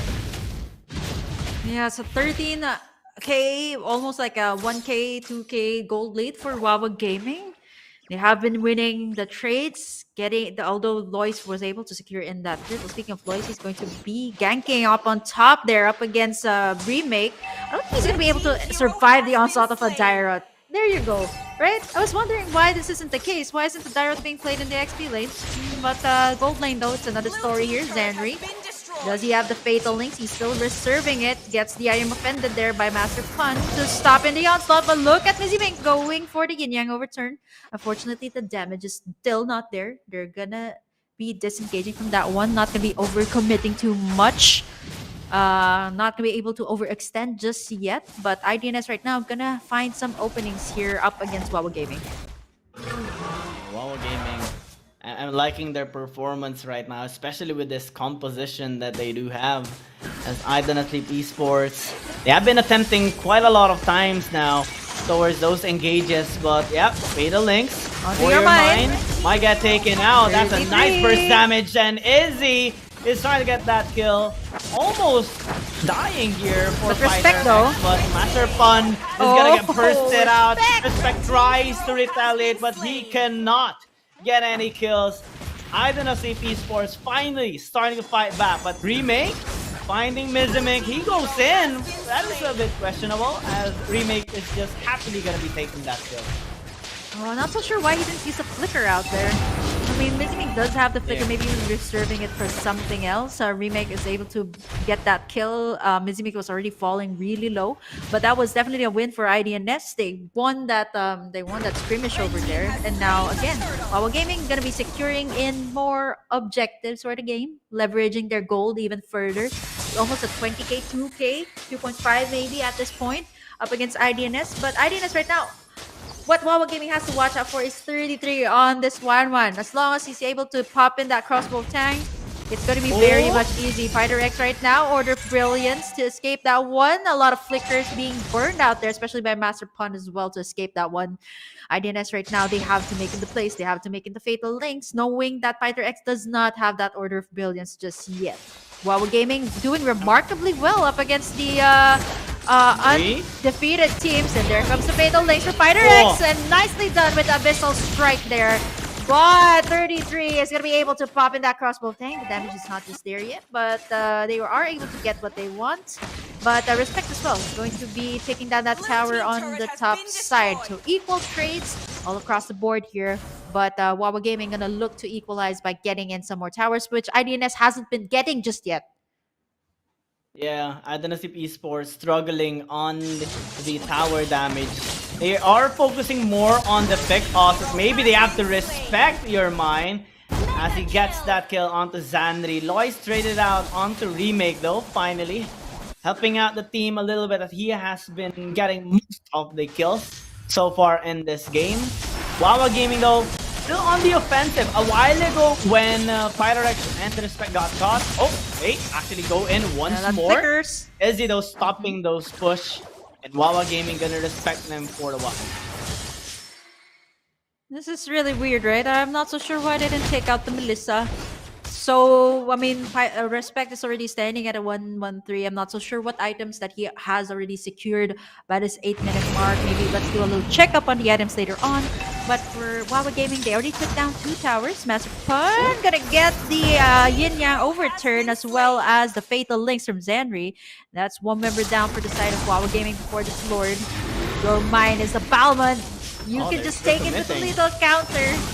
Right? It's already half HP. Are they going to give this away? I think it's going to be a free. Okay, it's a free Lord for the side of WAWA Gaming, although there was some attempt there by IDNS. WAWA Gaming still on the lead, 2.5k. They are still on the lead, but for IDNS, their winning condition is going to be 33 here. Right? You see how Mizimik and Zanri has been rotating with 33, but they're not gonna take care of the floor. They're just gonna go take in this tower on the mid side. One tower down, the first one actually for the side of IDNS in this game. Conceal has been popped here. Okay, they're gonna try to go for something. Mizzy Mink as well. Lord is marching down bot side, so IDNS has to defend this one first. Yeah, Lord pushing up the bottom lane. The respect though is still quite far from the bot lane. He is busy pushing out the mid lane, but might get pressured here a little bit after taking a turret. Now WAWA Gaming collapse onto IDONOTSLEEP eSports, taking Izzy down, and they're not even done. Yermine already used his ult. Remake though, diving onto Miziming. They can just take this tier 2 tower out without any contest here from IDONOTSLEEP eSports. Looking at these structures, 6-1 and 5,000 gold lead here for WAWA Gaming. This is so far a very nice game coming in from them, and IDONOTSLEEP eSports, we are starting to see them being a little bit more disoriented, especially now in this game. We saw a lot of times that Zanri sets up for them. They get one pick, but they use too much resources just to get, well, usually just Master Pun. And while they do get those kills, to get 1 or 2 kills, they always get traded out here by WAWA Gaming. Maybe not on just the kills, but also on the turrets, because most of the time we do see Respect and the Remake just split pushing on the side lanes.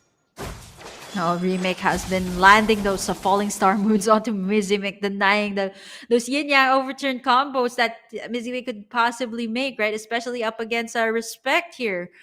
WAWA Gaming, with the map control that they've had, IDNS has only taken one tower. Well, it's the biggest one, the mid tower, which is good for IDNS. But again, that's 6 towers already down from WAWA Gaming, right? What can I do next? Here comes the conceal from Master Pun. He spots out Zanri here on the bush side. So they are actually going to solidify their hold here on the Lord Pit, sending IDNS back away. I'm not so sure what the plans are here. They can go for the aggression here, but Remake gonna get in a brunt of the damage. Not gonna be able to find anyone. Zanri not gonna make in that Fatal Links just yet, reserving it for Respect here. The Lightning Truncheon has been purchased as well here by Fighter X, so the damage is gonna be real. But he finds one. Master Pun, no one to set up this time for WAWA Gaming, but again, the damage coming through for Respect here. Are they gonna commit to this one? IDNS, they have to. 33 as well, gonna position himself here. It's gonna be a matter of positioning from both of our marksmen as well as the damage. There's a shutdown auto Lois by Respect before the Lord, and it's just going to be a mega kill as well for the marksman of IDNS. Oh my! 33 shut down by Fighter X. Triple kill for this man that played the Gushan mid. It's only Zanri left to defend. I'm not so sure who even got the Lord, but at this point, it does not even matter for WAWA Gaming. They're gonna go straight for it. It was actually WAWA Gaming that got the Lord, but they're closing in towards the base of IDNS. The timers are up. Zanri can find some time here. Respect, gonna do that Fatal Links onto 2 towards the tower. He falls really low, flickers away, and Remake does the falling star when he goes down. There is the ultimate. Go away from Respect. Takes down Lois. They're going for the tower. They're going for the upset. There's a shutdown here. IDNS is still up for the game. They're falling down real low, but Respect is still alive here. The base is at half HP, and we're gonna be seeing WAWA Gaming go straight to our upper bracket finals. What an upset from IDNS! They failed to clutch this game, and WAWA Gaming will be proceeding to the upper bracket finals, going head-to-head with MDH. Once again, they face each other in the upper bracket finals. They were together in the brackets, and now they will be fighting for that spot in the grand finals. What an incredible upset here by WAWA Gaming. A reverse sweep against the team that had such an incredible performance in Group B, IDONOTSLEEP eSports. We already know our expectation, and we already know IDONOTSLEEP eSports right now, especially because of their performance. But this time, they were challenged so hard by WAWA Gaming and taken out Respect a while ago in that last Lord fight was just free hitting all the way, and Pyrorex phenomenal on this Lunox, paving a way for WAWA Gaming to win on those fights. The AoE damage whenever it pops in his ult, especially on that last fight inside the base of IDONOTSLEEP eSports. He baited out the commit there of IDONOTSLEEP eSports. They thought he would die, but he popped out his ultimate after using the Winter Truncheon, and no hesitation was felt here by WAWA Gaming. Respect kept on attacking on the members of IDONOTSLEEP eSports and just went for the end there. 13-12 was the score. This was how close that game was. But WAWA Gaming pulled through, came out on top, and now they're gonna be having their grudge match against MDH eSports again in the upper bracket. Respect the man who has been using this Melissa to its fullest potential, being the MVP of the game, 318, being able to free hit everyone. That's why I was actually asking you, GD, right? Why did they leave this Melissa open, knowing that Respect has been spamming this hero? Why did you let it go, IDNS? Why did you do that? Yeah. And knowing Respect, right? He's so comfortable with his hero. He has been using it in the group stages, and this was actually what got them the slot here in the playoff stage. So I think that IDNS has to think twice first. I'm not so sure what they had in mind for that game, right? They did have a relatively good draft, but I mean, like, up against the Melissa, right? I mean, the bottom one is lethal. I think they were just waiting for that power spike. Yes, 33 was able to land those crossbow tank, but again, up against the Melissa in the late game, the damage is just too much to take. And we're gonna be seeing MDH and WAWA Gaming, the two teams that have faced each other in the upper in the group stages rather. They will be facing each other in a best out of 3 still for today in the final upper brackets, and we are going to be seeing the first team that will be heading to the grand finals, which will be happening tomorrow, by the way. So letting you guys know that there are only 2 teams, or rather there's only one team rather, who's going to be able to secure that M4 slot in Jakarta, Indonesia next year. But now, guys, let's look at the phenomenal performance of WAWA Gaming, scoring that upset, that reverse sweep up against IDNS eSports. See you guys in a bit for the upper bracket finals.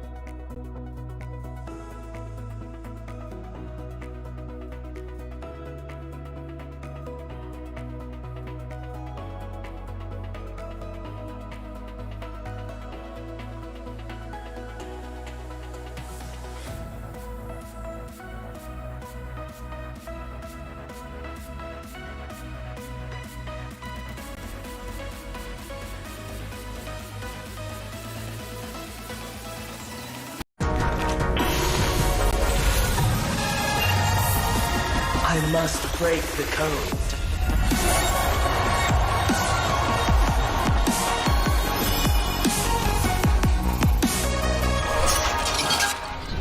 I am the chosen one. Bathed in the holy light, I am only a shepherd. And others love the sun. Only a shepherd.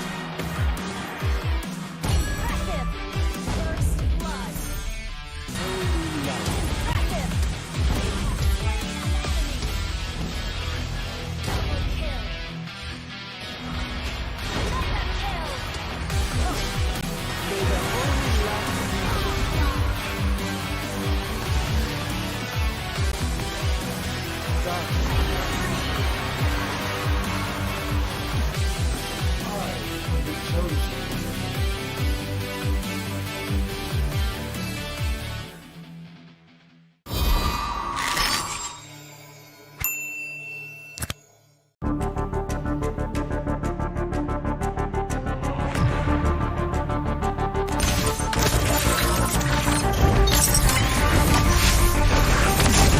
You should be ashamed for not trusting yourself. Save the world. Stop lightning.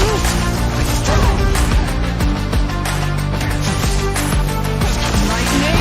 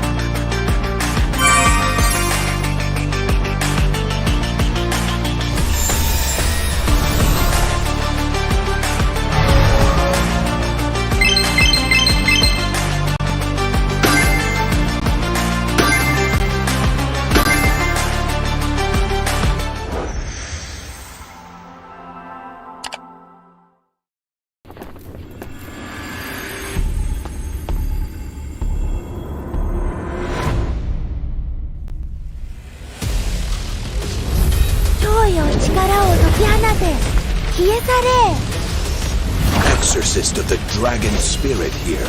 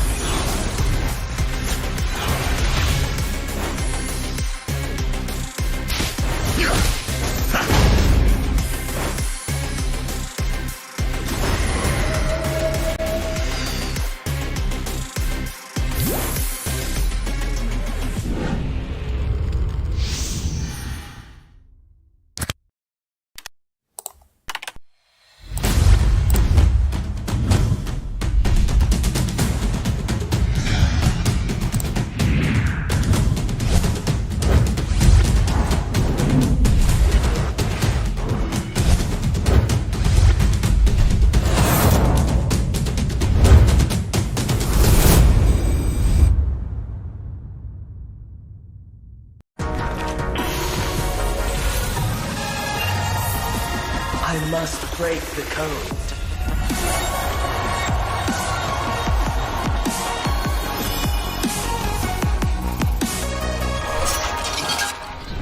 I am the chosen one. Bathed in the holy light, I am only a shepherd, and others love the sun. Only a shepherd.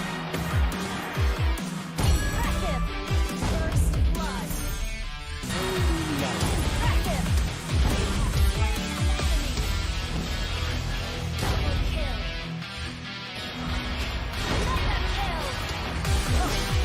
May the holy light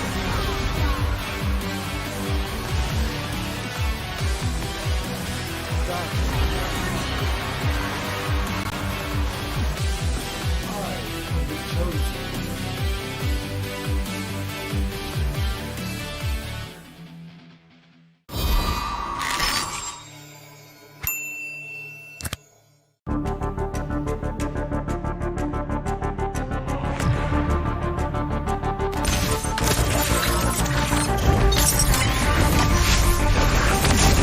You should be ashamed for not trusting yourself. Save the world.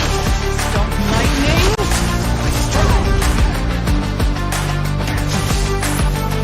Lightning.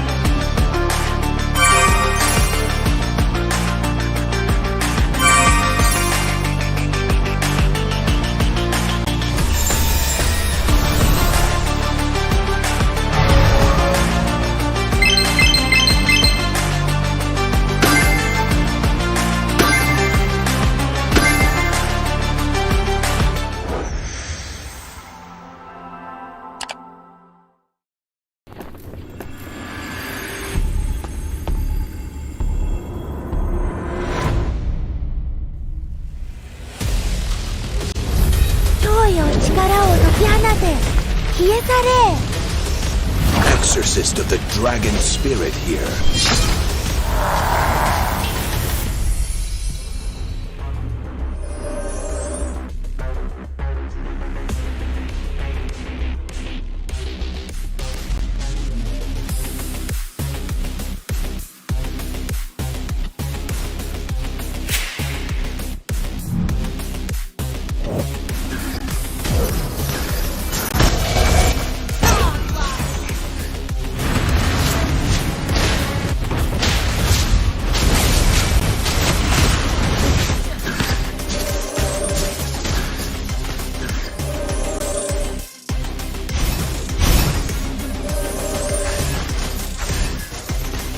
For a clearer scope.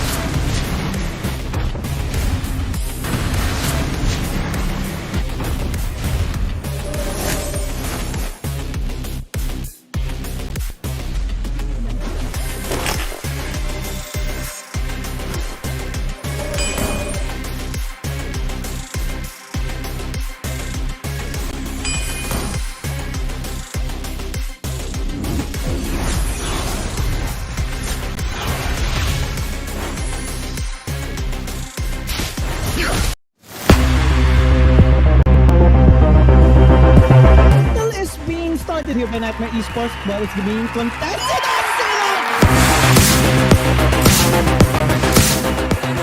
1-1 phải lên bảng điểm số. Sâu sâu thì bảy màu và như vậy là quyết dành cho đội tuyển Việt Nam của chúng ta.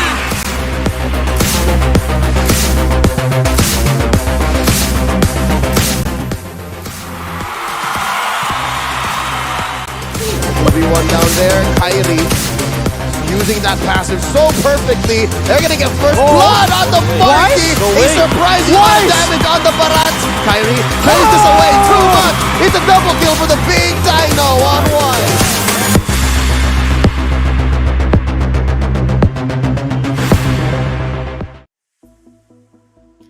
It's been a long day here at the M4 Mekong Qualifiers playoffs, day number 1. We've been seeing game number 3 is being forced by our teams as early as the upper bracket semis. You still got Burger Kim and GG here in the caster's desk, bringing you the action for the very final series of the day, and it's going to be MDH and WAWA Gaming. A lot of you guys are surprised, right? They were able to pull off that reverse sweep up against one of the biggest names here in Mekong, IDNS, falling down to the lower bracket, which you guys will be seeing tomorrow. They will be facing NIIGHTMARE eSports in a do-or-die match for the M4 Mekong Qualifiers. But for now, we're going to be seeing two teams that have already faced each other in the group stages, WAWA Gaming and MDH. Can WAWA Gaming pull off another upset here up against a team that has been so dominating as well, GG? MDH eSports and WAWA Gaming. Any thoughts on the performance of WAWA Gaming up against IDNS?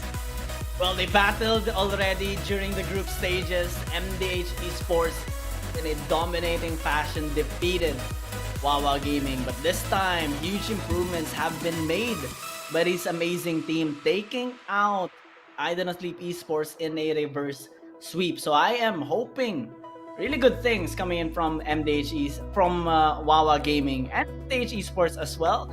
Kind of expecting a game 3 here, given the lots of battles that we do see in our series, especially in the upper bracket, Group A's and B's, of course, battling it out so much. But things are starting to strain so much right now, especially for WAWA Gaming side. They recently just battled against IDONOTSLEEP eSports. Meanwhile, MDH eSports already have rested quite a bit. So they were also, of course, they were watching the match of WAWA Gaming as well. So they might have been studying their methods in a way and looking forward as well towards dissecting and defeating them.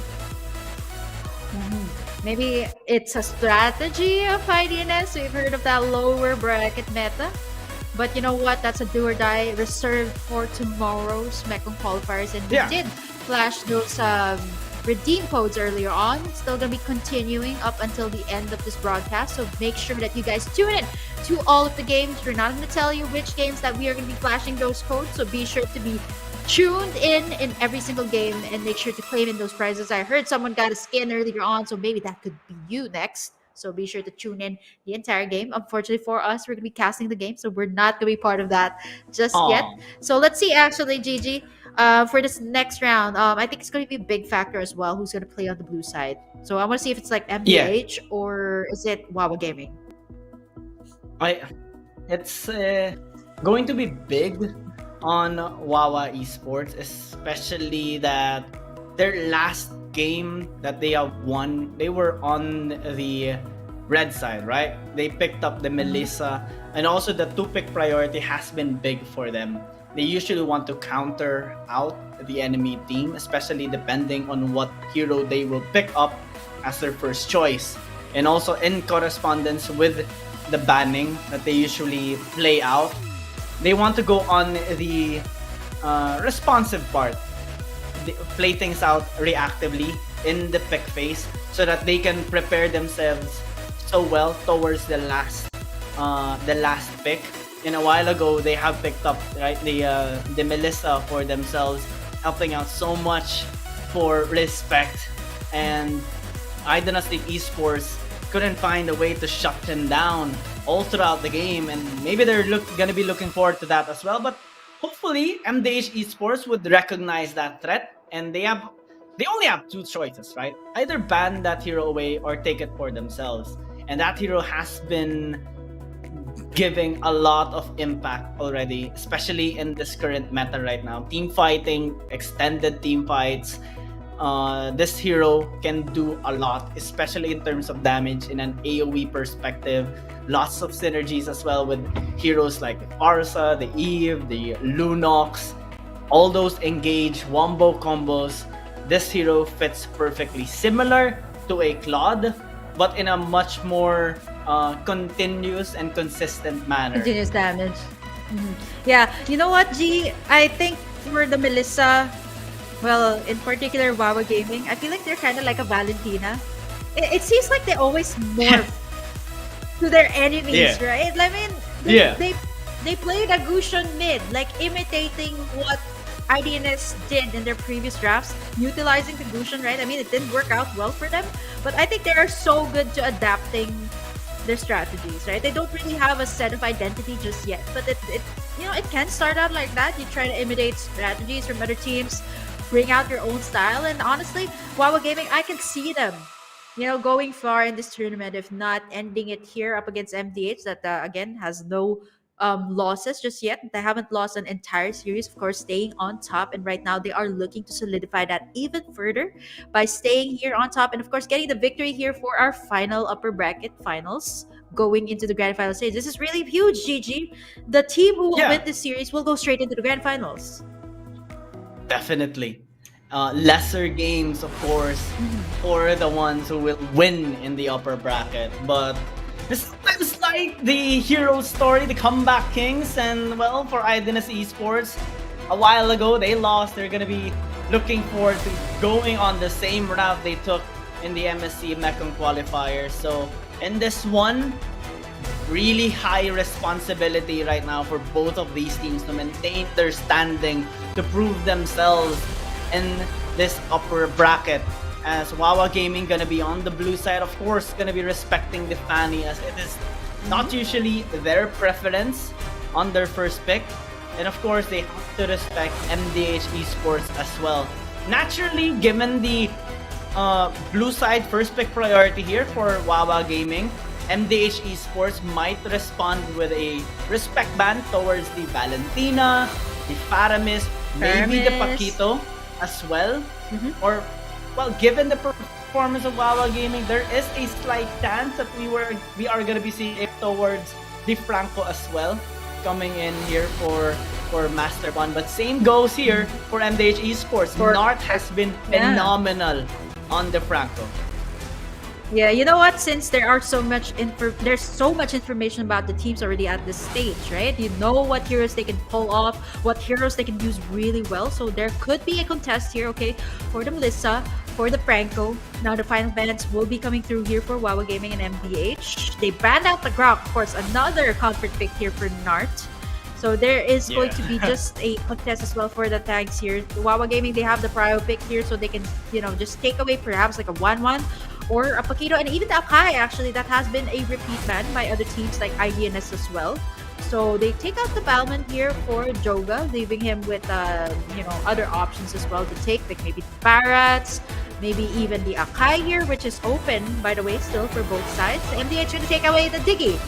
So there's a lot to take into consideration here. There is the Paquito. You can first pick here for WAWA Gaming, but again, there is the Akai here. And the Melissa. So there's a lot. Yeah, Mind Gaze is going to be played, right? It's all going to matter down to this first pick of WAWA Gaming. So are you going to go for the Paquito? Very safe choice, but sometimes you can't really go for this. Okay, they're just going to go for the safe choice. Paquito, again, very Atlas flexible. Available. But Atlas is available here. 1-1 and the available. 1-1, there you go. Go with it. There you go. So little from MDH. I'm understanding as well why MDH eSports doesn't get the Atlas first, because they have a choice to pick up the Franco as well, which they used against NIIGHTMARE eSports when they picked up the Atlas. They were able to demolish them, get the hook onto the Atlas, suppress them with a Bloodyon, and take him down. And without that initiator for the team, easy pick off, easy team fight for MDH eSports. But since 1-1 picked up, Marksman available, Melissa for respect, no hesitation at all, they get it. Same matchup as well, 1-1 against a Melissa here for WAWA Gaming. This is not new for them. Oh no, there's no respect. And this is the same lineup that they got up against IDNS. Well, the only difference was the Paquito, right? But they get the Phobius here for the side of MDH eSports, banning out the Esmeralda. There you go. comes through here. Of course, obviously, with the focus being put into play, you want to get that advantage as well on the side lanes. And for WAWA Gaming, they still need to take away a mid laner. Something for Need My Help and something for Narc here. So they do have the dives here with the Lunox. They need to reach out towards the Esmeralda. They need to make a place. Maybe a Franco ban could come through here for Nart. He has used the Franco. The Atlas is also still open. And without Tig in play, this could be lit. I think, not so sure if MDH will want to pick that up just yet. Not unless WAWA Gaming will ban out that Atlas. It can make sense. What, Atlas or the Franco? What are you going to go for, WAWA Gaming? Or maybe Need My Help here, like a Farsa. Oh, close enough. Eve goes away here. Yeah, might as well take out the Farsa here by WAWA Gaming since they already picked up the Lunok, right? And this is what they have done as well against IDNS eSports. MDH may want to take away probably a support here of WAWA Gaming. A while ago during their last game, well, they picked up the Ruby, but it's only because, well, the Atlas wasn't available, the Franco was banned away as well. Looking at WAWA Gaming right now, they're looking pretty solid. Basically, anything that MDH bans away, especially on the support side, they will have an answer. And they decide to just ban away the Estes, primarily to remove that sustain from WAWA Gaming. But it also still kind of enables that choice. Atlas or Franco. They can choose one. Yeah. That's the thing, right? But they take away the Matilda instead, which is also a pick here by Nort to add up to the mobility, right? You don't want to give them so much more options to do that. They pick up the Lilia here for the first, so I would say this is pretty good still for MDH Esports. The Lilia has a little bit more mobility compared to the Farsa and the Eve, which is a little bit more mobile. But WAWA Gaming, they can pick up the Atlas here. Atlas, but again, there is the Povius. Karina will be your mind's here. They go with the Franco. They go with the Franco. I knew they were going for the Franco. It's too risky. MDH Esports is trying to bait WAWA Esports or WAWA Gaming to commit onto the Atlas. So they can be the one to pick up the Franco. Now that they picked up the Franco, they can actually not go with the Atlas and go with the Kufra. They go for the Kufra. Yup. They now go this with is a setup different after support. setups. Yes. And Kufra can actually resist some of the damage much better than the Atlas. It's much durable, and what this also gives MDH Esports is that anti-disengage from WAWA Gaming. The moment they commit to a fight, they cannot escape that easily. Yeah, the Phobias being put into play, we've seen this type of mixture in terms of the composition. You've seen it with IDNS rocking it in the mid lane, therefore having that additional zoning capabilities with the Phobius. They also got the Wan here, so it's a lot of things flying here. The Wan and the Phobius, right?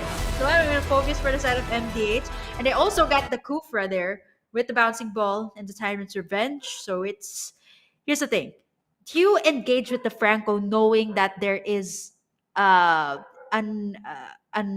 Kufra on the other side, right? So it's a matter of who's gonna set up first. And what's really difficult here for MDH Esports is you got the Kufra to set up, and at the same time, if the Kufra here of North misses that Tyrant's Revenge, you still got Joga with the heavy spin.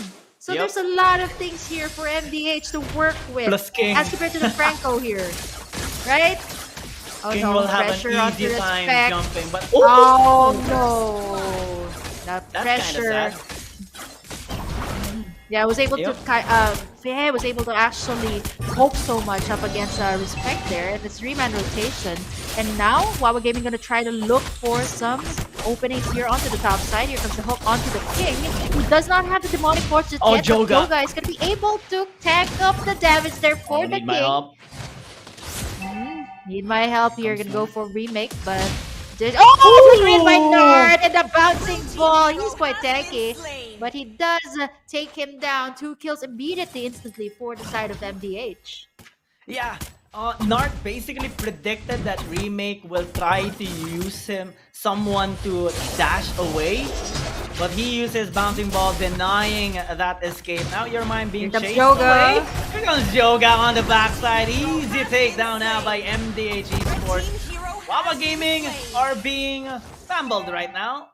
Too much action happening at the same time, and MDH Esports are being able to fully utilize their comp right now. Joga initiating once again as Pyrex pops out that ulti just to disengage.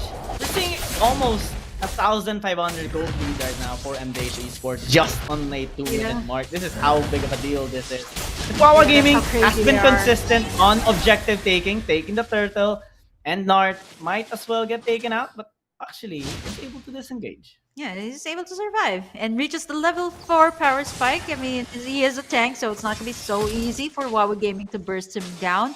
But my biggest problem, once again, is if this Melissa of Respect gets activated. Yeah, he was the first casualty of this round, but if he is left unchecked here on the bottom side, and WAWA Gaming knows that very well. Master Pun and Pyder X gonna go here towards Hehe. He has no escape here.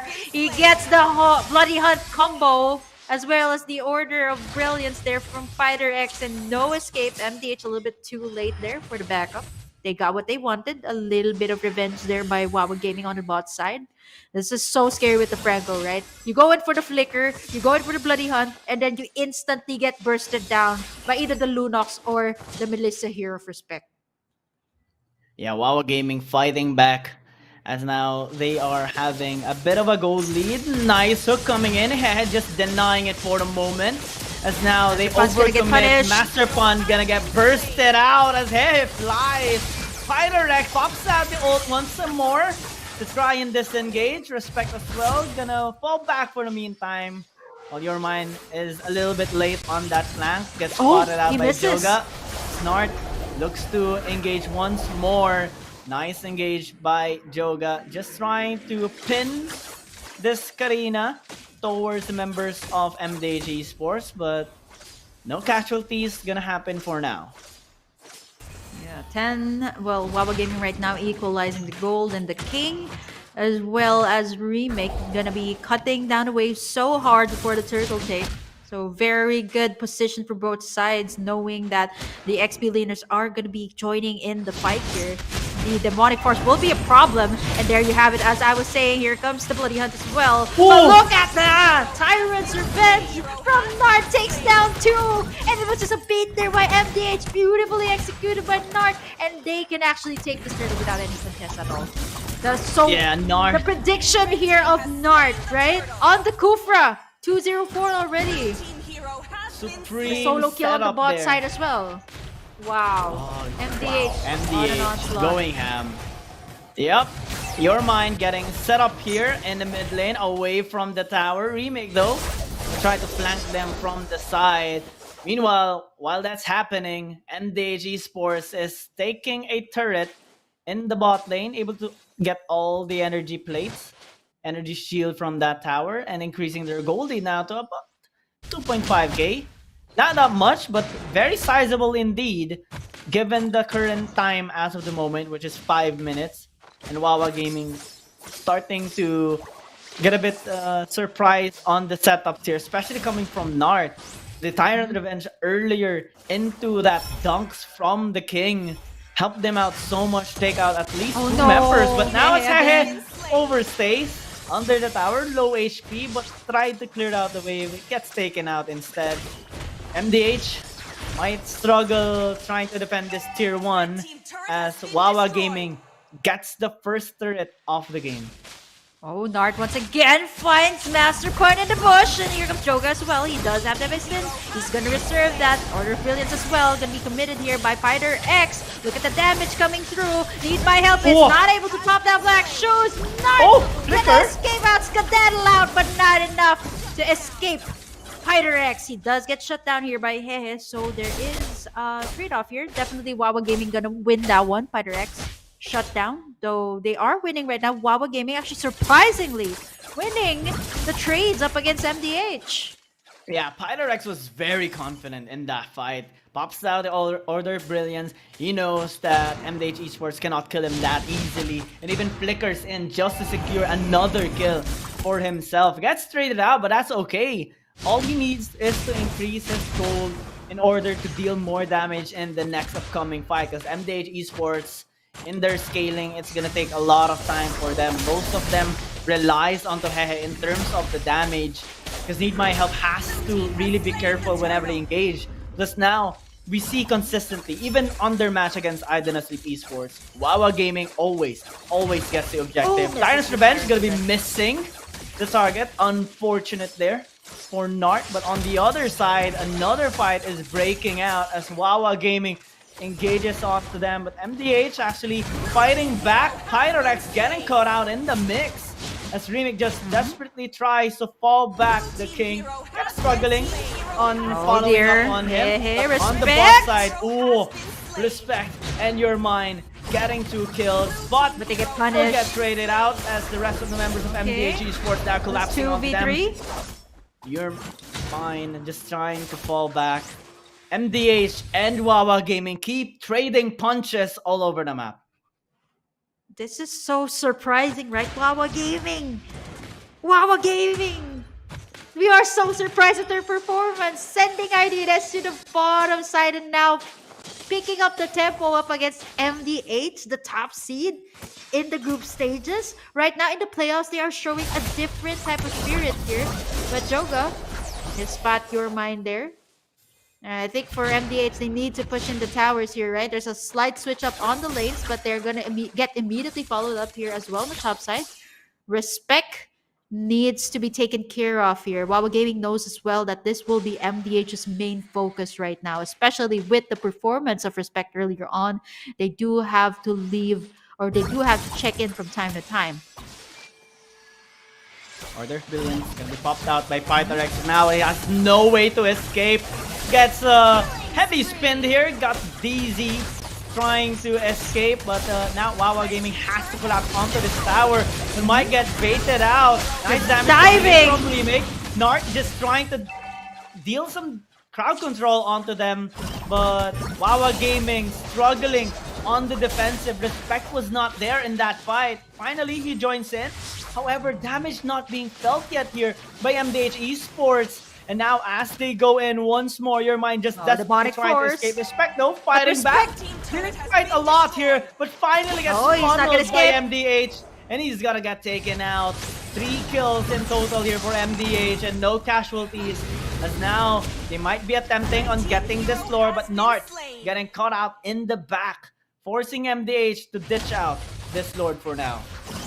Yeah, I mean, without the setter here, they still do have Joga here. Master Point is gonna be able to flicker in, tries to get in 1, but Joga is gonna get 2. At that, Remake falls. Pythorex as well from the backside. Yeah, it's not just done yet. He's gonna go for your mind. He's falling down real low. He drops in the stickers. He's still not able to get the dives. Not able to get that crossbow tag. Your mind is so tanky at that point. Is able to escape that one. Nicely done by WAWA Gaming, and MDH gonna have to think it through if they want to go for this lord, because Remake as well is gonna be pushing that lane on the bottom side, forcing one member to actually, forcing the jungler here of MDH to actually react to that one. So I'm not too sure what the plan is here. Joga is so far away. It might just be a bait lord. Your mind gonna get caught in the middle of everything. He still survives, but hey, he's gonna be able to pop in that crossbow tank. It's going to be need your help. Going to be falling there. And knockup strike going to be committed here by Remake. He falls under the hands of Joga. Pythorex as well, still unable to find an opening here. Nart as well going to go for the bouncing ball. Pythorex still continuing with the demonic force. Respect falls. Pythorex is falling really low. I don't think he's able to survive this one. He gets taken down 1 by 1. 3 members for the price of 3. 3 for 3. Quite an even exchange for both sides. And now Master Point going to find Joga here on the bush. Okay, he's gonna do a duel. He does not have the bloody hunt. Joga knows that very well. They're not gonna commit towards that one. That was a very, very long team fight from both sides, DZ. Yeah, Joga came from bot side to join that fight, and WAWA Gaming early caught there onto one of the members of WAWA Gaming. Pythorex tried to fight it out as well. Respect dealing quite a lot in that damage, but that flank by your mind basically saved WAWA Gaming from the team fight. MDH Esports did not expect the Karina coming from that location, from the blue side of MDH, of WAWA Gaming, and getting a couple of kills. Need My Help also got taken out quite early, so maybe in the next fight, he has to play this out much safer than usual, because Master Punch is keeping his eyes on him, and now Nice, and go for on that Hehe. Lord Oh, fight, Pyrex. Pyrex at least want to take this objective out. Master Pun though is But gonna get Hehe, detonated though. as well. They keep on flying. The king keeps on dunking as they get 3 kills. Order of Brilliance gonna be popped away as Nart tries to re-engage but fails to get that land onto Pyrex. MDH gonna settle with a push for now onto the mid lane while the Lord marches in the bot. But they have to clear it out quite early. They are attacking it right now, dealing quite a lot on this objective for the moment, denying that potential push from WAWA Gaming. That was a nice steal by WAWA Gaming. Actually, it was MDH that positioned themselves there much earlier with the Retribution holder. It did not come through. So very clutch move from Fighter X, actually giving them some breathing space. Conceal has been popped here by Master Pun, looking for the next target. They're setting up the death bushes here. Joga is here. He does not have any deaths just now. He goes for the bloody hunt. Gets spotted here by the members of WAWA Gaming. And the shutdown comes through. WAWA Gaming gonna force that black shoes right there from Need my help. They were setting up that death bush for Joga, specifically for him. He did not expect MDH. Or rather, MDH did not expect him to be there at that moment. And now they have to think it through before they go for the engage. Yeah, This is Master deadly Pun right now. looking Nart for one more set. Gonna go. Tyrant's Revenge. Bouncing ball as Oh, well. they go Fighter for X it. Fighter X though, dealing quite a lot Yep. here in that fight. But Hehe as well. flies once again. Remake Oh, gonna get the taken out. But shutdown. it's the flat once again. The king 2 for 2. is on a killing spree. WAWA Gaming keeps on fighting back, but MTH, I want to give them that fight because it started with Joga dying, but they just fought it through in a 4v5 manner.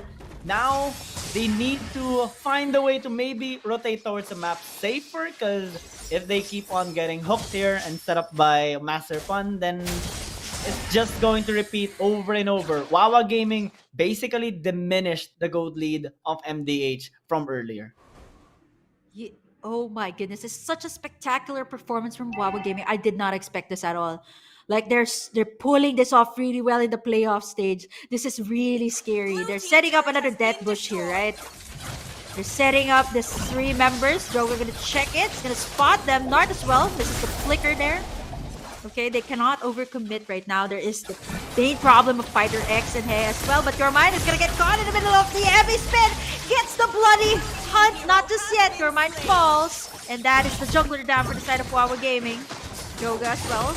Gonna respect that ultimate. But the king goes all the way in. Slam dunking the members of WAWA Gaming on a mega kill. Fighter X is low, but he gets down 1. 3 members of the side of WAWA Gaming is down. And after that scrimmage, I think this is over. Not unless they are able to defend this one. They're gonna try to lock it in. Hey, is still up. Order of Brilliance can be committed here by Fighter X, but the glooms come through and he gets taken down. The king gets shut down, but WAWA Gaming will not be able to survive that. MDH eSports will be taking game number 1. Yeah, WAWA Gaming was fighting so hard for that game, but MDH eSports finally found the perfect opportunity to win that game. Catching out your mind in the blue side jungle of WAWA Gaming, and when they got the kill onto the Karina, it was difficult already for WAWA Gaming to commit on that fight. There were times wherein Master Pun wanted to use the Bloody Hunt, Respect wanted to do some damage, but the moment that MDH eSports collapsed onto them, Joga, Nart engaging with the Tyrant's Revenge, the King started dunking onto this this Melissa of WAWA Gaming, and it caused a lot of problems for them in that fight, as the place was just too short to escape from. Right. They cannot back away from NIIGHTMARE eSports. Not much space provided on that fight, and basically the terrain was so much suitable here for NIIGHTMARE eSports. Head did quite a lot of damage in there, but we have to give the MVP towards the king in that, in a phenomenal performance, especially whenever he dunks. Like, oh, nobody can stop him at all. Yeah. Even the go away of the Melissa was not enough to stop it, right? Usually you can block out the projectiles, you can block out the physical damage from the heroes, but I don't think you're able to escape the demonic force there. I mean, Pyder X had a very good performance here. I mean, surprising for someone who racked a Gusion in the mid lane. This time the Lunox worked really well, but you know, fell short. I mean, WAWA Gaming did pretty well. Despite that MDH was leading several times, they were able to find the opening. But it was this man, the king, that stopped WAWA Gaming from getting in this game. Slam dunking everyone with the demonic force and taking away heroes like Pyder X and even Respect, even though they have a lot of mobility to escape the skills from MDH eSports. And that was a beautifully executed game by the side of our Vietnamese team. MDH eSports is going to be scoring the first game of this upper bracket finals in a best out of 3 series. Yes, and let's see if WAWA Gaming can do a reverse sweep again here, this time against MDH eSports. That is to be found out later on our second game. But before that, of course, we're just going to a very short break. Please enjoy the highlights of the Mekong Qualifier M4 World Championship.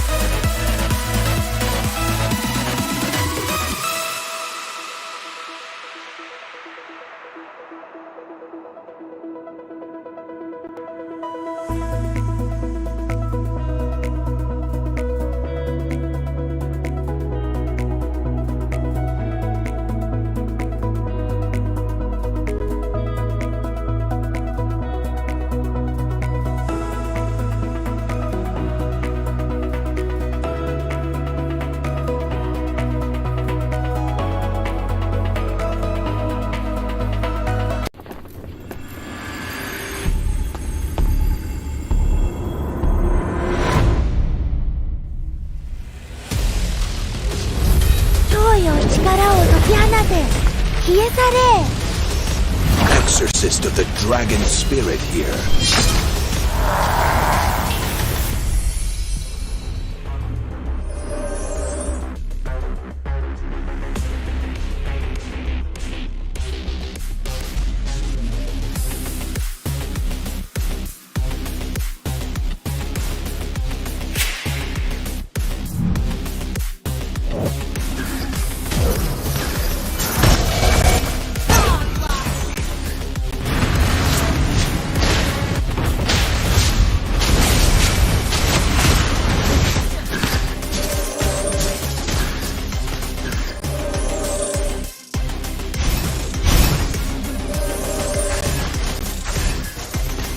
For a clearer sky.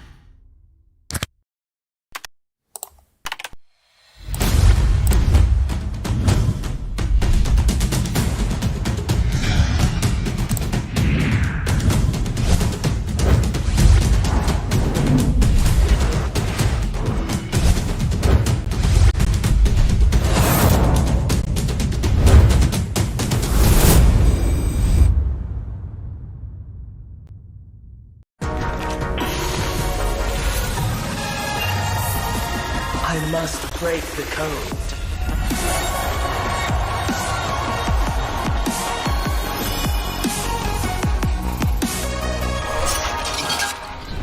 I am the chosen one. Bathed in the holy light, I am only a shepherd. And others love the sun. Only a shepherd.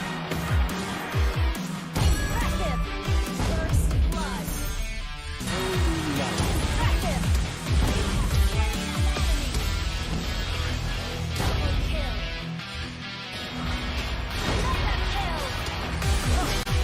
May the holy light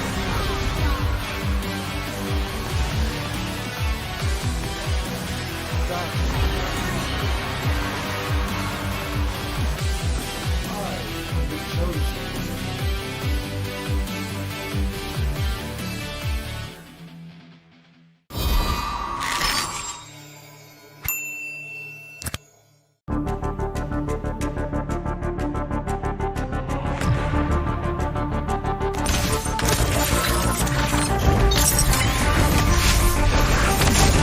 You should be ashamed for not trusting yourself. Save the world. Stop lightning.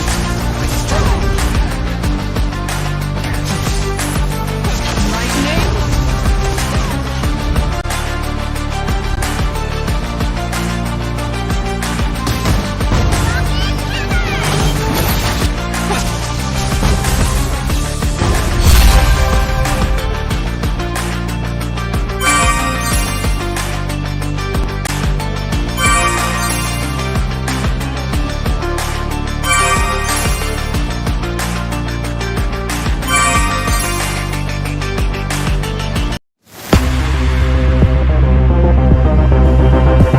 Battle is being started here by Nightmare eSports, but it's being contested.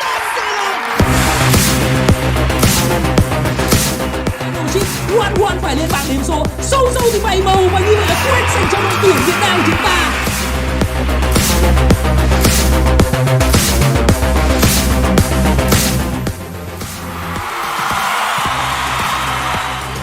Everyone down there, Kyrie using that passive so perfectly. They're gonna get first blood on the marquee. A surprising amount of damage on the Barats. Kyrie plays this away too much. It's a double kill for the big Dino on one.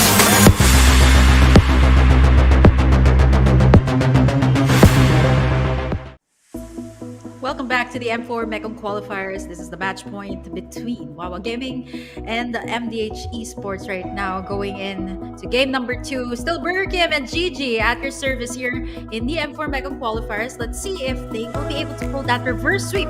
The same thing that they did up against IDNS earlier in the semis of the upper bracket. Right now, they are fighting for that spot straight to the grand finals, GG. So let's see if MDH will be the very first one to secure that spot. That ticket, not yet to the M4, okay? They're just gonna have that connecting flight for now. Okay, connecting flight first before they head They're gonna be in front of the airport. Yeah, just wait for that, right? Okay, let's see if they will actually be able to get that slot in the grand finals. Not unless WAWA Gaming will pull off another upset here in the upper brackets. So letting you guys know that there is a lot of free in-game items to all of our lucky viewers. Be sure to check out the redeem codes when we flash all the way up until the grand finals tomorrow. So make sure to tune in to the M4 Mekong Qualifiers up until tomorrow, the playoffs day number 2. But for now, we're going to be heading over to a match point between MDH and WAWA Gaming. And now they are going to be forcing out possibly a game number 3 if WAWA Gaming wants to be able to keep up their tempo up against MDH Esports. MDH Esports, they are 1 win away from the grand final spot. Are they able to secure it right now? WAWA Gaming still on the blue side right now, respecting the Fanny. Valentina as well, going to be banned away here for MDH. The 1-1 as well, being respected this time by WAWA Gaming. They're going to take it away right now. Yep. A while ago, they focused a little bit more on the jungle and mid side. And this time, they have to give the respect due here for Hehe, especially on the 1-1. Phobius as well gonna be respected here from the King. This is how big of an impact he had made over that past game. Although MDH Esports still going on their standard bans, the Degi, the Paramis, and the Valentina gonna be taken away by this Fed side team. Akito finally coming to arise once more here for WAWA Gaming. A while ago, Remake's performance has been nice, but the Grok, like what you mentioned, finally resurfacing, which was actually consistently been banned away by WAWA Gaming. Now MDH Esports has a ticket towards this hero, plus they have stolen Respect's Melissa. Now here's the thing, Respect hasn't been using any other marksman. I mean, it's only been, I think the most that Respect has picked up was a Claude, right? To go up against a Melissa. Are they gonna do the same thing right now for WAWA Gaming, knowing that the Melissa has already been taken away? Akai is still open here for WAWA Gaming if they want to steal it away this time, okay? Telling MDH Esports, if you got our Melissa, we can actually pick up the Akai, maybe sending that Paquito back to the XP lane. So that could be something for WAWA Gaming, and perhaps maybe even pick up a mid laner here. Lunox that has been spammed, but they go ahead for the full dives. Bauman and the Chosos, right? And XP lane Paquito for the side of WAWA Gaming. Similar to the compositions that they go for in the games that they had with IDNS. So much crowd control, so much tankiness. But again, there is a Melissa on the side of MDH Esports. Joga will be picking up that Akai. We've seen this already on the side of MDH Esports. Again, both sides have so much setups right now. Yeah, setups more actually towards MDH Esports side, given the Grok, the wall, the engage, the heavy spin as well onto Joga, plus his, of course, Melissa's ultimate later on. It's gonna be both on the offensive and on the defensive side here of MDH Esports. These 3 picks are solid already. What they want to get up right now is maybe a high range AoE damage mage, just like a Farsa, just like a Eve here probably on their side. A while ago, they picked up the Lilia. I did not like that pick based on the performance, of course, of Need My Help, and basically he relied on his teammates. Now, maybe if he pick up a different hero, just like the Farsa and the Eve, then it would come into place for him as well. But WAWA Gaming recognized that based on the bans that they have picked up as well, the Lunok and the Lilia. They take away the Eve, might as well take away the Farsa. Yeah, Farsa could be a ban here. I mean, the Franco is still open here for both sides to take. But MDH already picked up their roamer, which is the Grap, a hero that has been banned away from Nart in particular, respecting the setups he can make. We've seen that, and this Grap is going to be so good up against these melee heroes of WAWA Gaming. They still need some high ground here for WAWA Gaming, not unless they take away the Farsa here. That could be picked up by both sides. But instead, they choose to take away the Esmeralda instead, someone that can eat up the shields here of WAWA Gaming. Has a good mobility, and I was just talking about the Farsa. I was wondering why it wasn't Esmeralda ban. Maybe gonna lessen away the tankiness that MDH already has. But I love this coming from MDH Esports. They got the range. They also got the heroes to set up. They got the damage also with the Melissa. Now WAWA Gaming, they still need high ground as well. They still need that late game insurance too. So what are they gonna pick up for Fighter X as well as? What are they planning here? What's WAWA it Gaming for plan? respect? Are they suddenly gonna be picking up something like a Phobius right here? Just something like that. I mean, it was banned away, but maybe Gushan in the mid lane. What are their choices right now? Since they have removed the Farsa already because of MDH Esports. Well, they go with the carry here on their gold lane for the marksman, and the Kagura I think is one of the remaining options. Next best options, yeah. For the mid lane. Yeah, not much I heroes love you can how- actually pick up anymore. Yeah, I love how these heroes are resurfacing once again. Like the last time I casted with UGG back in the Mekong Qualifiers as well for MSC. This was a time where the Farsa and the Eve was such a thing. And then the next best option, if both are banned out, you get the Kagura. And I think I think this is the best that they can pick up right now. The Kagura to reach the back lines. But MDH Esports is going to... Wow, is this a Ruby side lane? It's a Ruby side lane! Oh, I love this. I personally use this myself.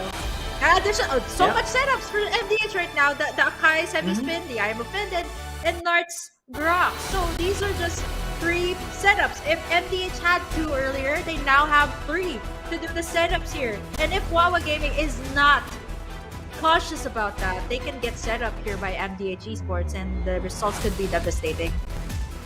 Basically, team fighting is the pure energy here right now by MDH Esports.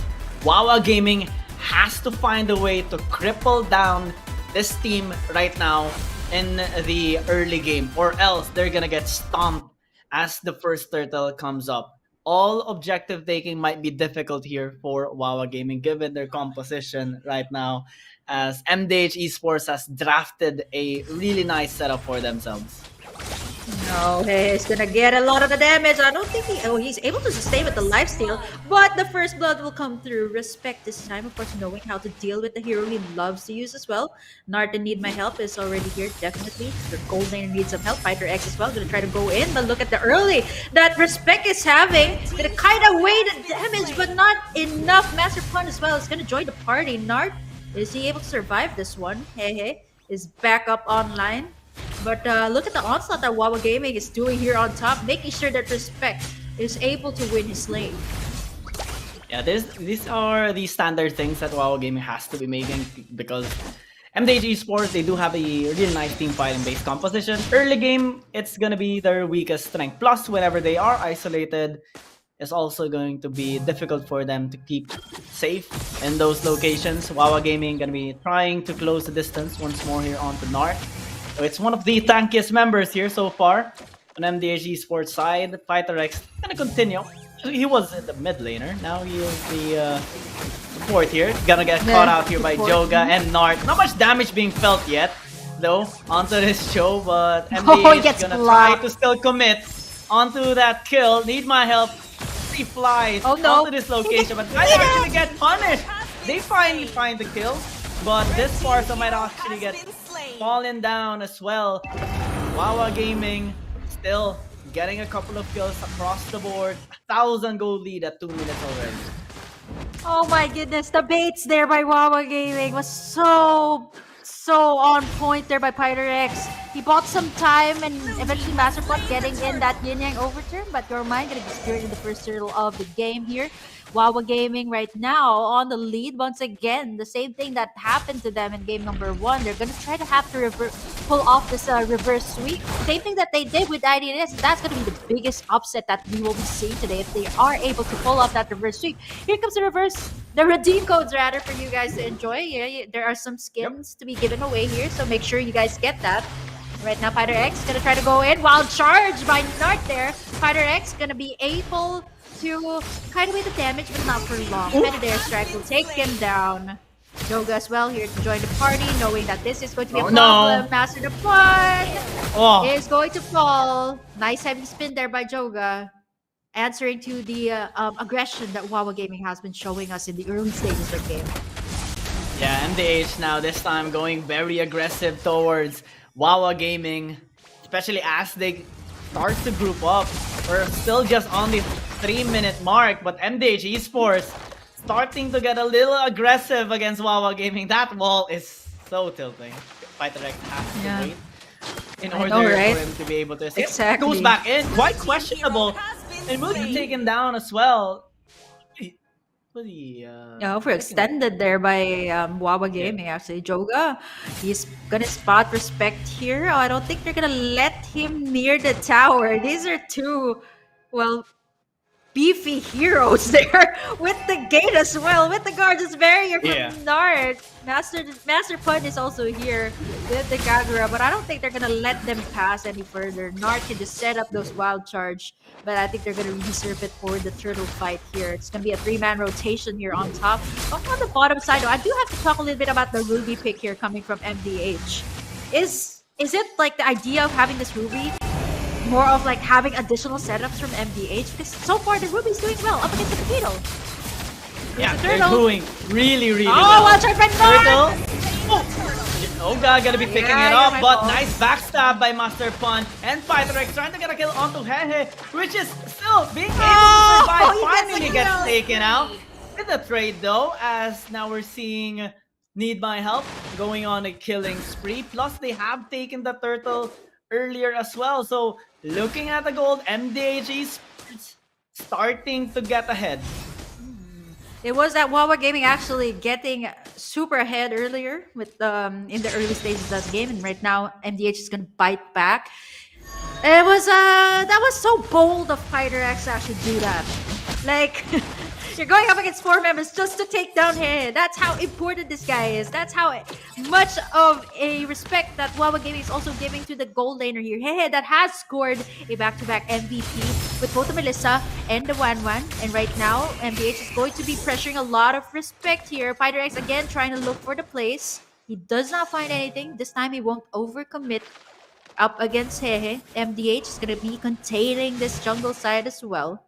But Ruby of the King going up against Remix's Paquito has been sustaining the lane so well because most of the time all our eyes are here on the top side. Yep. Nice gets counter the wild charge, but the wild charge and the lethal counter. Oh no! Wow, Gaming, what was that? What was that, GG? Nice setup. What happened? Hehe thought he was safe already because the kick went towards the tower instead of away. But what he didn't anticipate is the dive coming in from Your Mind as well as Remake. The rest of the members of WAWA Gaming following it up. They know that they can tank in the damage off the tower and it wouldn't matter even if MDH eSports tried to collapse. Plus now they get the tower, getting back again on the gold lead while both Remake and the King just chilling down in the bot lane for the meantime. Turtle gonna be started already here by both teams as we see a pause happening up right now. And maybe there is some technical difficulty that one of the players is experiencing right now. Well, we have to make sure that these players don't suffer any personal or technical problems in their respective games, especially for their performance, right? So just be chilling for a meantime. Yeah, I mean this is so high. It's such a high energy this entire time for the playoffs day number 1, right? We've seen all game number 3s in our last 2 series, and now we're down to our last one.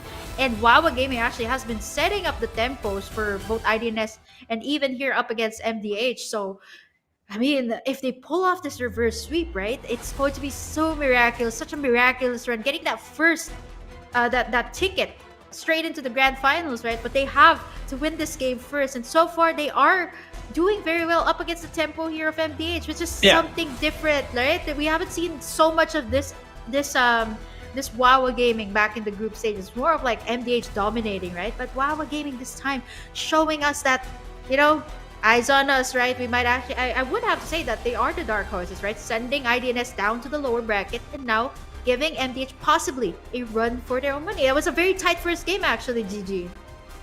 Yeah, very tight, especially in this second game right now. We're just a little over 5 minutes. I assume not yet reaching the 10-minute mark, but these teams are already getting a couple of kills across the board. 9-9 was the scoreline before we hit pause, I think.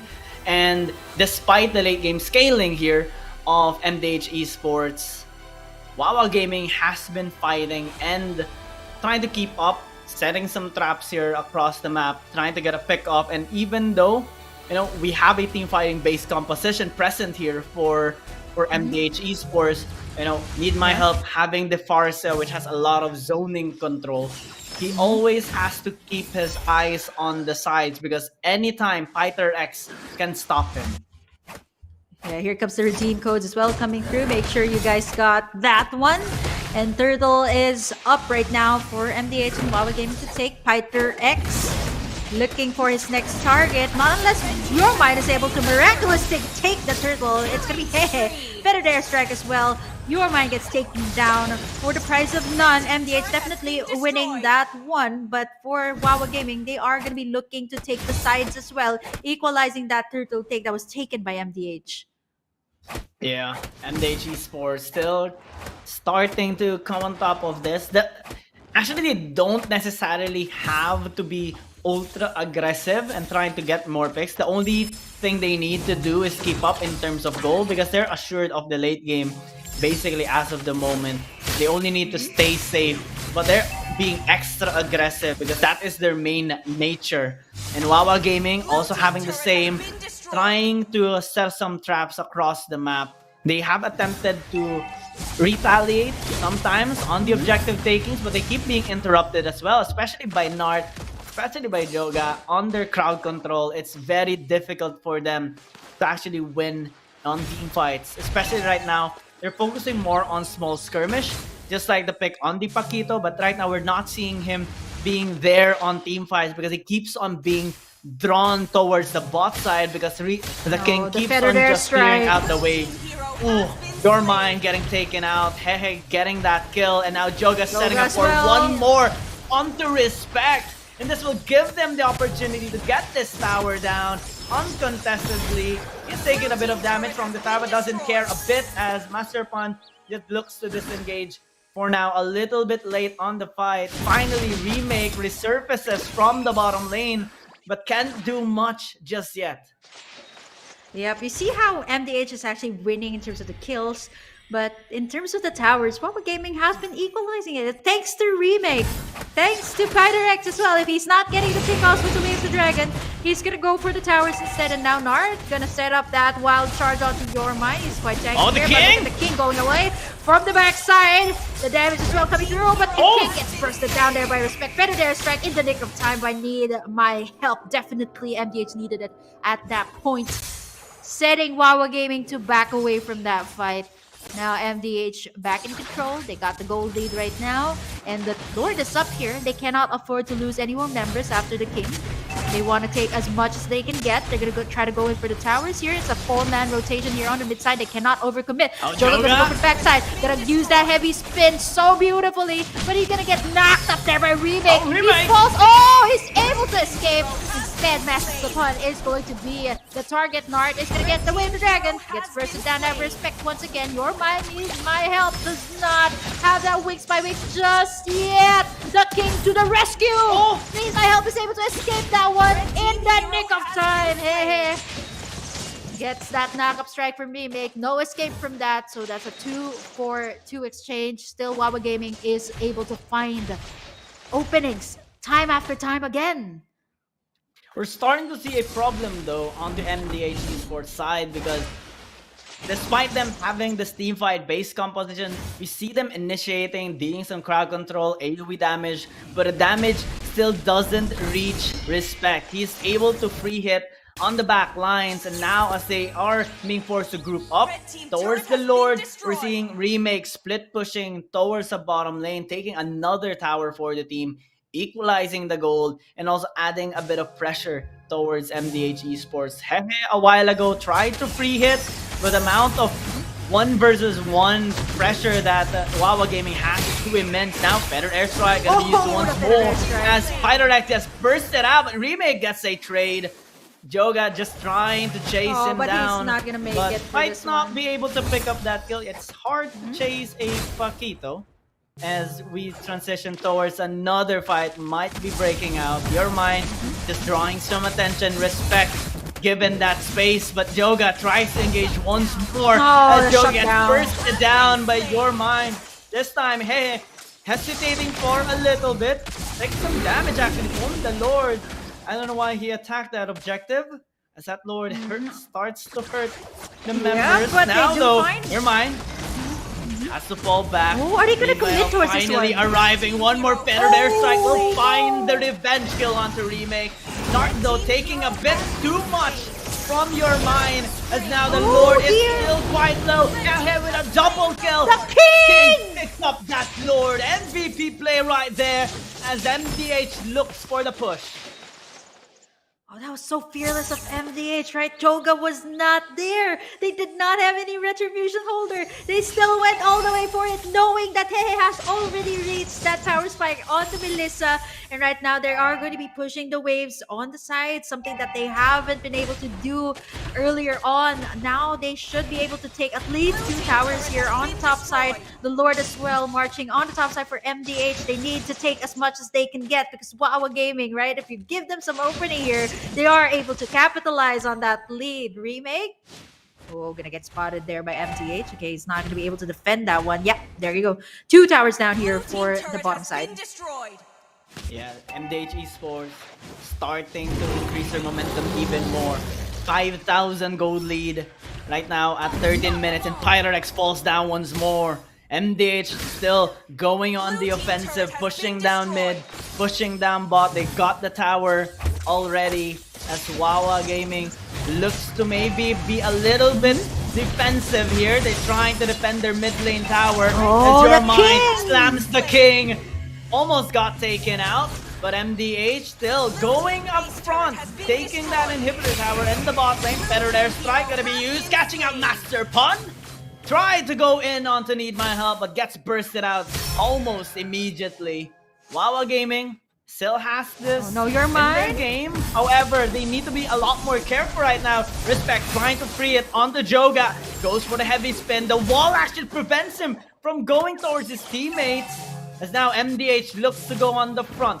Remake has a good flank towards Need My Help. He go onto him, but he turns into a bird. Disengaging, baiting them onto Hehe, and they got both kills. Oh, no. MDH Esports now look to maybe push out the mid. They have a wave marching towards there. Master Pun arriving, trying to clear out the wave as fast as they can. Your Mind slams once again with the ult, but they have to be really careful. Waves coming from all places here in the lanes as Need My Help slams them with that feathered airstrike. Finally, they get Your Mind, and they will get another inhibitor tower. WAWA Gaming, oh, the curtains are starting to close. You know, I'm actually so curious how you read that IGN properly. Is it that evil laugh, right? Is it an evil laugh, or is it that type of hey that's It's, so casual? Or hehe. Or is it yeah, I'm seriously curious. Right now, it's Read that evil. one. It's evil, angry. definitely. For 11, for 7 on the Melissa, how can you not laugh like that? Feathered airstrike. This is zone away to members. They get the inhibitor. I think they should go straight for the Lord here. I mean, that's a safer route for MDH. They are already winning this one. Yup. They have all the tools set up, all inhibitor towers taken out.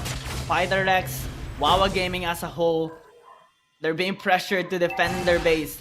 Choose between the two, defend your base or try to contest. They decide to defend for now, but they have to defend once again. This time with a Lord marching in the mid lane. They're gonna be attempting onto the king, but they got baited out. Pytharex cannot escape. He definitely tried to go above that wall, but gets taken out once again here by the king. As now, MDH eSports looking to push out mid. Hey, on a rampage! Nice bastard pun as well. The marksman being in the front line. That's only present here at MDH eSports, buddy. You might get shut down by Remake. Immortality is still up, but here comes Need My Help with a bombardment here of the feathered airstrike. Your Name desperately trying to defend, but as they get the wipeout, they get also the game, their series, and the championship spot. Still undefeated in the Mekong Qualifiers! And we thought that WAWA Gaming will actually be able to pull off that reverse sweep, and MDH is just like denying them this time. With that clean sweep up against WAWA Gaming was a statement, right? They dominated the group stages, and right now they are going to be sending them to the lower bracket right now, and they will be facing the victors tomorrow of either the game of NIIGHTMARE eSports or IDNS. So it could be a rematch once again, WAWA Gaming and IDNS, or it could be NIIGHTMARE eSports and WAWA Gaming. It could be anything right now in the Mekong Qualifiers because we are slowly seeing all of the teams blossoming into their full bloom and to be able to reach their fullest potential. And right now, MDH eSports is going to be booking that first ticket to the grand final spot. Not yet Jakarta, Indonesia, so it's only one slot. They will be waiting for the victors in the final lower bracket.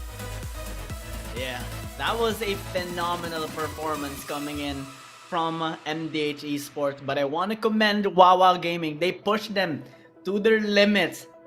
Even in this game, there were moments, slight instances that WAWA Gaming could have turned the game around, but MDH eSports being a little bit more disciplined here in this game, they found a way, and the confidence of Need My Help, and with the rest of the team as well. I want to commend Joga as well because of his phenomenal heavy spins towards the members of WAWA Gaming, denying them from escaping, and then Nart with the wall denying them from re-entering on their isolated teammates. MDH as a team has been improving quite a lot, but WAWA Gaming, as they get sent down to the lower bracket, I'm sure you're gonna be agreeing with me on this. We have high expectations onto WAWA Gaming, as it's gonna be the MVP on this incredible performance on the Melissa. 13, 5-8 on his scoreline in a very, very confident and aggressive playstyle. Yeah, right? He's kind of like 33. He can play lots of different types of heroes. Stealing, actually, this was a very wise draft from MDH. Stealing away a comfort pick, the Melissa, that has a very good win rate actually here in the Mekong Qualifier. So can I safely say that this is maybe perhaps one of the it has been emerging in different regions as well, so I'm happy to see that this Melissa is shining right now, because for the longest time it has been the Beatrix GG. I mean, I'm sure you've seen that the Beatrix that has been constantly spammed, but here you have it, the brackets that we will be having. WAWA Gaming gonna fall towards that lower bracket, and MDH gonna book that very first ticket to the grand finals. And for tomorrow, we are going to be going to the lower bracket semifinals, NIIGHTMARE eSports and IDNS eSports in a best out of 3, followed by the winners of that match to face WAWA Gaming in the lower bracket finals. And eventually, we will be seeing MDH gonna be going up against either WAWA Gaming or that lower bracket semifinals winner. So see you guys till tomorrow in the same time, same place here in the M4 Mekong Qualifiers. A lot more redeem codes for you guys to enjoy. I actually want to enjoy it myself, so fortunately I'm here casting, bringing you guys the action in the game. So letting you guys enjoy it first right now. So be sure that if you weren't able to get the redeem code today, there are much more tomorrow. We have a lot of codes for you guys and a lot of good plays to be shown here in the Mekong Qualifiers for the M4 World Championship. And of course, we also are going to be showing you guys the highlights of that game. Please do enjoy that. We are your shoutcasters, Gion Gaming and Burger King.